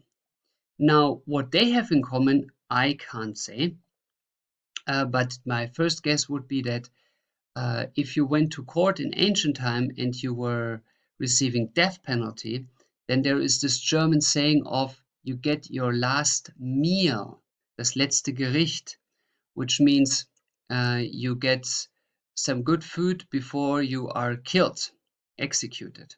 Might be connected with this. by that. So die Decke means the blanket to sleep. You know, you put a blanket over you to get it warm, but it can also mean the roof. And both are having the function of something is put on you to protect you. Like the roof, like the ceiling, is above you to protect you against rain and cold and snow. And the blanket has the same function. It warms you up. It's above you. So die Decke has also, therefore, a very clear metaphorical meaning. So there are endless more of these, but these are by far the most important that I see in the all-day life being used. So these 5, or in that case 12 meanings, I would, 10 meanings I would learn by heart. They are very useful.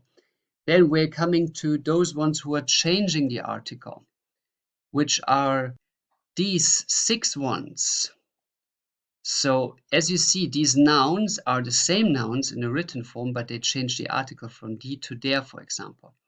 So if we have die Leiter, it means the ladder to climb up. And der Leiter means the leader, the organizer. So why they have now different articles, that's unknown, that's historically grown, but the metaphor behind it is again very similar. The ladder is to go up, and the leader is also there to go up, to go in front of everybody, to do he's supposed to do the first things, or to be the leading role, so he's higher up. Then we have die Steuer und das Steuer. Das Steuer means the steering, which is the basically the control mechanism to drive a car or a ship. So das Steuer is what you grab your hand on to direct the vehicle. So the steering is to direct something, or specifically to direct a vehicle. Now, die Steuer means the tax, so the money that the state takes, and both of them have practically the same idea. It is that the steering is directing the vehicle, while the Steuer is directing the economy, or the state's actions. So with the Steuer, you can basically control the direction of the economy, or at least influencing it. Die Steuer. You have also the verb steuern, which means to control something in a way of to direct the direction. Das ist steuern. That would be more the verb of das Steuer, the steering. And then you have also the word of besteuern. Besteuern means to tax something. If you want to know why B has now a different meaning, then please check out the chapter of the prefixes, where you learn everything about how the prefix, these 2 letters here, are changing the meaning of the word. And to make this short here, if you put a B in front of a word, then it has a social aspect, a social impact. So steuern means to navigate, to control, and besteuern means to tax. So it is basically to navigate the economy or the people. So it is a social aspect of to navigate. So that is the tax and the steering. Now we go to die Taube and der Taube. Die Taube is the pigeon, the animal that flies, and in mostly living in cities. And der Taube is the deaf person who cannot hear. He is not able to hear anything. Now, why are those 2 connected? My guess is that if you see the pigeons on the street, it sometimes makes you wondering that it seems like they don't hear anything. You're just walking next to them, you drive with machines next to them. It seems not to bother them at all. And that might be the picture that led to the idea that deaf have the same attitude, same physical attitude. They don't hear. Or the other way around. Maybe the deaf were first, and the attitude of not hearing was seen with the pigeons as well, so that they got the name by that. but we can't say that, even though die Taube is very likely coming from a very ancient word, which means the dark ones, because they had dark feathers, or they have dark feathers. That is an interpretation. But anyway, we'll never know exactly, but the attitude is shared. The pigeon is not hearing something, as well as the deaf one is not hearing anything. Now we're going to two more categories. For you to have the variation of the homonyms, it is that there are sometimes verb forms that are equaling a noun, which we have in the following category here. So das Rennen means the race, the car race, for example. And wir rennen means we run. So we run the marathon, for example. So both have the same form, but here there is a big R and there is a small r. Now, how you make a difference between them is clearly das Rennen has an article in front, while wir rennen has a personal pronoun in front. So the personal pronoun must logically define an action. So the action comes after. So that is how you make a difference between them. Another example is der Haken, which is the hook. For example, the fishing hook. But then you have also ich hake, which means I hook something. For example, I hook or put the jacket on the wall. In German would say ich hake die Jacke an die Wand. So that has the same form of writing it, but is different in the meaning. I mean, ich hake has not the form of haken, but you can say wir haken, which means we hook, and then haken has the same form. Wir haken and wir haken. Good. Then we go to the pronunciation situation, which is that there are some words which are written absolutely the same way, but they are pronounced differently and therefore change the meaning. Here I have two examples for you. These things are very rare in German, but they exist. Which you have, for example, here, die Hochzeit is the marriage, die Hochzeit. But if you say die Hochzeit, it means the high age or the golden age. Now here on purpose emphasize die Hoch by making this attitude of something goes up, yeah. But it is not written that way, and the words are written exactly the same. So Hochzeit and Hochzeit are written that way. I just mark you this Hoch to show you what it needs to be pronounced stronger to make the difference. So Hochzeit means marriage and Hochzeit means the golden age, the high time. Now here Hochzeit is basically just the preposition of hoch, which means high, in front of the noun. And that is describing the noun better. It just says, okay, it's not the time or the age, it's just it is specifically the high age, Hochzeit. Then we're going to these examples. So, okay, here, one more point to say is that if you're taking a preposition like hoch in front of the noun like Zeit, then the meaning of the noun is not changed. It is just described better. Like, for example, the Niederzeit, Nieder means lower. Niederzeit would be something like the decreasing times of something. For example, the original word of the Netherlands, die Niederlande, means nieder, lower lands, the lower lands. So the nieder, the attitude, the adjective here, like the adjective hoch, changed the meaning of lands. So the Netherlands means the lower lands, the lower country, because it's flat, it's very low, and often it is by floodings from the ocean, suffering from them because it's so low. So here you're adding an adjective to the noun, and then you have a better description of it, while this means marriage. Good. Then to the next one, we have here modern, so you are emphasizing the E, and modern, so you're emphasizing the O. Now, modern means modern in a way of contemporary, new. So this is, for example, a modern car.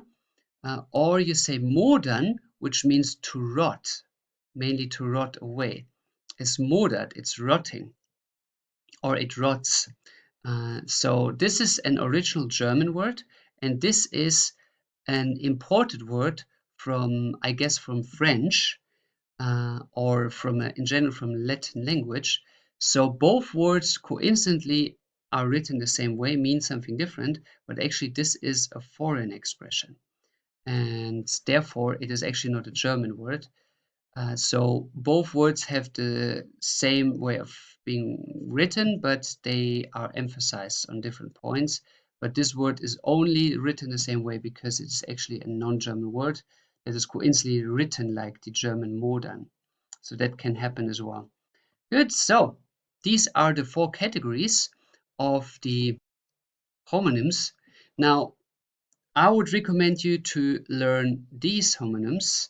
They are indeed very useful, especially the ones here on the left side with the changing article in the same article. Now, if you are unsure about the word meaning in general in German, what you can always do is to tell the mother tongue who speaks with you, excuse me, I'm not a mother tongue, I don't understand this word.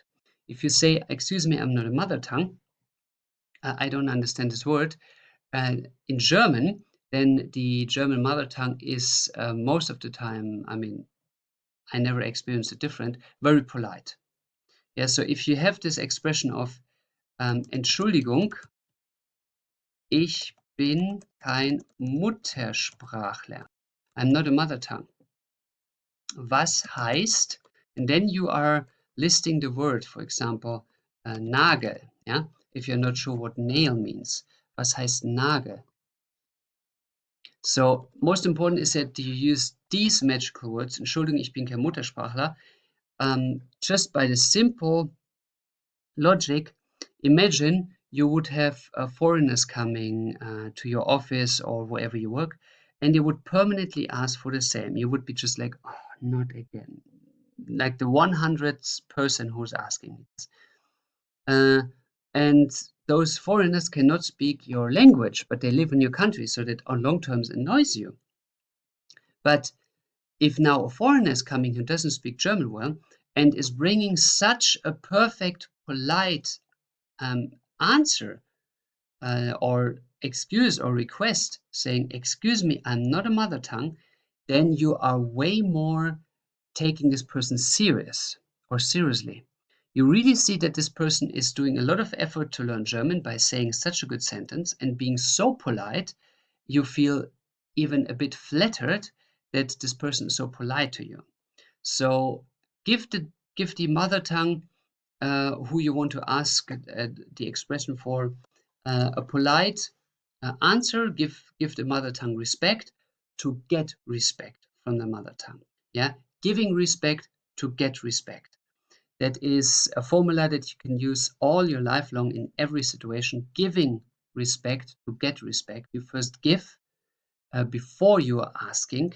That can definitely give the situation a big turn, and the mother tongue will very likely explain you in a polite and understandable way what the translation is or the meaning of it. So that's all you're supposed to know, and I now thank you for your time, and I would recommend you to not look up all the homonyms. That is just a huge list to learn, and most of them are not really in practical use, but to learn at least these ones here. They are very, very useful. Good. I hope that widened your horizon, and I'm looking forward to guide you into your next journey. Thanks for your time. I welcome you back on board today to solve the mystery when to use a capital letter in the German language. It is often very confusing for people when to write a letter big and when to write it small in the German language. So to make this easy for you, I took all the rules into just 4 packages that will make it very obvious for you when to use a capital in the German language and when not to write it. So let's go with the first package. That is everything that is a noun, and all the names are written in capital letters in German.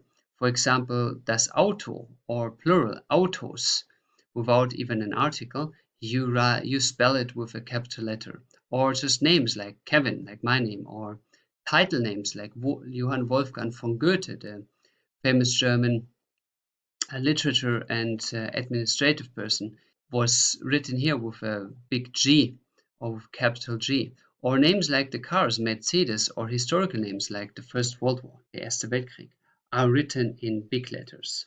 So everything about the noun and names is always in big letters. Let's go already to the second package. That is, at the beginning of a sentence, you always write capital letter. It doesn't matter what it is, what word it is. The first word, the first letter of any sentence is in big letters. For example, der Mann geht nach Hause. So der is with a big letter.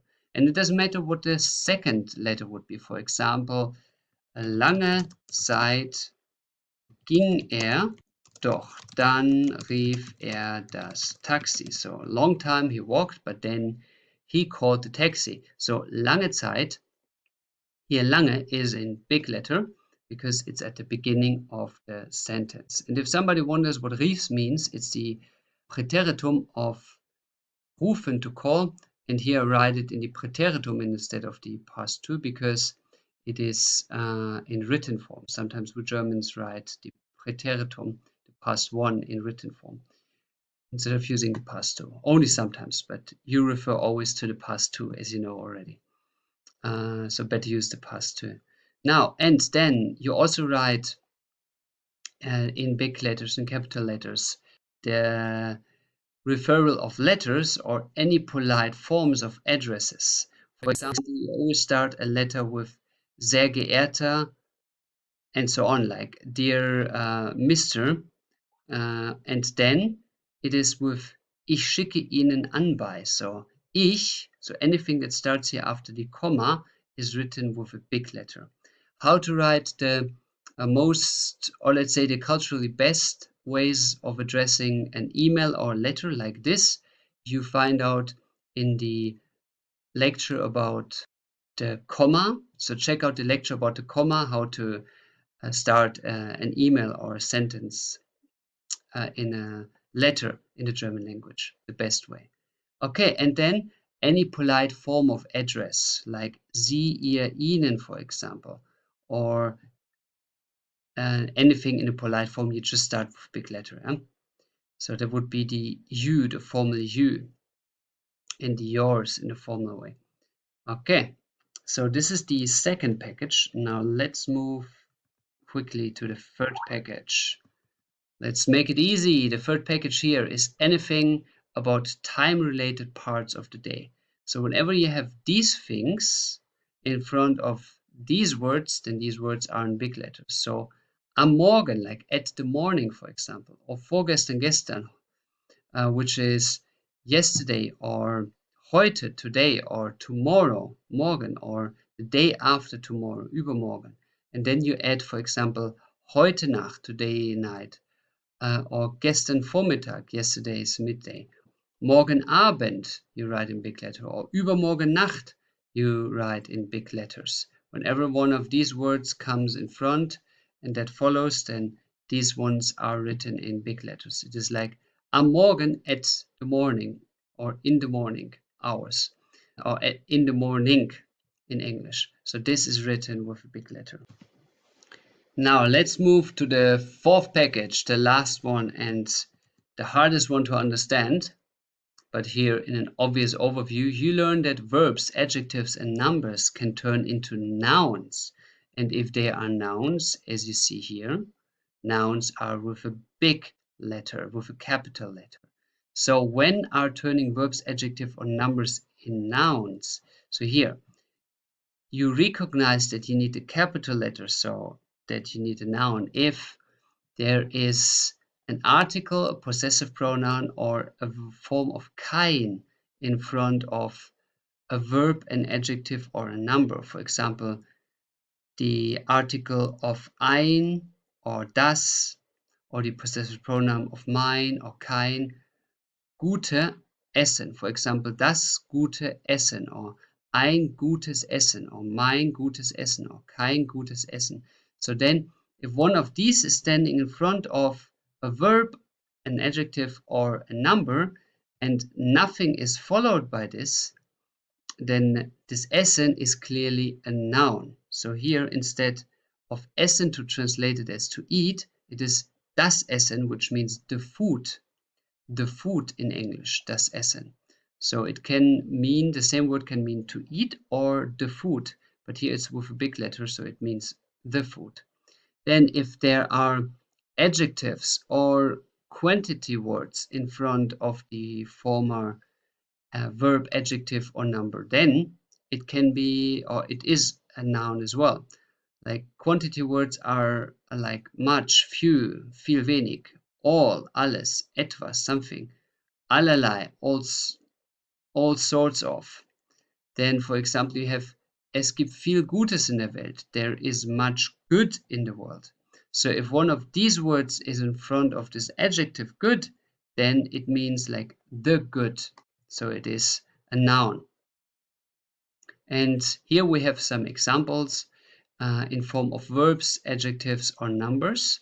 So for example, I love the swimming. Also in English, that would be the logic of a noun. I love the swimming. Ich liebe das Schwimmen im Meer, in the ocean.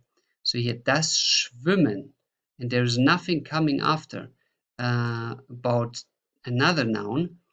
So here we have another noun at the very end, but in between is an im. So here, as das Schwimmen is standing alone with das, then it means the swimming. It's a noun. Or an adjective, like es ist der größere von beiden. It is the bigger one of both. Der größere, so bigger, here an adjective in the comparative form. Der größere von beiden. Or the numbers. Ich will eine 1 in Chemie. I want to have an A in chemistry. Like in German, we don't count A, B, C in the marks. We count 1, 2, 3, 4, 5, 6, with 6 the worst and 1 the best. So I want to have an A in chemistry. So here the number 1 is turning into a noun because it means the A. And here we have an article in front of it. Eine. Okay, numbers bigger than 1 million, you also write with a big letter automatically. So you have, like in any way, if there's an article in front of it or not. Like here, über 80 million Menschen leben in Deutschland. There are over 80 million people living in Germany. This only if you're above 1 million. If you, for example, say over 8 people live in Germany, like über 8 Menschen, yeah, or let's say 8,000, 8,000, then you spell it together and in small letters. Only when it starts above million, then you're going into the capital letters. Okay, and that's it. These are the 4 aspects of the German language, writing big capital letters. And that's all. So it's not that complicated. You just need to get used to. With the most complicated thing here is the last one, probably, with some verbs, adjective, or numbers can be nouns, but it is clearly because you have articles in front of them or any kind of measurable word. And that's all of the chapter today. So thank you for your time. And now write several sentences to train this topic. Thanks for your time. Welcome, welcome, welcome, welcome on board. Today you're going to solve the short mystery when to use the S in TZ form, or some call it SZ or sharp S, depends how you want to call it, or the double S or the single S. So it's often asked when to use what. And I made you 3 simple boxes to make it obvious for you. The first box is when to use the double S, which is basically after a short vowel appears, then appears a double S, or vice versa. The double S makes the vowel short that is standing before the double S. So for example, we have now always 3 examples, 1 noun, 1 verb, and 1 adjective to confirm that. So the river in German, der Fluss. So check here, Fluss is very short. Yeah? Fluss. If you have a normal U, as you know from, for example, Uhr, the clock, die Uhr. So it would be it's long. While here, Fluss is short. If you would put the long U here, it would sound like Fluss. but it's not flus, it is flus. So the U is very short, the vowel is very short here. Then we go to muss, same logic. Here we have an like the verb must, the modal verb, or nass, wet, nass. Same thing, it's a very short vowel, so in this case the A. For the second package, we go to the what I would call the normal S. So how you pronounce just one S. That is here, for example, the journey, die Reise, or lesen, or tausend. So this is a normal Z, tausend, Reise, lesen. Compared to the long S, which is the SZ, that is now a very long vowel in front of it, which is Spaß, which is the fun. So you hear clearly with Spaß that the vowel here, the A, is long, Spaß. Now that is because there comes the SZ at the end, or vice versa, you can say there comes an SZ because of the vowel being long. But just it is very hearable for you. Spaß. Then here Reise and Fluss. Or you can compare nass with Spaß. Spaß, nass. Clearly distinct from each other.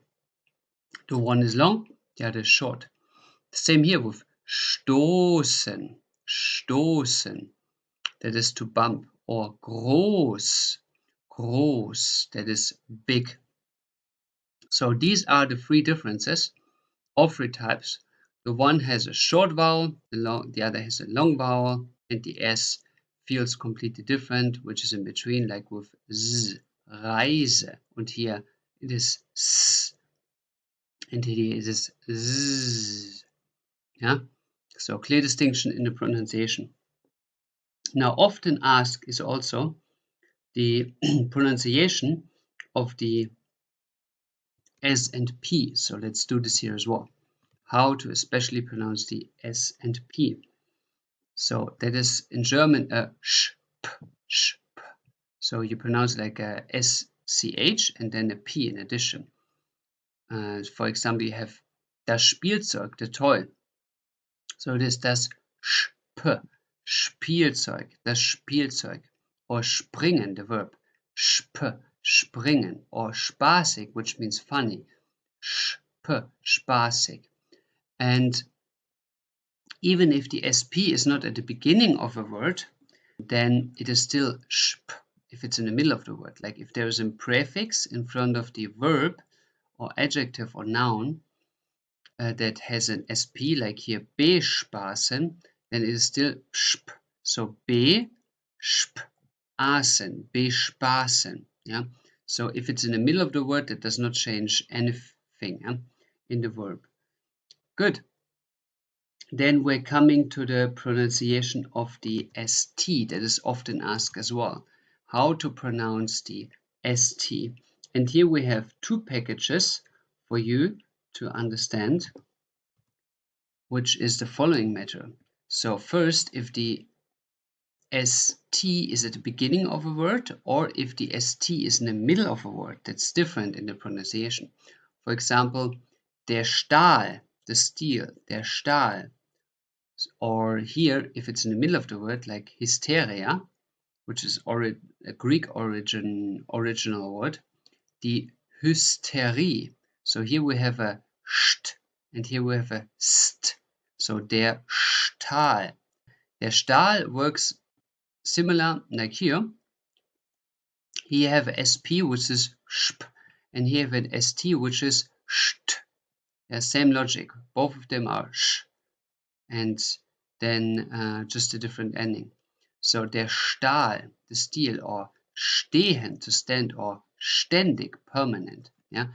And if the word is integrated in other words, wie zum Beispiel, for example, eigenständig, which is independently, if this would be a single word like ständig, it is a single word, which means permanent, and eigenständig, if you put something in front of it, if you have it, added, then still it is a st, even though it is in the middle of the word. While if it's an own word, which has in the middle of the word an st, which is extremely rare in German language, for you just to know, it's extremely rare to find such words, yeah? Extremely rare case. Then you have it as a form of st, die Hysterie, or der beste Mann, the best man. Good, so these are all the forms of st and sp, and how to when to spell the ss or the s or the sz. Good, that's all to know about this. Thank you for our small journey, and now find some example in your life. I welcome you on board for the next lecture soon.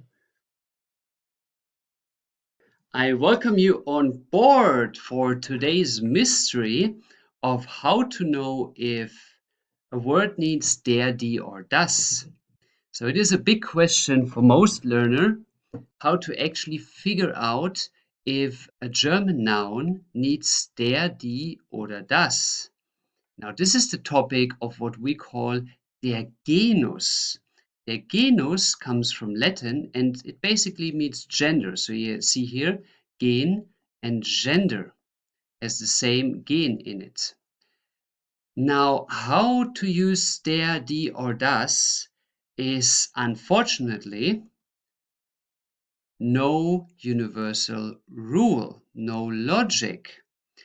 So that means there is no way of having one rule to understand when a word has the der, die, or das in German to determine the gender in the German language. There is no rule. Therefore, what I always recommend is, it is hard, but just learn every word.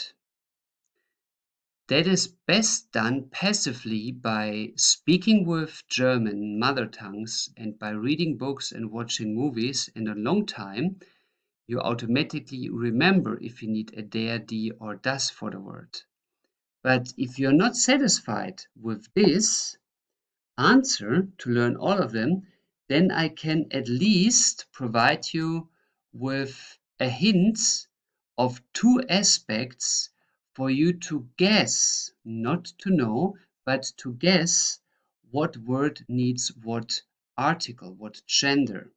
So there are two aspects that give you a hint what gender the noun is, but it is not a 100% rule.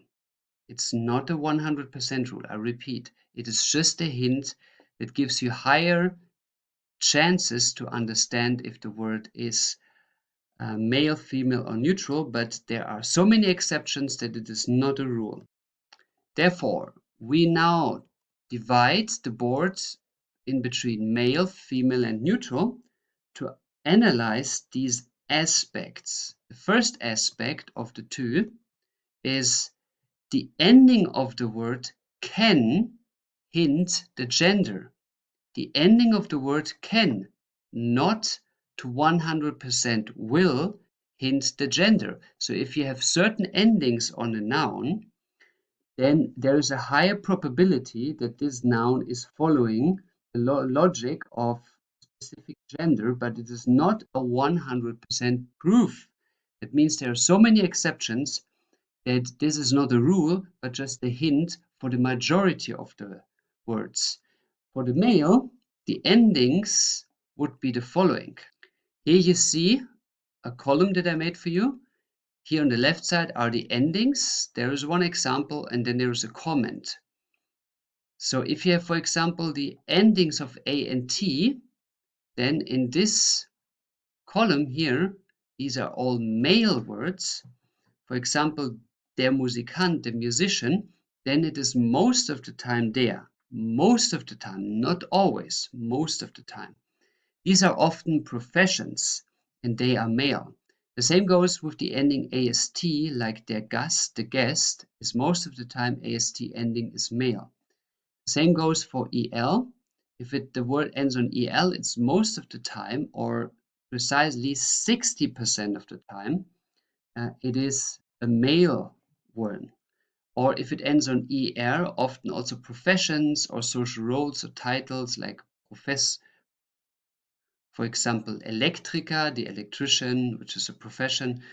Then it is a male one, like der Jäger, the hunter.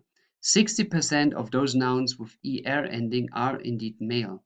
The same goes with en. Here we have even 80% of these nouns are male. For example, der Zement, the cement. Nouns that end with ich are often male, like Teppich, the carpet. Ending with ig, like Essig, the vinegar. Ending with ling, like der Schwächling, the weakling. Ending with muss, Materialismus, the materialism. Ending with or, with der Moderator, the moderator, or us, der Sozialismus, the socialism. These are most of the time male words, but it is not 100% guaranteed because there are so many exceptions. Good. Then we have another type of ending for the females, which are here listed in the following. So we have everything that ends on a is most of the time female, like die Kamera, the camera, or ans, the arrogance, the arrogance. Words with ans are very exceptional, very rarely, and mostly have the origin of Latin and Greek. The same with word endings like ens, like the conference, die Konferenz. While the German words of I, the butchery, die Metzgerei, is also often female. Then you have Heit, wie die Gesundheit, the health. I, that is by far the most female used ending. 90% of words that end with I are female. Important exception is here der Junge, the boy. Ends with an I, but is male. But the absolute majority of ending with I is female. So this is something that you can really keep in mind. If it ends on E, it is very, very, very, very likely a female word. So this is something you can almost keep as a rule in your mind. If you don't know if the word is female, then just check if it's E ending, and if it's an E ending, then it's very likely female. If the word is ending on ik, then it is very likely also female, like the word pedagogy, the Pädagogik. Or if it ends with en, then it is often female, like die Prinzessin, the princess.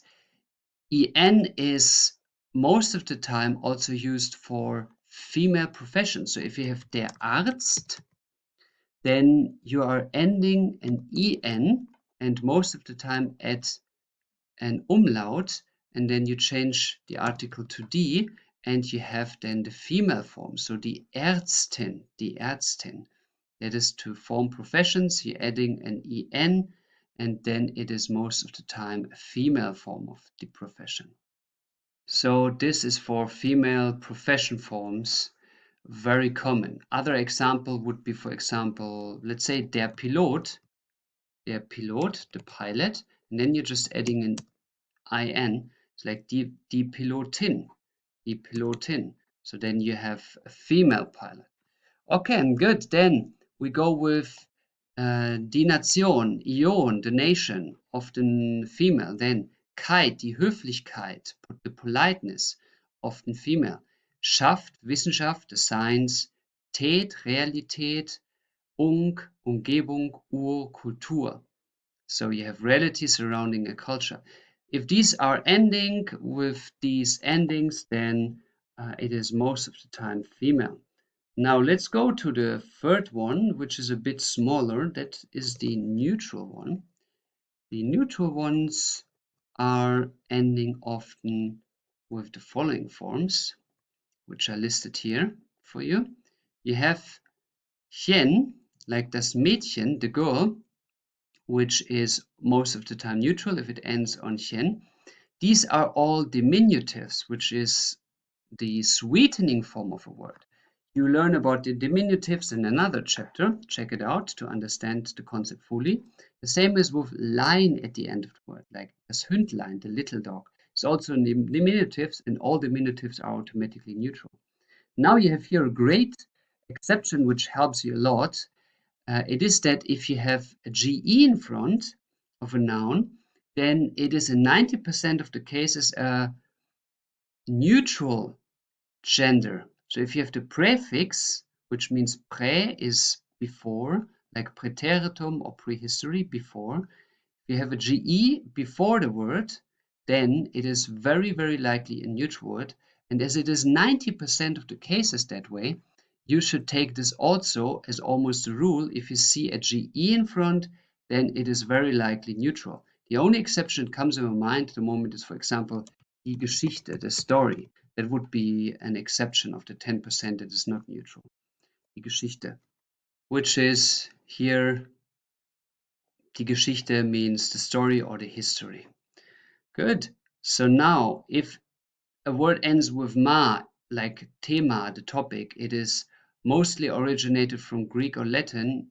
They are very rarely in German language, and that is most of the time neutral.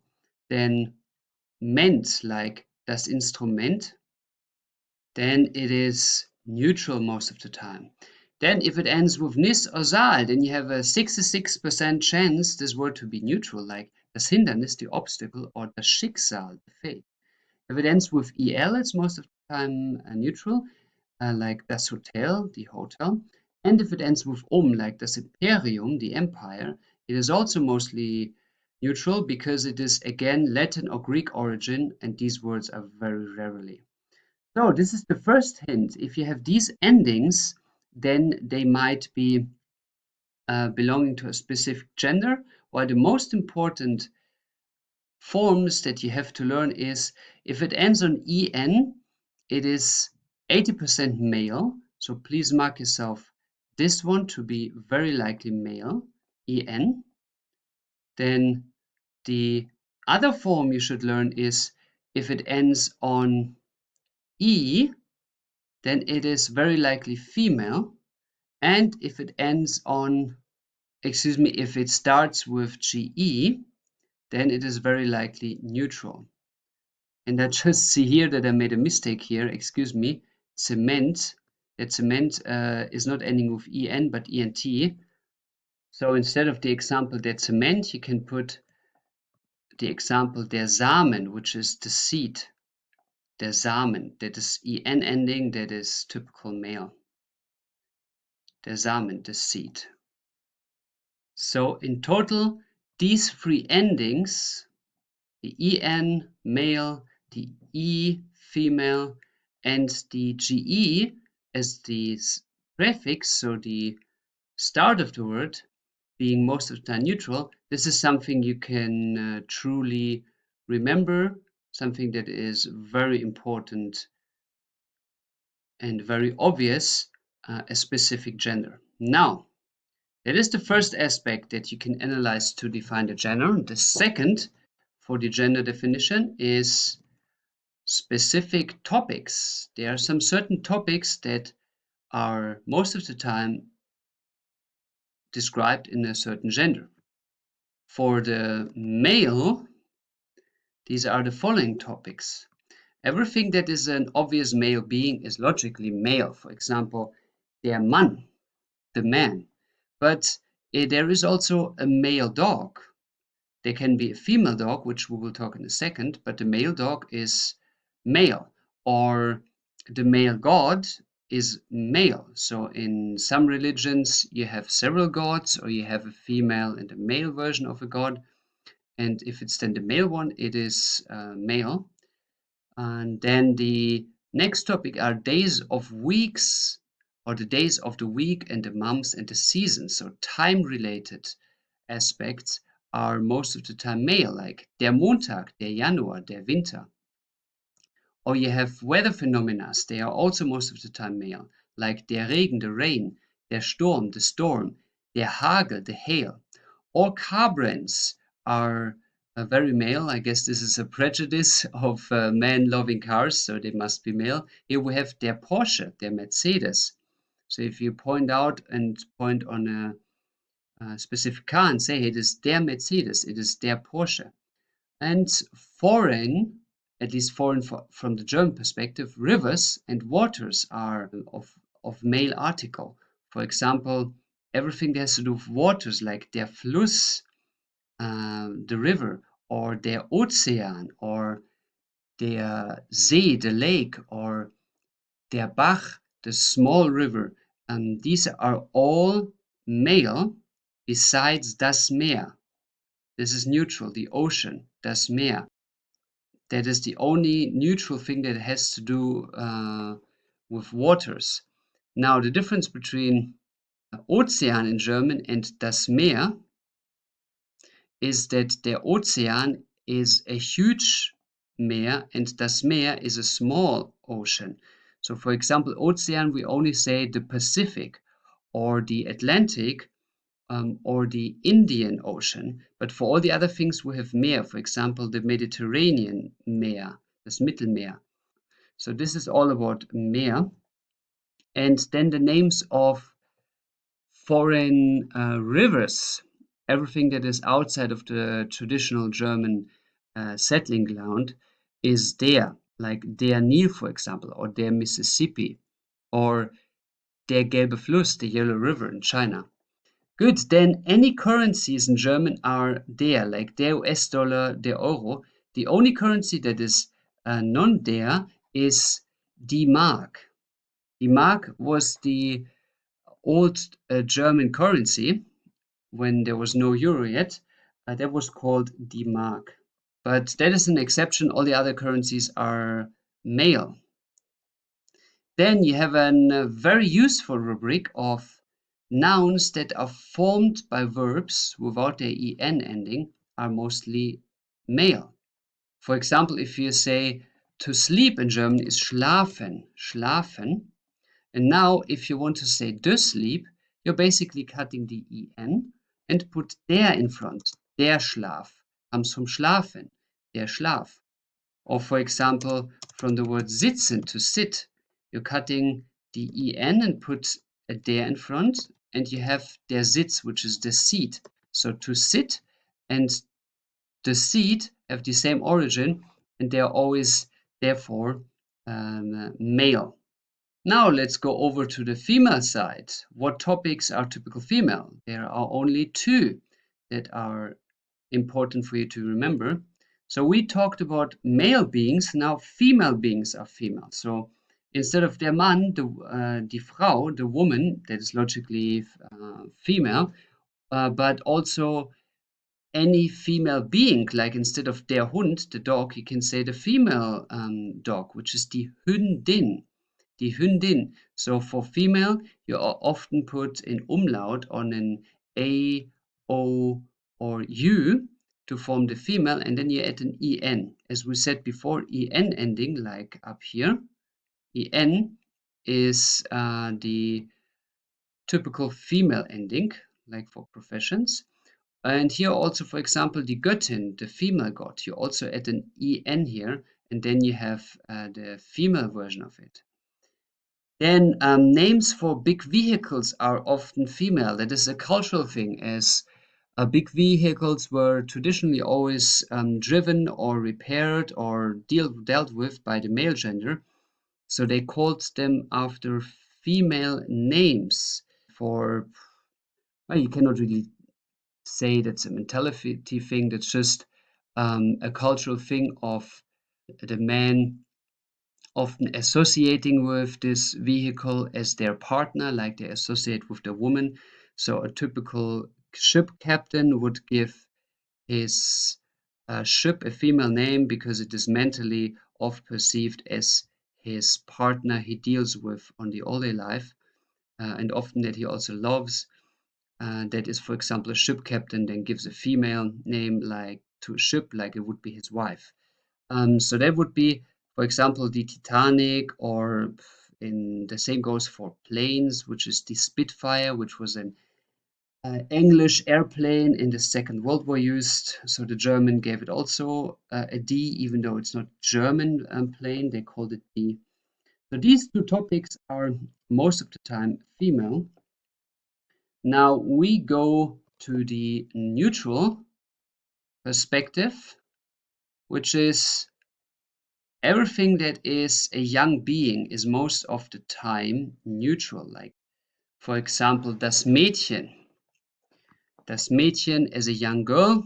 is neutral because she is of a young age. Der Junge is also of a young age, the boy, but culturally he's perceived male because in ancient time, from the age of 15 on, you were perceived as a man and had to fight in war, so that was your duty. So therefore, der Junge is male and das Mädchen is female. So it is, for example, also non-human beings that are young are neutral, like das Fohlen, which is the fowl, which is the young horse. And also neutral are here any form of metals like das Gold oder das Silber, the gold or the silver. The only exception that is important for you to know is here the bronze. The bronze is a female, die Bronze.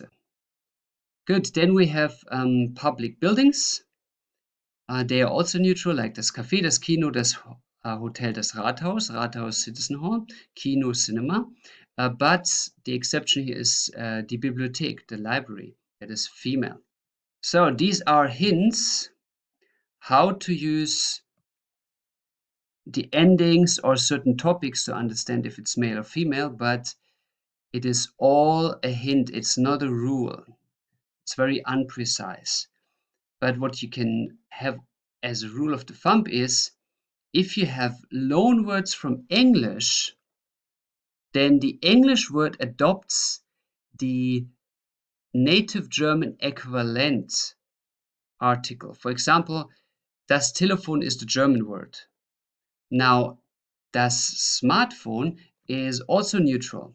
It's like the English version of the phone. In nowadays, phones are mostly smartphones. So das Telefon is giving das Smartphone the article. So if you take an English word that has a German counterpart, then the English word has the article of the German counterpart. For example, der LKW which means Lastkraftwagen, which means weight power wagon. Weight power wagon is in English the truck, and in German you would just say der Truck, the truck. So that would be a loan word from English. So these are always given the German counterpart. And here you have it. Here is the overview of the two aspects with their respected lists of how to define the gender, but it is not, I repeat, it is not a 100% rule. It's just a guess. That's why I always say, please keep in mind that you have to learn all of these words, and that is bestly done by passive learning. Now, another topic of this lecture was also as a side topic. Remember, if you have a profession that is male in its origin, and the most professions are just male mentioned, and you want to form the female out of this, then you just add an en at the end. For example, der Doktor, then you're just saying die Doktorin. If you want to have a female, then it is die Doktorin. That is how to turn it into a female version. And that's it so far. Here you have an overview now, and that might help you to identify if words are male, female, or neutral, but you still have to learn all of them, but that will happen automatically. The more you speak German, the more you will understand German, the more you will passively learn the articles. So, patience is the key, and I thank you for this journey, and I will welcome you for the next one soon. Welcome you on board. But did you ever see such a long word in your life? Donaudampfschifffahrtsgesellschaftskapitän. Donaudampfschifffahrtsgesellschaftskapitän. Yes, that is indeed one word. And German is notorious for creating such long words. Now look, this is indeed one word, which means the river name Donau. Donau is a river in South Germany. Then Dampf is steam, Schiff is ship. So Donau River steamship. Then Fahrtgesellschaft is drive society, and Kapitän is captain. So in total it means it is a captain of the Donau steamship like Steam Driving Ship Association, which which is in total 1, 2, 3, 4, 5, 6 words. 6 words in one. And there is even a competition in Germany in which people form the longest existing possible word. So every year they're meeting to form the longest possible words that you can form in the German language. And if I remember correctly, there were words that had over 20 words in one combined. Now, this is the art of word combination in the German language, while what is now strange here is this in red marked S. Do you see here the S? Now, if you have Schifffahrt, ship driving, und Gesellschaft, society, there is no natural S at the end of Schifffahrt or at the beginning of Gesellschaft. And the same is with captain. It's captain, Kapitän, and not Kapitän. It's captain. Gesellschaft is also ending with a T and not with an S. So what is this S doing here?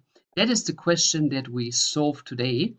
It will be the time for you to know what the so-called linking S in German is about. The linking S comes in between words that are combined with each other, obviously. But it seems that in some places there is an S, and like here, Donau, Dampf, Schiff, Fahrt, there is no S. So there must be a rule behind when to do an S combination and when not. Now, first things first, about the linking S, the official German name is the so-called Gefugen S. Now, for you to understand what that is, Gefugen S, Fuge, die Fuge means the space between two construction components. Die Fuge is the space between two construction components. This word Fuge is nowadays very rarely used, and I personally actually know it in one occasion. In Germany, if you construct houses and you are putting tiles in the bathroom, you know, tiles are those stone plates that you put on the ground in the bathroom to make the ground water resisting or looking good. So these are tiles, and now those thin stone plates. Now, if you have tiles and you have many of them next to each other, then, okay, this tile is not looking that tileish. So here, if you have tiles, then in between the tiles, this is what you call the Fuge space, where you put the Fuge material. So you put there material that the tiles glue with each other. So that is the only usage where I nowadays know Fuge to be still used, but probably it's used in other handcraft related areas as well. So the Fuge is the space between two construction components, which makes sense to call this the Fugen S because the S is here combining the two words, so two different construction components in the grammar. And Fugen can also be related to the verb fügen, which means to put, or einfügen, which means to insert. So to put one tile next to each other and to insert in between. That is logical to remember. So this is the German name of the linking S. But most important for you is to know when to use this linking S and when not to use the linking S. So for an overview for you to understand the rule of the linking S, let's have a short to understand when to use the linking S, so when to insert an S on the left side and when not to insert an S when you combine words. Again, you see here between Dampf, Schiff und Fahrt there is no S, so these would go now here to the right side, and between Gesellschaftskapitän there is an S, so this would go now to the left side. So now we need to know why here is an S written and why here is not an S written. And these rules we're going to list in an overview. So there are two blocks in each side. In the left side, the block with yes, we're using an S, is regulated by this following rule. If the first word that is to be linked is ending with one of these endings like tum, ling, ion, tet, then you have to add an S. Let's go over them systematically. For example, das Eigentum, the ownership, das Eigentumsrecht, which means the property right or the copyright, you are adding the Recht, which is the right, and here you are adding the S, as you see. Eigentum plus S, because Eigentum ends with a tum. So if the word is ending with a ling, like der Frühling, the spring, then you also add an S, like the Spring Festival, das Frühlingsfest. Or words that end with ion, like this, das Stadion, the stadium, they are also with an linking S, like for example, the stadium entrance, der Einlass. Or die Qualität, Tät ending, the quality, Qualitätszertifikat, so here quality certificate, or Heit, Gesundheit, the health, and das Gesundheitswesen, the healthcare. So here linking as required. Die endings with Schaft, like Eigenschaft, the characteristic, like Eigenschaftsprüfung, the characteristic, examination, needs a linking S. Aussicht, the view, the Aussichtsplatform, the viewing platform, linking S. UNG, Vergnügung, the pleasure. Der Vergnügungspark, the amusement park, needs a linking S. So if the words end with these endings, then it needs a linking S. And the second category of when to use a linking S is here, when the first word, the left word, is a verb in the infinitive, and in addition with a noun, you need a linking S. For example, essen, to eat. The joy of eating is essen. So you see here, you put this infinitive verb in here, essen. And then you add an S plus a noun, like here, joy, the joy of eating, Essensfreude. So again, you're having an infinitive verb like essen, then you add to the infinitive verb an S and add the noun, Essensfreude. The same, for example, leben, to live, Lebensängste, fears of life, or wissen, to know. Der Wissensdurst, the thirst of knowledge. So here again, infinitive plus S plus the noun. So this is how you can create words with a linking S. Now, let's go to the rules when to not have a linking S. So this rule is also in two blocks. The first block is if the word is feminine, so female, so die, has not an ending like in number one, which is this one. So if the word is female and it does not have an ending like in number one, then it does not need a linking S. For example, we have the word die Kuh, the cow. So you see, die Kuh is female, and then it has not an ending like in one of these. So there is no tum, ling, ion, tet, and so on the end of Kuh. So that's why you don't need a linking S. For example, die Kuhglocke, the cowbell, there is no linking S in between. Or die Sonne. Die Sonne is female and it has no ending like tum, ling, ion, Qualität, and so on. So it does not need a linking S like die Sonnenuhr, the sundial. Or you have die Zeit, the time. Die Zeit has no endings like here in the first column. There's no Schaft, no Sicht, no ung, for example, at the end of Zeit. So the time, if you have the time machine, die Zeitmaschine, you don't need a linking S. Now we come to the last column when to not use a linking S, and this is for words that end with one of these listed endings.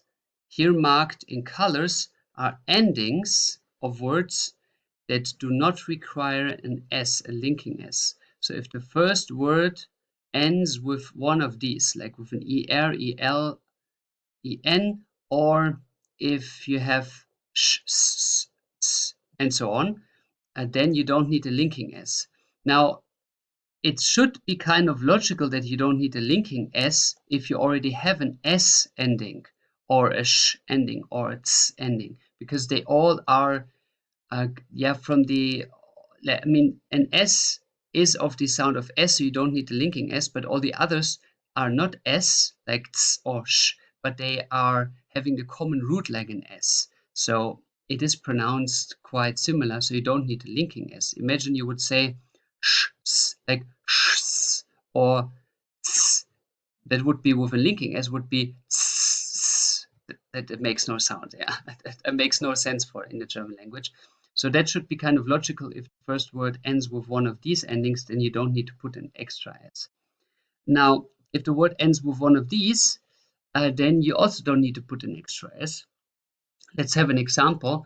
Der Fischer, the fisher, die Fischerhütte, die Fischerhütte. So here's no linking S, the Fisher cabin. So that's ER example. Then der Zettel, the note paper. For example, die Zettelwirtschaft, that's a German saying of a paper mess, you know. Wirtschaft means economy, so an economy full of papers, which is like a mess of papers. And we Germans, even though there is this prejudice of German being very modern, unfortunately, that's not the case concerning modern IT technology. And German is far, far behind the development level of advanced states concerning the IT technology. So indeed, German companies, for example, and I'm not joking, are still working most of the time with papers. Most of the time.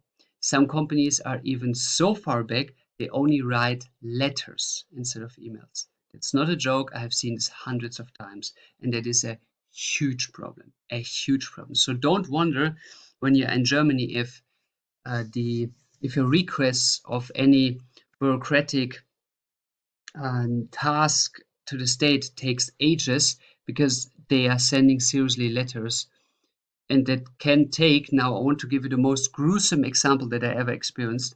When I did my tax report in 2010, I sent my tax paper in and received the answers, hey, you have to pay back a ridiculous sum of 50 euros or something. Which at that time it was worth it was a very small sum. So I calculated everything again and said, hey guys, that was miscalculated. So I sent back the letter and said, I don't have to pay this 50 euro. Look at the calculation. I sent you an Excel file by paper, because as I said, some of them don't accept emails, so you have to send them the Excel file via paper. It's not a joke. Yeah, that's not a joke. And I sent this in 2010, and I received the answer in the third quarter of 2013. 2013. Yes, you heard correctly. They needed, seriously, almost 3.5 years to answer. 3.5 years. Now you're thinking, how the hell is it possible? Well, if you're living in some state with high bureaucracy and, for example, old bureaucratic systems, that might be not so unlogical for you, even though 3.5 years is, by any standards, extremely long. But you wonder how that works. It's actually not that difficult to understand. It is not that you send a letter there and then the letter is sent back to you. It is that there are hundreds of processes in between where everybody sends each other a letter. And everybody takes their time. And everybody, like especially bureaucrats in Germany, they have a lot of rights, which makes them pretty having the mentality of sometimes not giving a fuck about their work results. So they just take their time. And then it happens that in between the letter is sent to a wrong institution, and it's resent, it takes a week and so on. So that can take ages. I had, for example, recently an emergency situation, or let's say emergency, it wasn't an emergency, but I needed a new credit card because the old one was gone. I had to replace it, and I mean the credit card is kind of useful. I was lucky because I have reserves and I have other, I had other possibilities to pay cash, but still, it took for me to receive the credit card took seriously 2 months. 2 months, and it was not the failure of the bank alone. The bank was working actually quite fast. I mean, it took them 2 weeks to work on that, which is quite long. But at the moment was a Corona situation. They had some overload of work, uh, which is not an excuse in my eyes because banks should work very fast. It's about money. People need that on an all-day basis. But still, it's in total it took them 2 months. So I was calling permanently, hey, what is wrong with your Zettelwirtschaft, with your paper mess? And it was that they sent this, then they sent it wrong to the wrong address. Then I was going abroad, so they had to send it after because they were not fast enough to send it within Germany. Then in Germany, there was out of nowhere a boycott of the mail system. So they were on a strike. They did not work. So then the paper was not sent. Then I was again changing my location because I work internationally. And so at the end, it ended up with 2 months. So that is an important thing for you to understand, that when you are working with German bureaucracy or in general with German business, it can seriously take long. And that's why we Germans call this a Zettelwirtschaft, a paper note economy, which is a paper mess.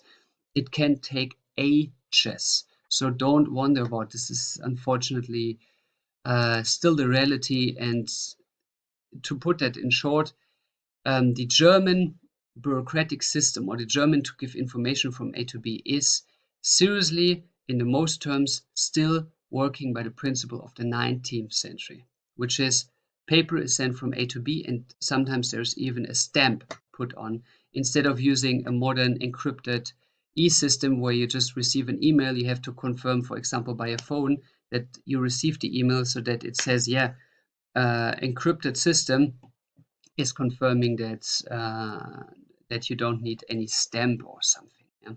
So that is unfortunately still the case with German. So this is a paper mess. Good.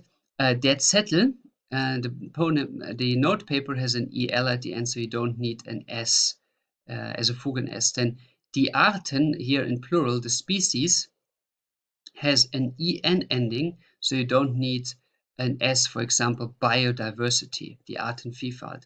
Or neben has an EN at the end, next to. The Nebeneffekt, the side effect, does not need an S in between. Now, these blue ones should alarm you, these blue endings, because here it says, if there is an EN ending, you don't need an S, but you just learned in the left column that here on the second one, if there is an infinitive plus a noun, then you have an S in between. And an infinitive always ends with en. So if an infinitive ends with an en and it needs an S here to form a combination word with a noun, why does it here say if a word ends with an en, you don't need an S in between?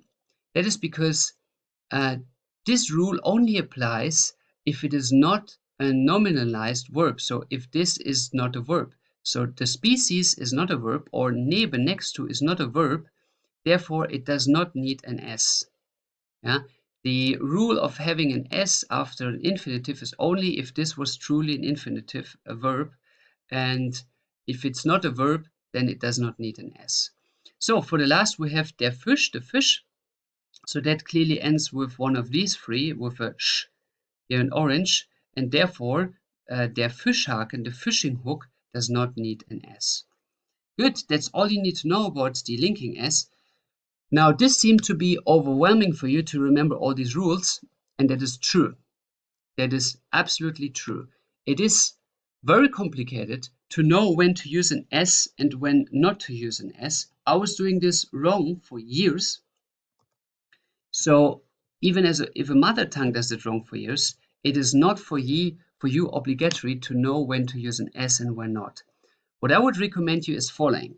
I mean, first of all, understand this principle, what this as is and why it occurs. After you understood that, then I would give you on your way this golden rule: do not create your own words, like your own linking words. Do not create such words like here by your own, because then you need to use all these rules, which are complicated. What I would recommend you instead is just listen to the mother tongues, listen to the Germans, and on long terms you will automatically catch some words that you will then realize you need an S or not. This is a matter of passive learning more than of active learning. The only thing you could actively learn by writing down vocabulary is some certain keywords that you really need for your job. For example, if you, let's say you work in law, then you need to know what Eigentumsrecht is. So write down all these words that you need and translate them by Google Translator. But for all the other words, do not learn them systematically. That's a waste of time. Just learn them passively by listening to Germans, and whenever you catch such a word, you write it down and you learn that on long term passively. So you don't need to invest time, because your time invested is learning all these words, all these forms, is seriously a waste. It's just too difficult. Yeah. Good. That's all you need to know about the linking S. Then I thank you for your time, and I hope this chapter made the topic of creating endless long words way easier for you to understand in German. Thank you for your time. I welcome you back on board today for a small lecture to understand what are the different form of there in German. So pointing on somewhere and saying, there it is. So that is clearly a location point, but in German we have two expressions for this location point. There is an expression of da and dort. Now the difference between the two is that da is referring to close distant things, and far to far, or like dort to far away distant things. So if the speaker says da and points on it, da, it means there, but it means in the sense of this close point. And if he points on dort, then it means on the far away point, which is very important to know that this is from the perspective of the speaker. So let's say the speaker stands here and he is looking on, let's say, a house that is nearby, and then there is a field here, and then there is a house far away, yeah, like here. So then the speaker says, da ist das Haus, there is the house. So he points on, he means this house, the closer one to him. And if he says dort ist das Haus, then he points about the far away point. Now that is important if you are standing next to each other, then the distance is probably the same. So you know da means this one, but it is important to understand this difference in case you are not next to the speaker, because let's say you're having a phone conversation and you are closer to this house, so you're far away. So that means that you are standing here. And then for you, this one would be the da and this one would be the dort. But now if you're on the phone with the guy, you're having your ring phone here and talking with each other, yeah? This guy also having his phone, then this person says da, and then he refers to this house, while for you this house is dort. So this would be da from his perspective, and for you it would be dort. So that sometimes leads to confusions, because with modern technology we have the possibility to talk with each other from far distances, so we don't have the same perspective on things. So this happens rarely that this is mistaken, but by phone it could be mistaken, that somebody refers to da and meaning something that is close to him, but for you it is actually dort, it is far away. So always think from the perspective of the speaker what da means. Good. So this is the difference between da and dort. Now let's talk about some applications of this da and dort. So here, like a diamond shaped, there are different, but both of them use the same ending. For example, in applications of saying there too. In German it would be I go there is ich gehe da hin. You need to add a hin because a hin is a movement. Ich gehe da hin or ich gehe dort hin, which means I go there to. You cannot translate this to English with there to, but I go there. But this hin means to. Hin is therefore an movement which you also see in the question word of wohin, where to, wohin, which is clearly a movement, so it is an accusative. So where to is an accusative as well as dahin. So hin means to implies a movement, therefore it's an accusative. Now we can say dahin, which is close distance, and dorthin, which is far distance. The same goes with daher, which means from, like I come from. Daher. Ich komme von daher. I come from there, close distance. Ich komme von dorther. I come from there, far distance. For example, let's say you stand on a map, a world map. You have whatever. You have America on the world map, like here, with Mexico here in South America. And then you have on the other side of the world, you have, for example, India here. Yeah. And if we are now standing in India, if we are in India, we're standing there and we have this world map, and I say I'm from, for example, from United States, then I would say I come from dorther. Ich komme von dorther, because United States is far away from India. Yeah. But if I say I'm coming from daher, close, let's say the next town in India, then it is the close distance meaning. So it means from daher. And important here is you need a von, which makes it automatically dative anyway. Ich komme von daher. I'm coming from there. So her is a non-movement, therefore dative, and is also related in the same sense with woher, where from, which is also automatically a dative. And that's all you need to know about there. Now do your trainings and point on things in your surrounding and say, ich gehe dahin, like I go to the next point, let's say the one that is 5 meters away from you, or ich gehe dorthin, which is far away from you. Now, if you have any more questions about pointing on things, the relation of their distance, saying this one, then have a look at this. Something we already talked about in the A1.2 package, where we talk about the comparison. But if you point on things and saying this one or that one, then in English, ironically, there is a difference between close and far. So this one or these ones, like singular and plural, that meaning close things, and that and those, like singular that one and plural those ones, that means far distance. So close distance and far distance in English. While in German, here, we don't have a far and close distance. So it's vice versa. We have, in English, you don't have a far and close distance for there, while in German you have that. But the other way around, for this one and that one, you have in English a far and close distance difference. In German, you don't. You only have these, which means this one. If it's far or close, there is no difference for us Germans.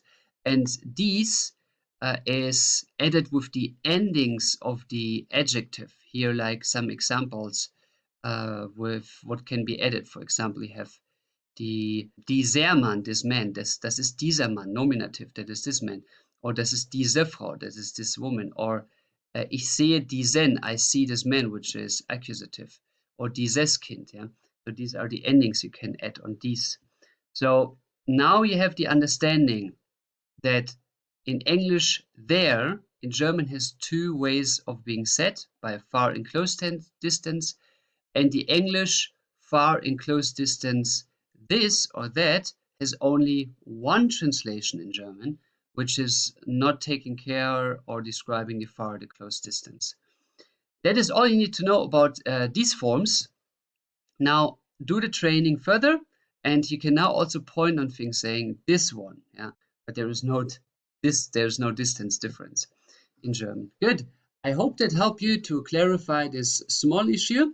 I thank you for your time, and I'm looking forward to welcome you aboard soon again. I greet you for a small lecture today about the confusing word noch. A lot of people always have a lot of questions about noch, which I can understand you having questions as well, because it is a very confusing word. We are going to list the 5 most important usages of this word noch in a simple way. But first things first, what is actually the origin? What is the history of this word? Why is it existing? Now look, in the old German way, like the way Germans spoke 1000 years ago, the noch had actually 2 words in it. So the noch consists of 2 words that melted with each other. It is the so-called nu or nun and an h in addition. Now nun is still used in German, which means now. Nun. We Germans in official High German say jetzt, which means now, but nun is more a regional word for saying now, which is very close to English. Now, and you can find this nun also in other Germanic languages and their former influential zones, like in Scandinavia or in the Baltics, they often say nu. That comes because of the strong Germanic influence by trades, by merchandising. So nu is a very popular word, which is basically jetzt. And then on the other side, we have just the h, which comes in to make it very short, in a combination that means also. So noch in the ancient form meant now also. And now also is like, it's not really saying anything, isn't it? It just says something is now. And it is culturally mostly used as a fitting word. It is if somebody comes into the room and you just don't know what to say. But because of politeness and because the situation is awkward if nobody says something, you're saying nun, or in the Baltics you sometimes say nu, or in Scandinavia as well, no. So it is basically a nonsense word that is just to make people saying something, otherwise they feel awkward. So that is the origin of this word, but in German it developed some serious meanings. And the 5 most important meanings I list here that you should just learn because they have a serious meaning, an important impact on your life. For example, if I say noch nicht, the translation of noch nicht would be not yet, not yet. For example, how would you translate did you see him? Not yet would be the answer, is like, hast du ihn gesehen? Did you see him? And somebody says, no, not yet, noch nicht. Noch nicht, not yet, noch nicht. Then the second important one is noch ein. Noch ein. So noch in combination with and can have all forms, like noch, for example, noch ein Bier. That would be one more beer, please, like at the bar. Noch ein Bier, one more beer, please. Noch ein Bier. It can be also noch ein ice cream, one more ice cream. So you have eine, or es gehört noch einem Mann. It belongs to one more man. So einem, that would be dative. So every form of the form that you can imagine, plus die noch. How would you say in English noch kein? So there's basically an ein in here, yeah, with a K, noch kein. And that would be not yet whatsoever. For example, noch kein Kind, not yet a child, like wir haben noch kein Kind. We don't have a child yet. So it is yet So if you have kein, then there is the aspect of yet. It means until now. In Germans, we don't use this yet in that form. It's just the logic of the word. If we say noch, which means like until, and then kein is like until, here it is not a. So that means until here it's not yet a. So that would be translatable as not yet. So German may sound strange in the translation to English, but actually here the English translation is the unprecise one. In the German logic, it is more precise. We say noch, like until, yet, not a. So until yet, there is nothing, but in English you need an extra word here. Because in the original meaning, it would be actually just not a. But by the English sense, you put in yet. So the translation is not yet a. How would you, for example, say, we have not yet a car. Wir haben noch kein Auto. We have not yet a car. Wir haben noch kein Auto. Then another one is noch nie. Noch nie. Nie. How would you translate nie? In English, that means never. But if you translate it from German, it actually means not ever. Or until now, not ever. So not ever, the logic is never, never, noch nie. For example, how would I say, I never swim in a river. Ich habe noch nie in einem Fluss gebadet, or ich bin noch nie in einem Fluss geschwommen, or I never ate an ice cream, or I never eat an ice cream. Ich habe noch nie eine Eiscreme gegessen. I never ate an ice cream. Ich habe noch nie eine Eiscreme gegessen. Okay, and then for the last important thing, it is haben plus noch is still have in the translation. For example, if I ask you, hey, you want to have a beer? And then you're saying, no, I still have like half of a glass. I still have. Ich habe noch Bier. Ich habe noch Bier. So I still have. Ich habe noch Bier. I still have beer. So these are the 5 most important usages of the word noch. Now I would recommend you to write some sentences down to learn these and to learn them by heart, because you really need them. I write you some sentences here for you to remember it. For example, noch nicht. Ich habe noch, or let's say, I did not see him yet. Ich habe ihn noch nicht gesehen. Ich habe ihn noch nicht gesehen. I haven't seen him yet. So then let's go with this example. Ich habe ihn noch nicht gesehen. Then for the next, noch ein. For example, I want one more beer, please. Ich will noch ein Bier. I want one more beer, please. Ich will noch ein Bier. And if you're polite, you say, ich möchte. I would always recommend you to be polite. So, ich möchte noch ein Bier. How would you say noch kein? Let's say by the example, I have not seen a bear yet.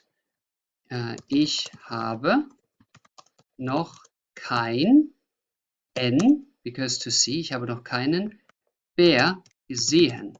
So to see is accusative, so therefore you need here keinen Bären. Ich habe noch keinen Bären gesehen. Okay, ich habe noch keinen Bären gesehen. And then noch nie, which is never. How would you say I have never driven a tank, for example? I have never driven a tank. Ich habe noch nie einen Panzer gefahren. Ich habe noch nie einen Panzer gefahren. I've never driven a tank.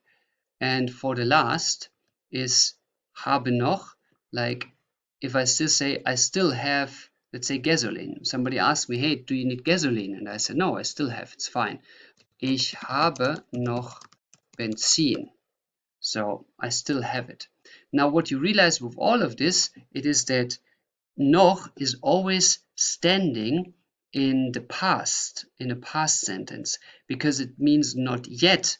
So until now, it is not yet, but in the past it was. So noch is, Okay, not all of the time, but often it is used in the past sense. Like here, for example, this is an example where it's not used in the past sense. Ich möchte noch ein Bier. I would like one beer more. There you don't use in the past tense, but you can also use it in the present.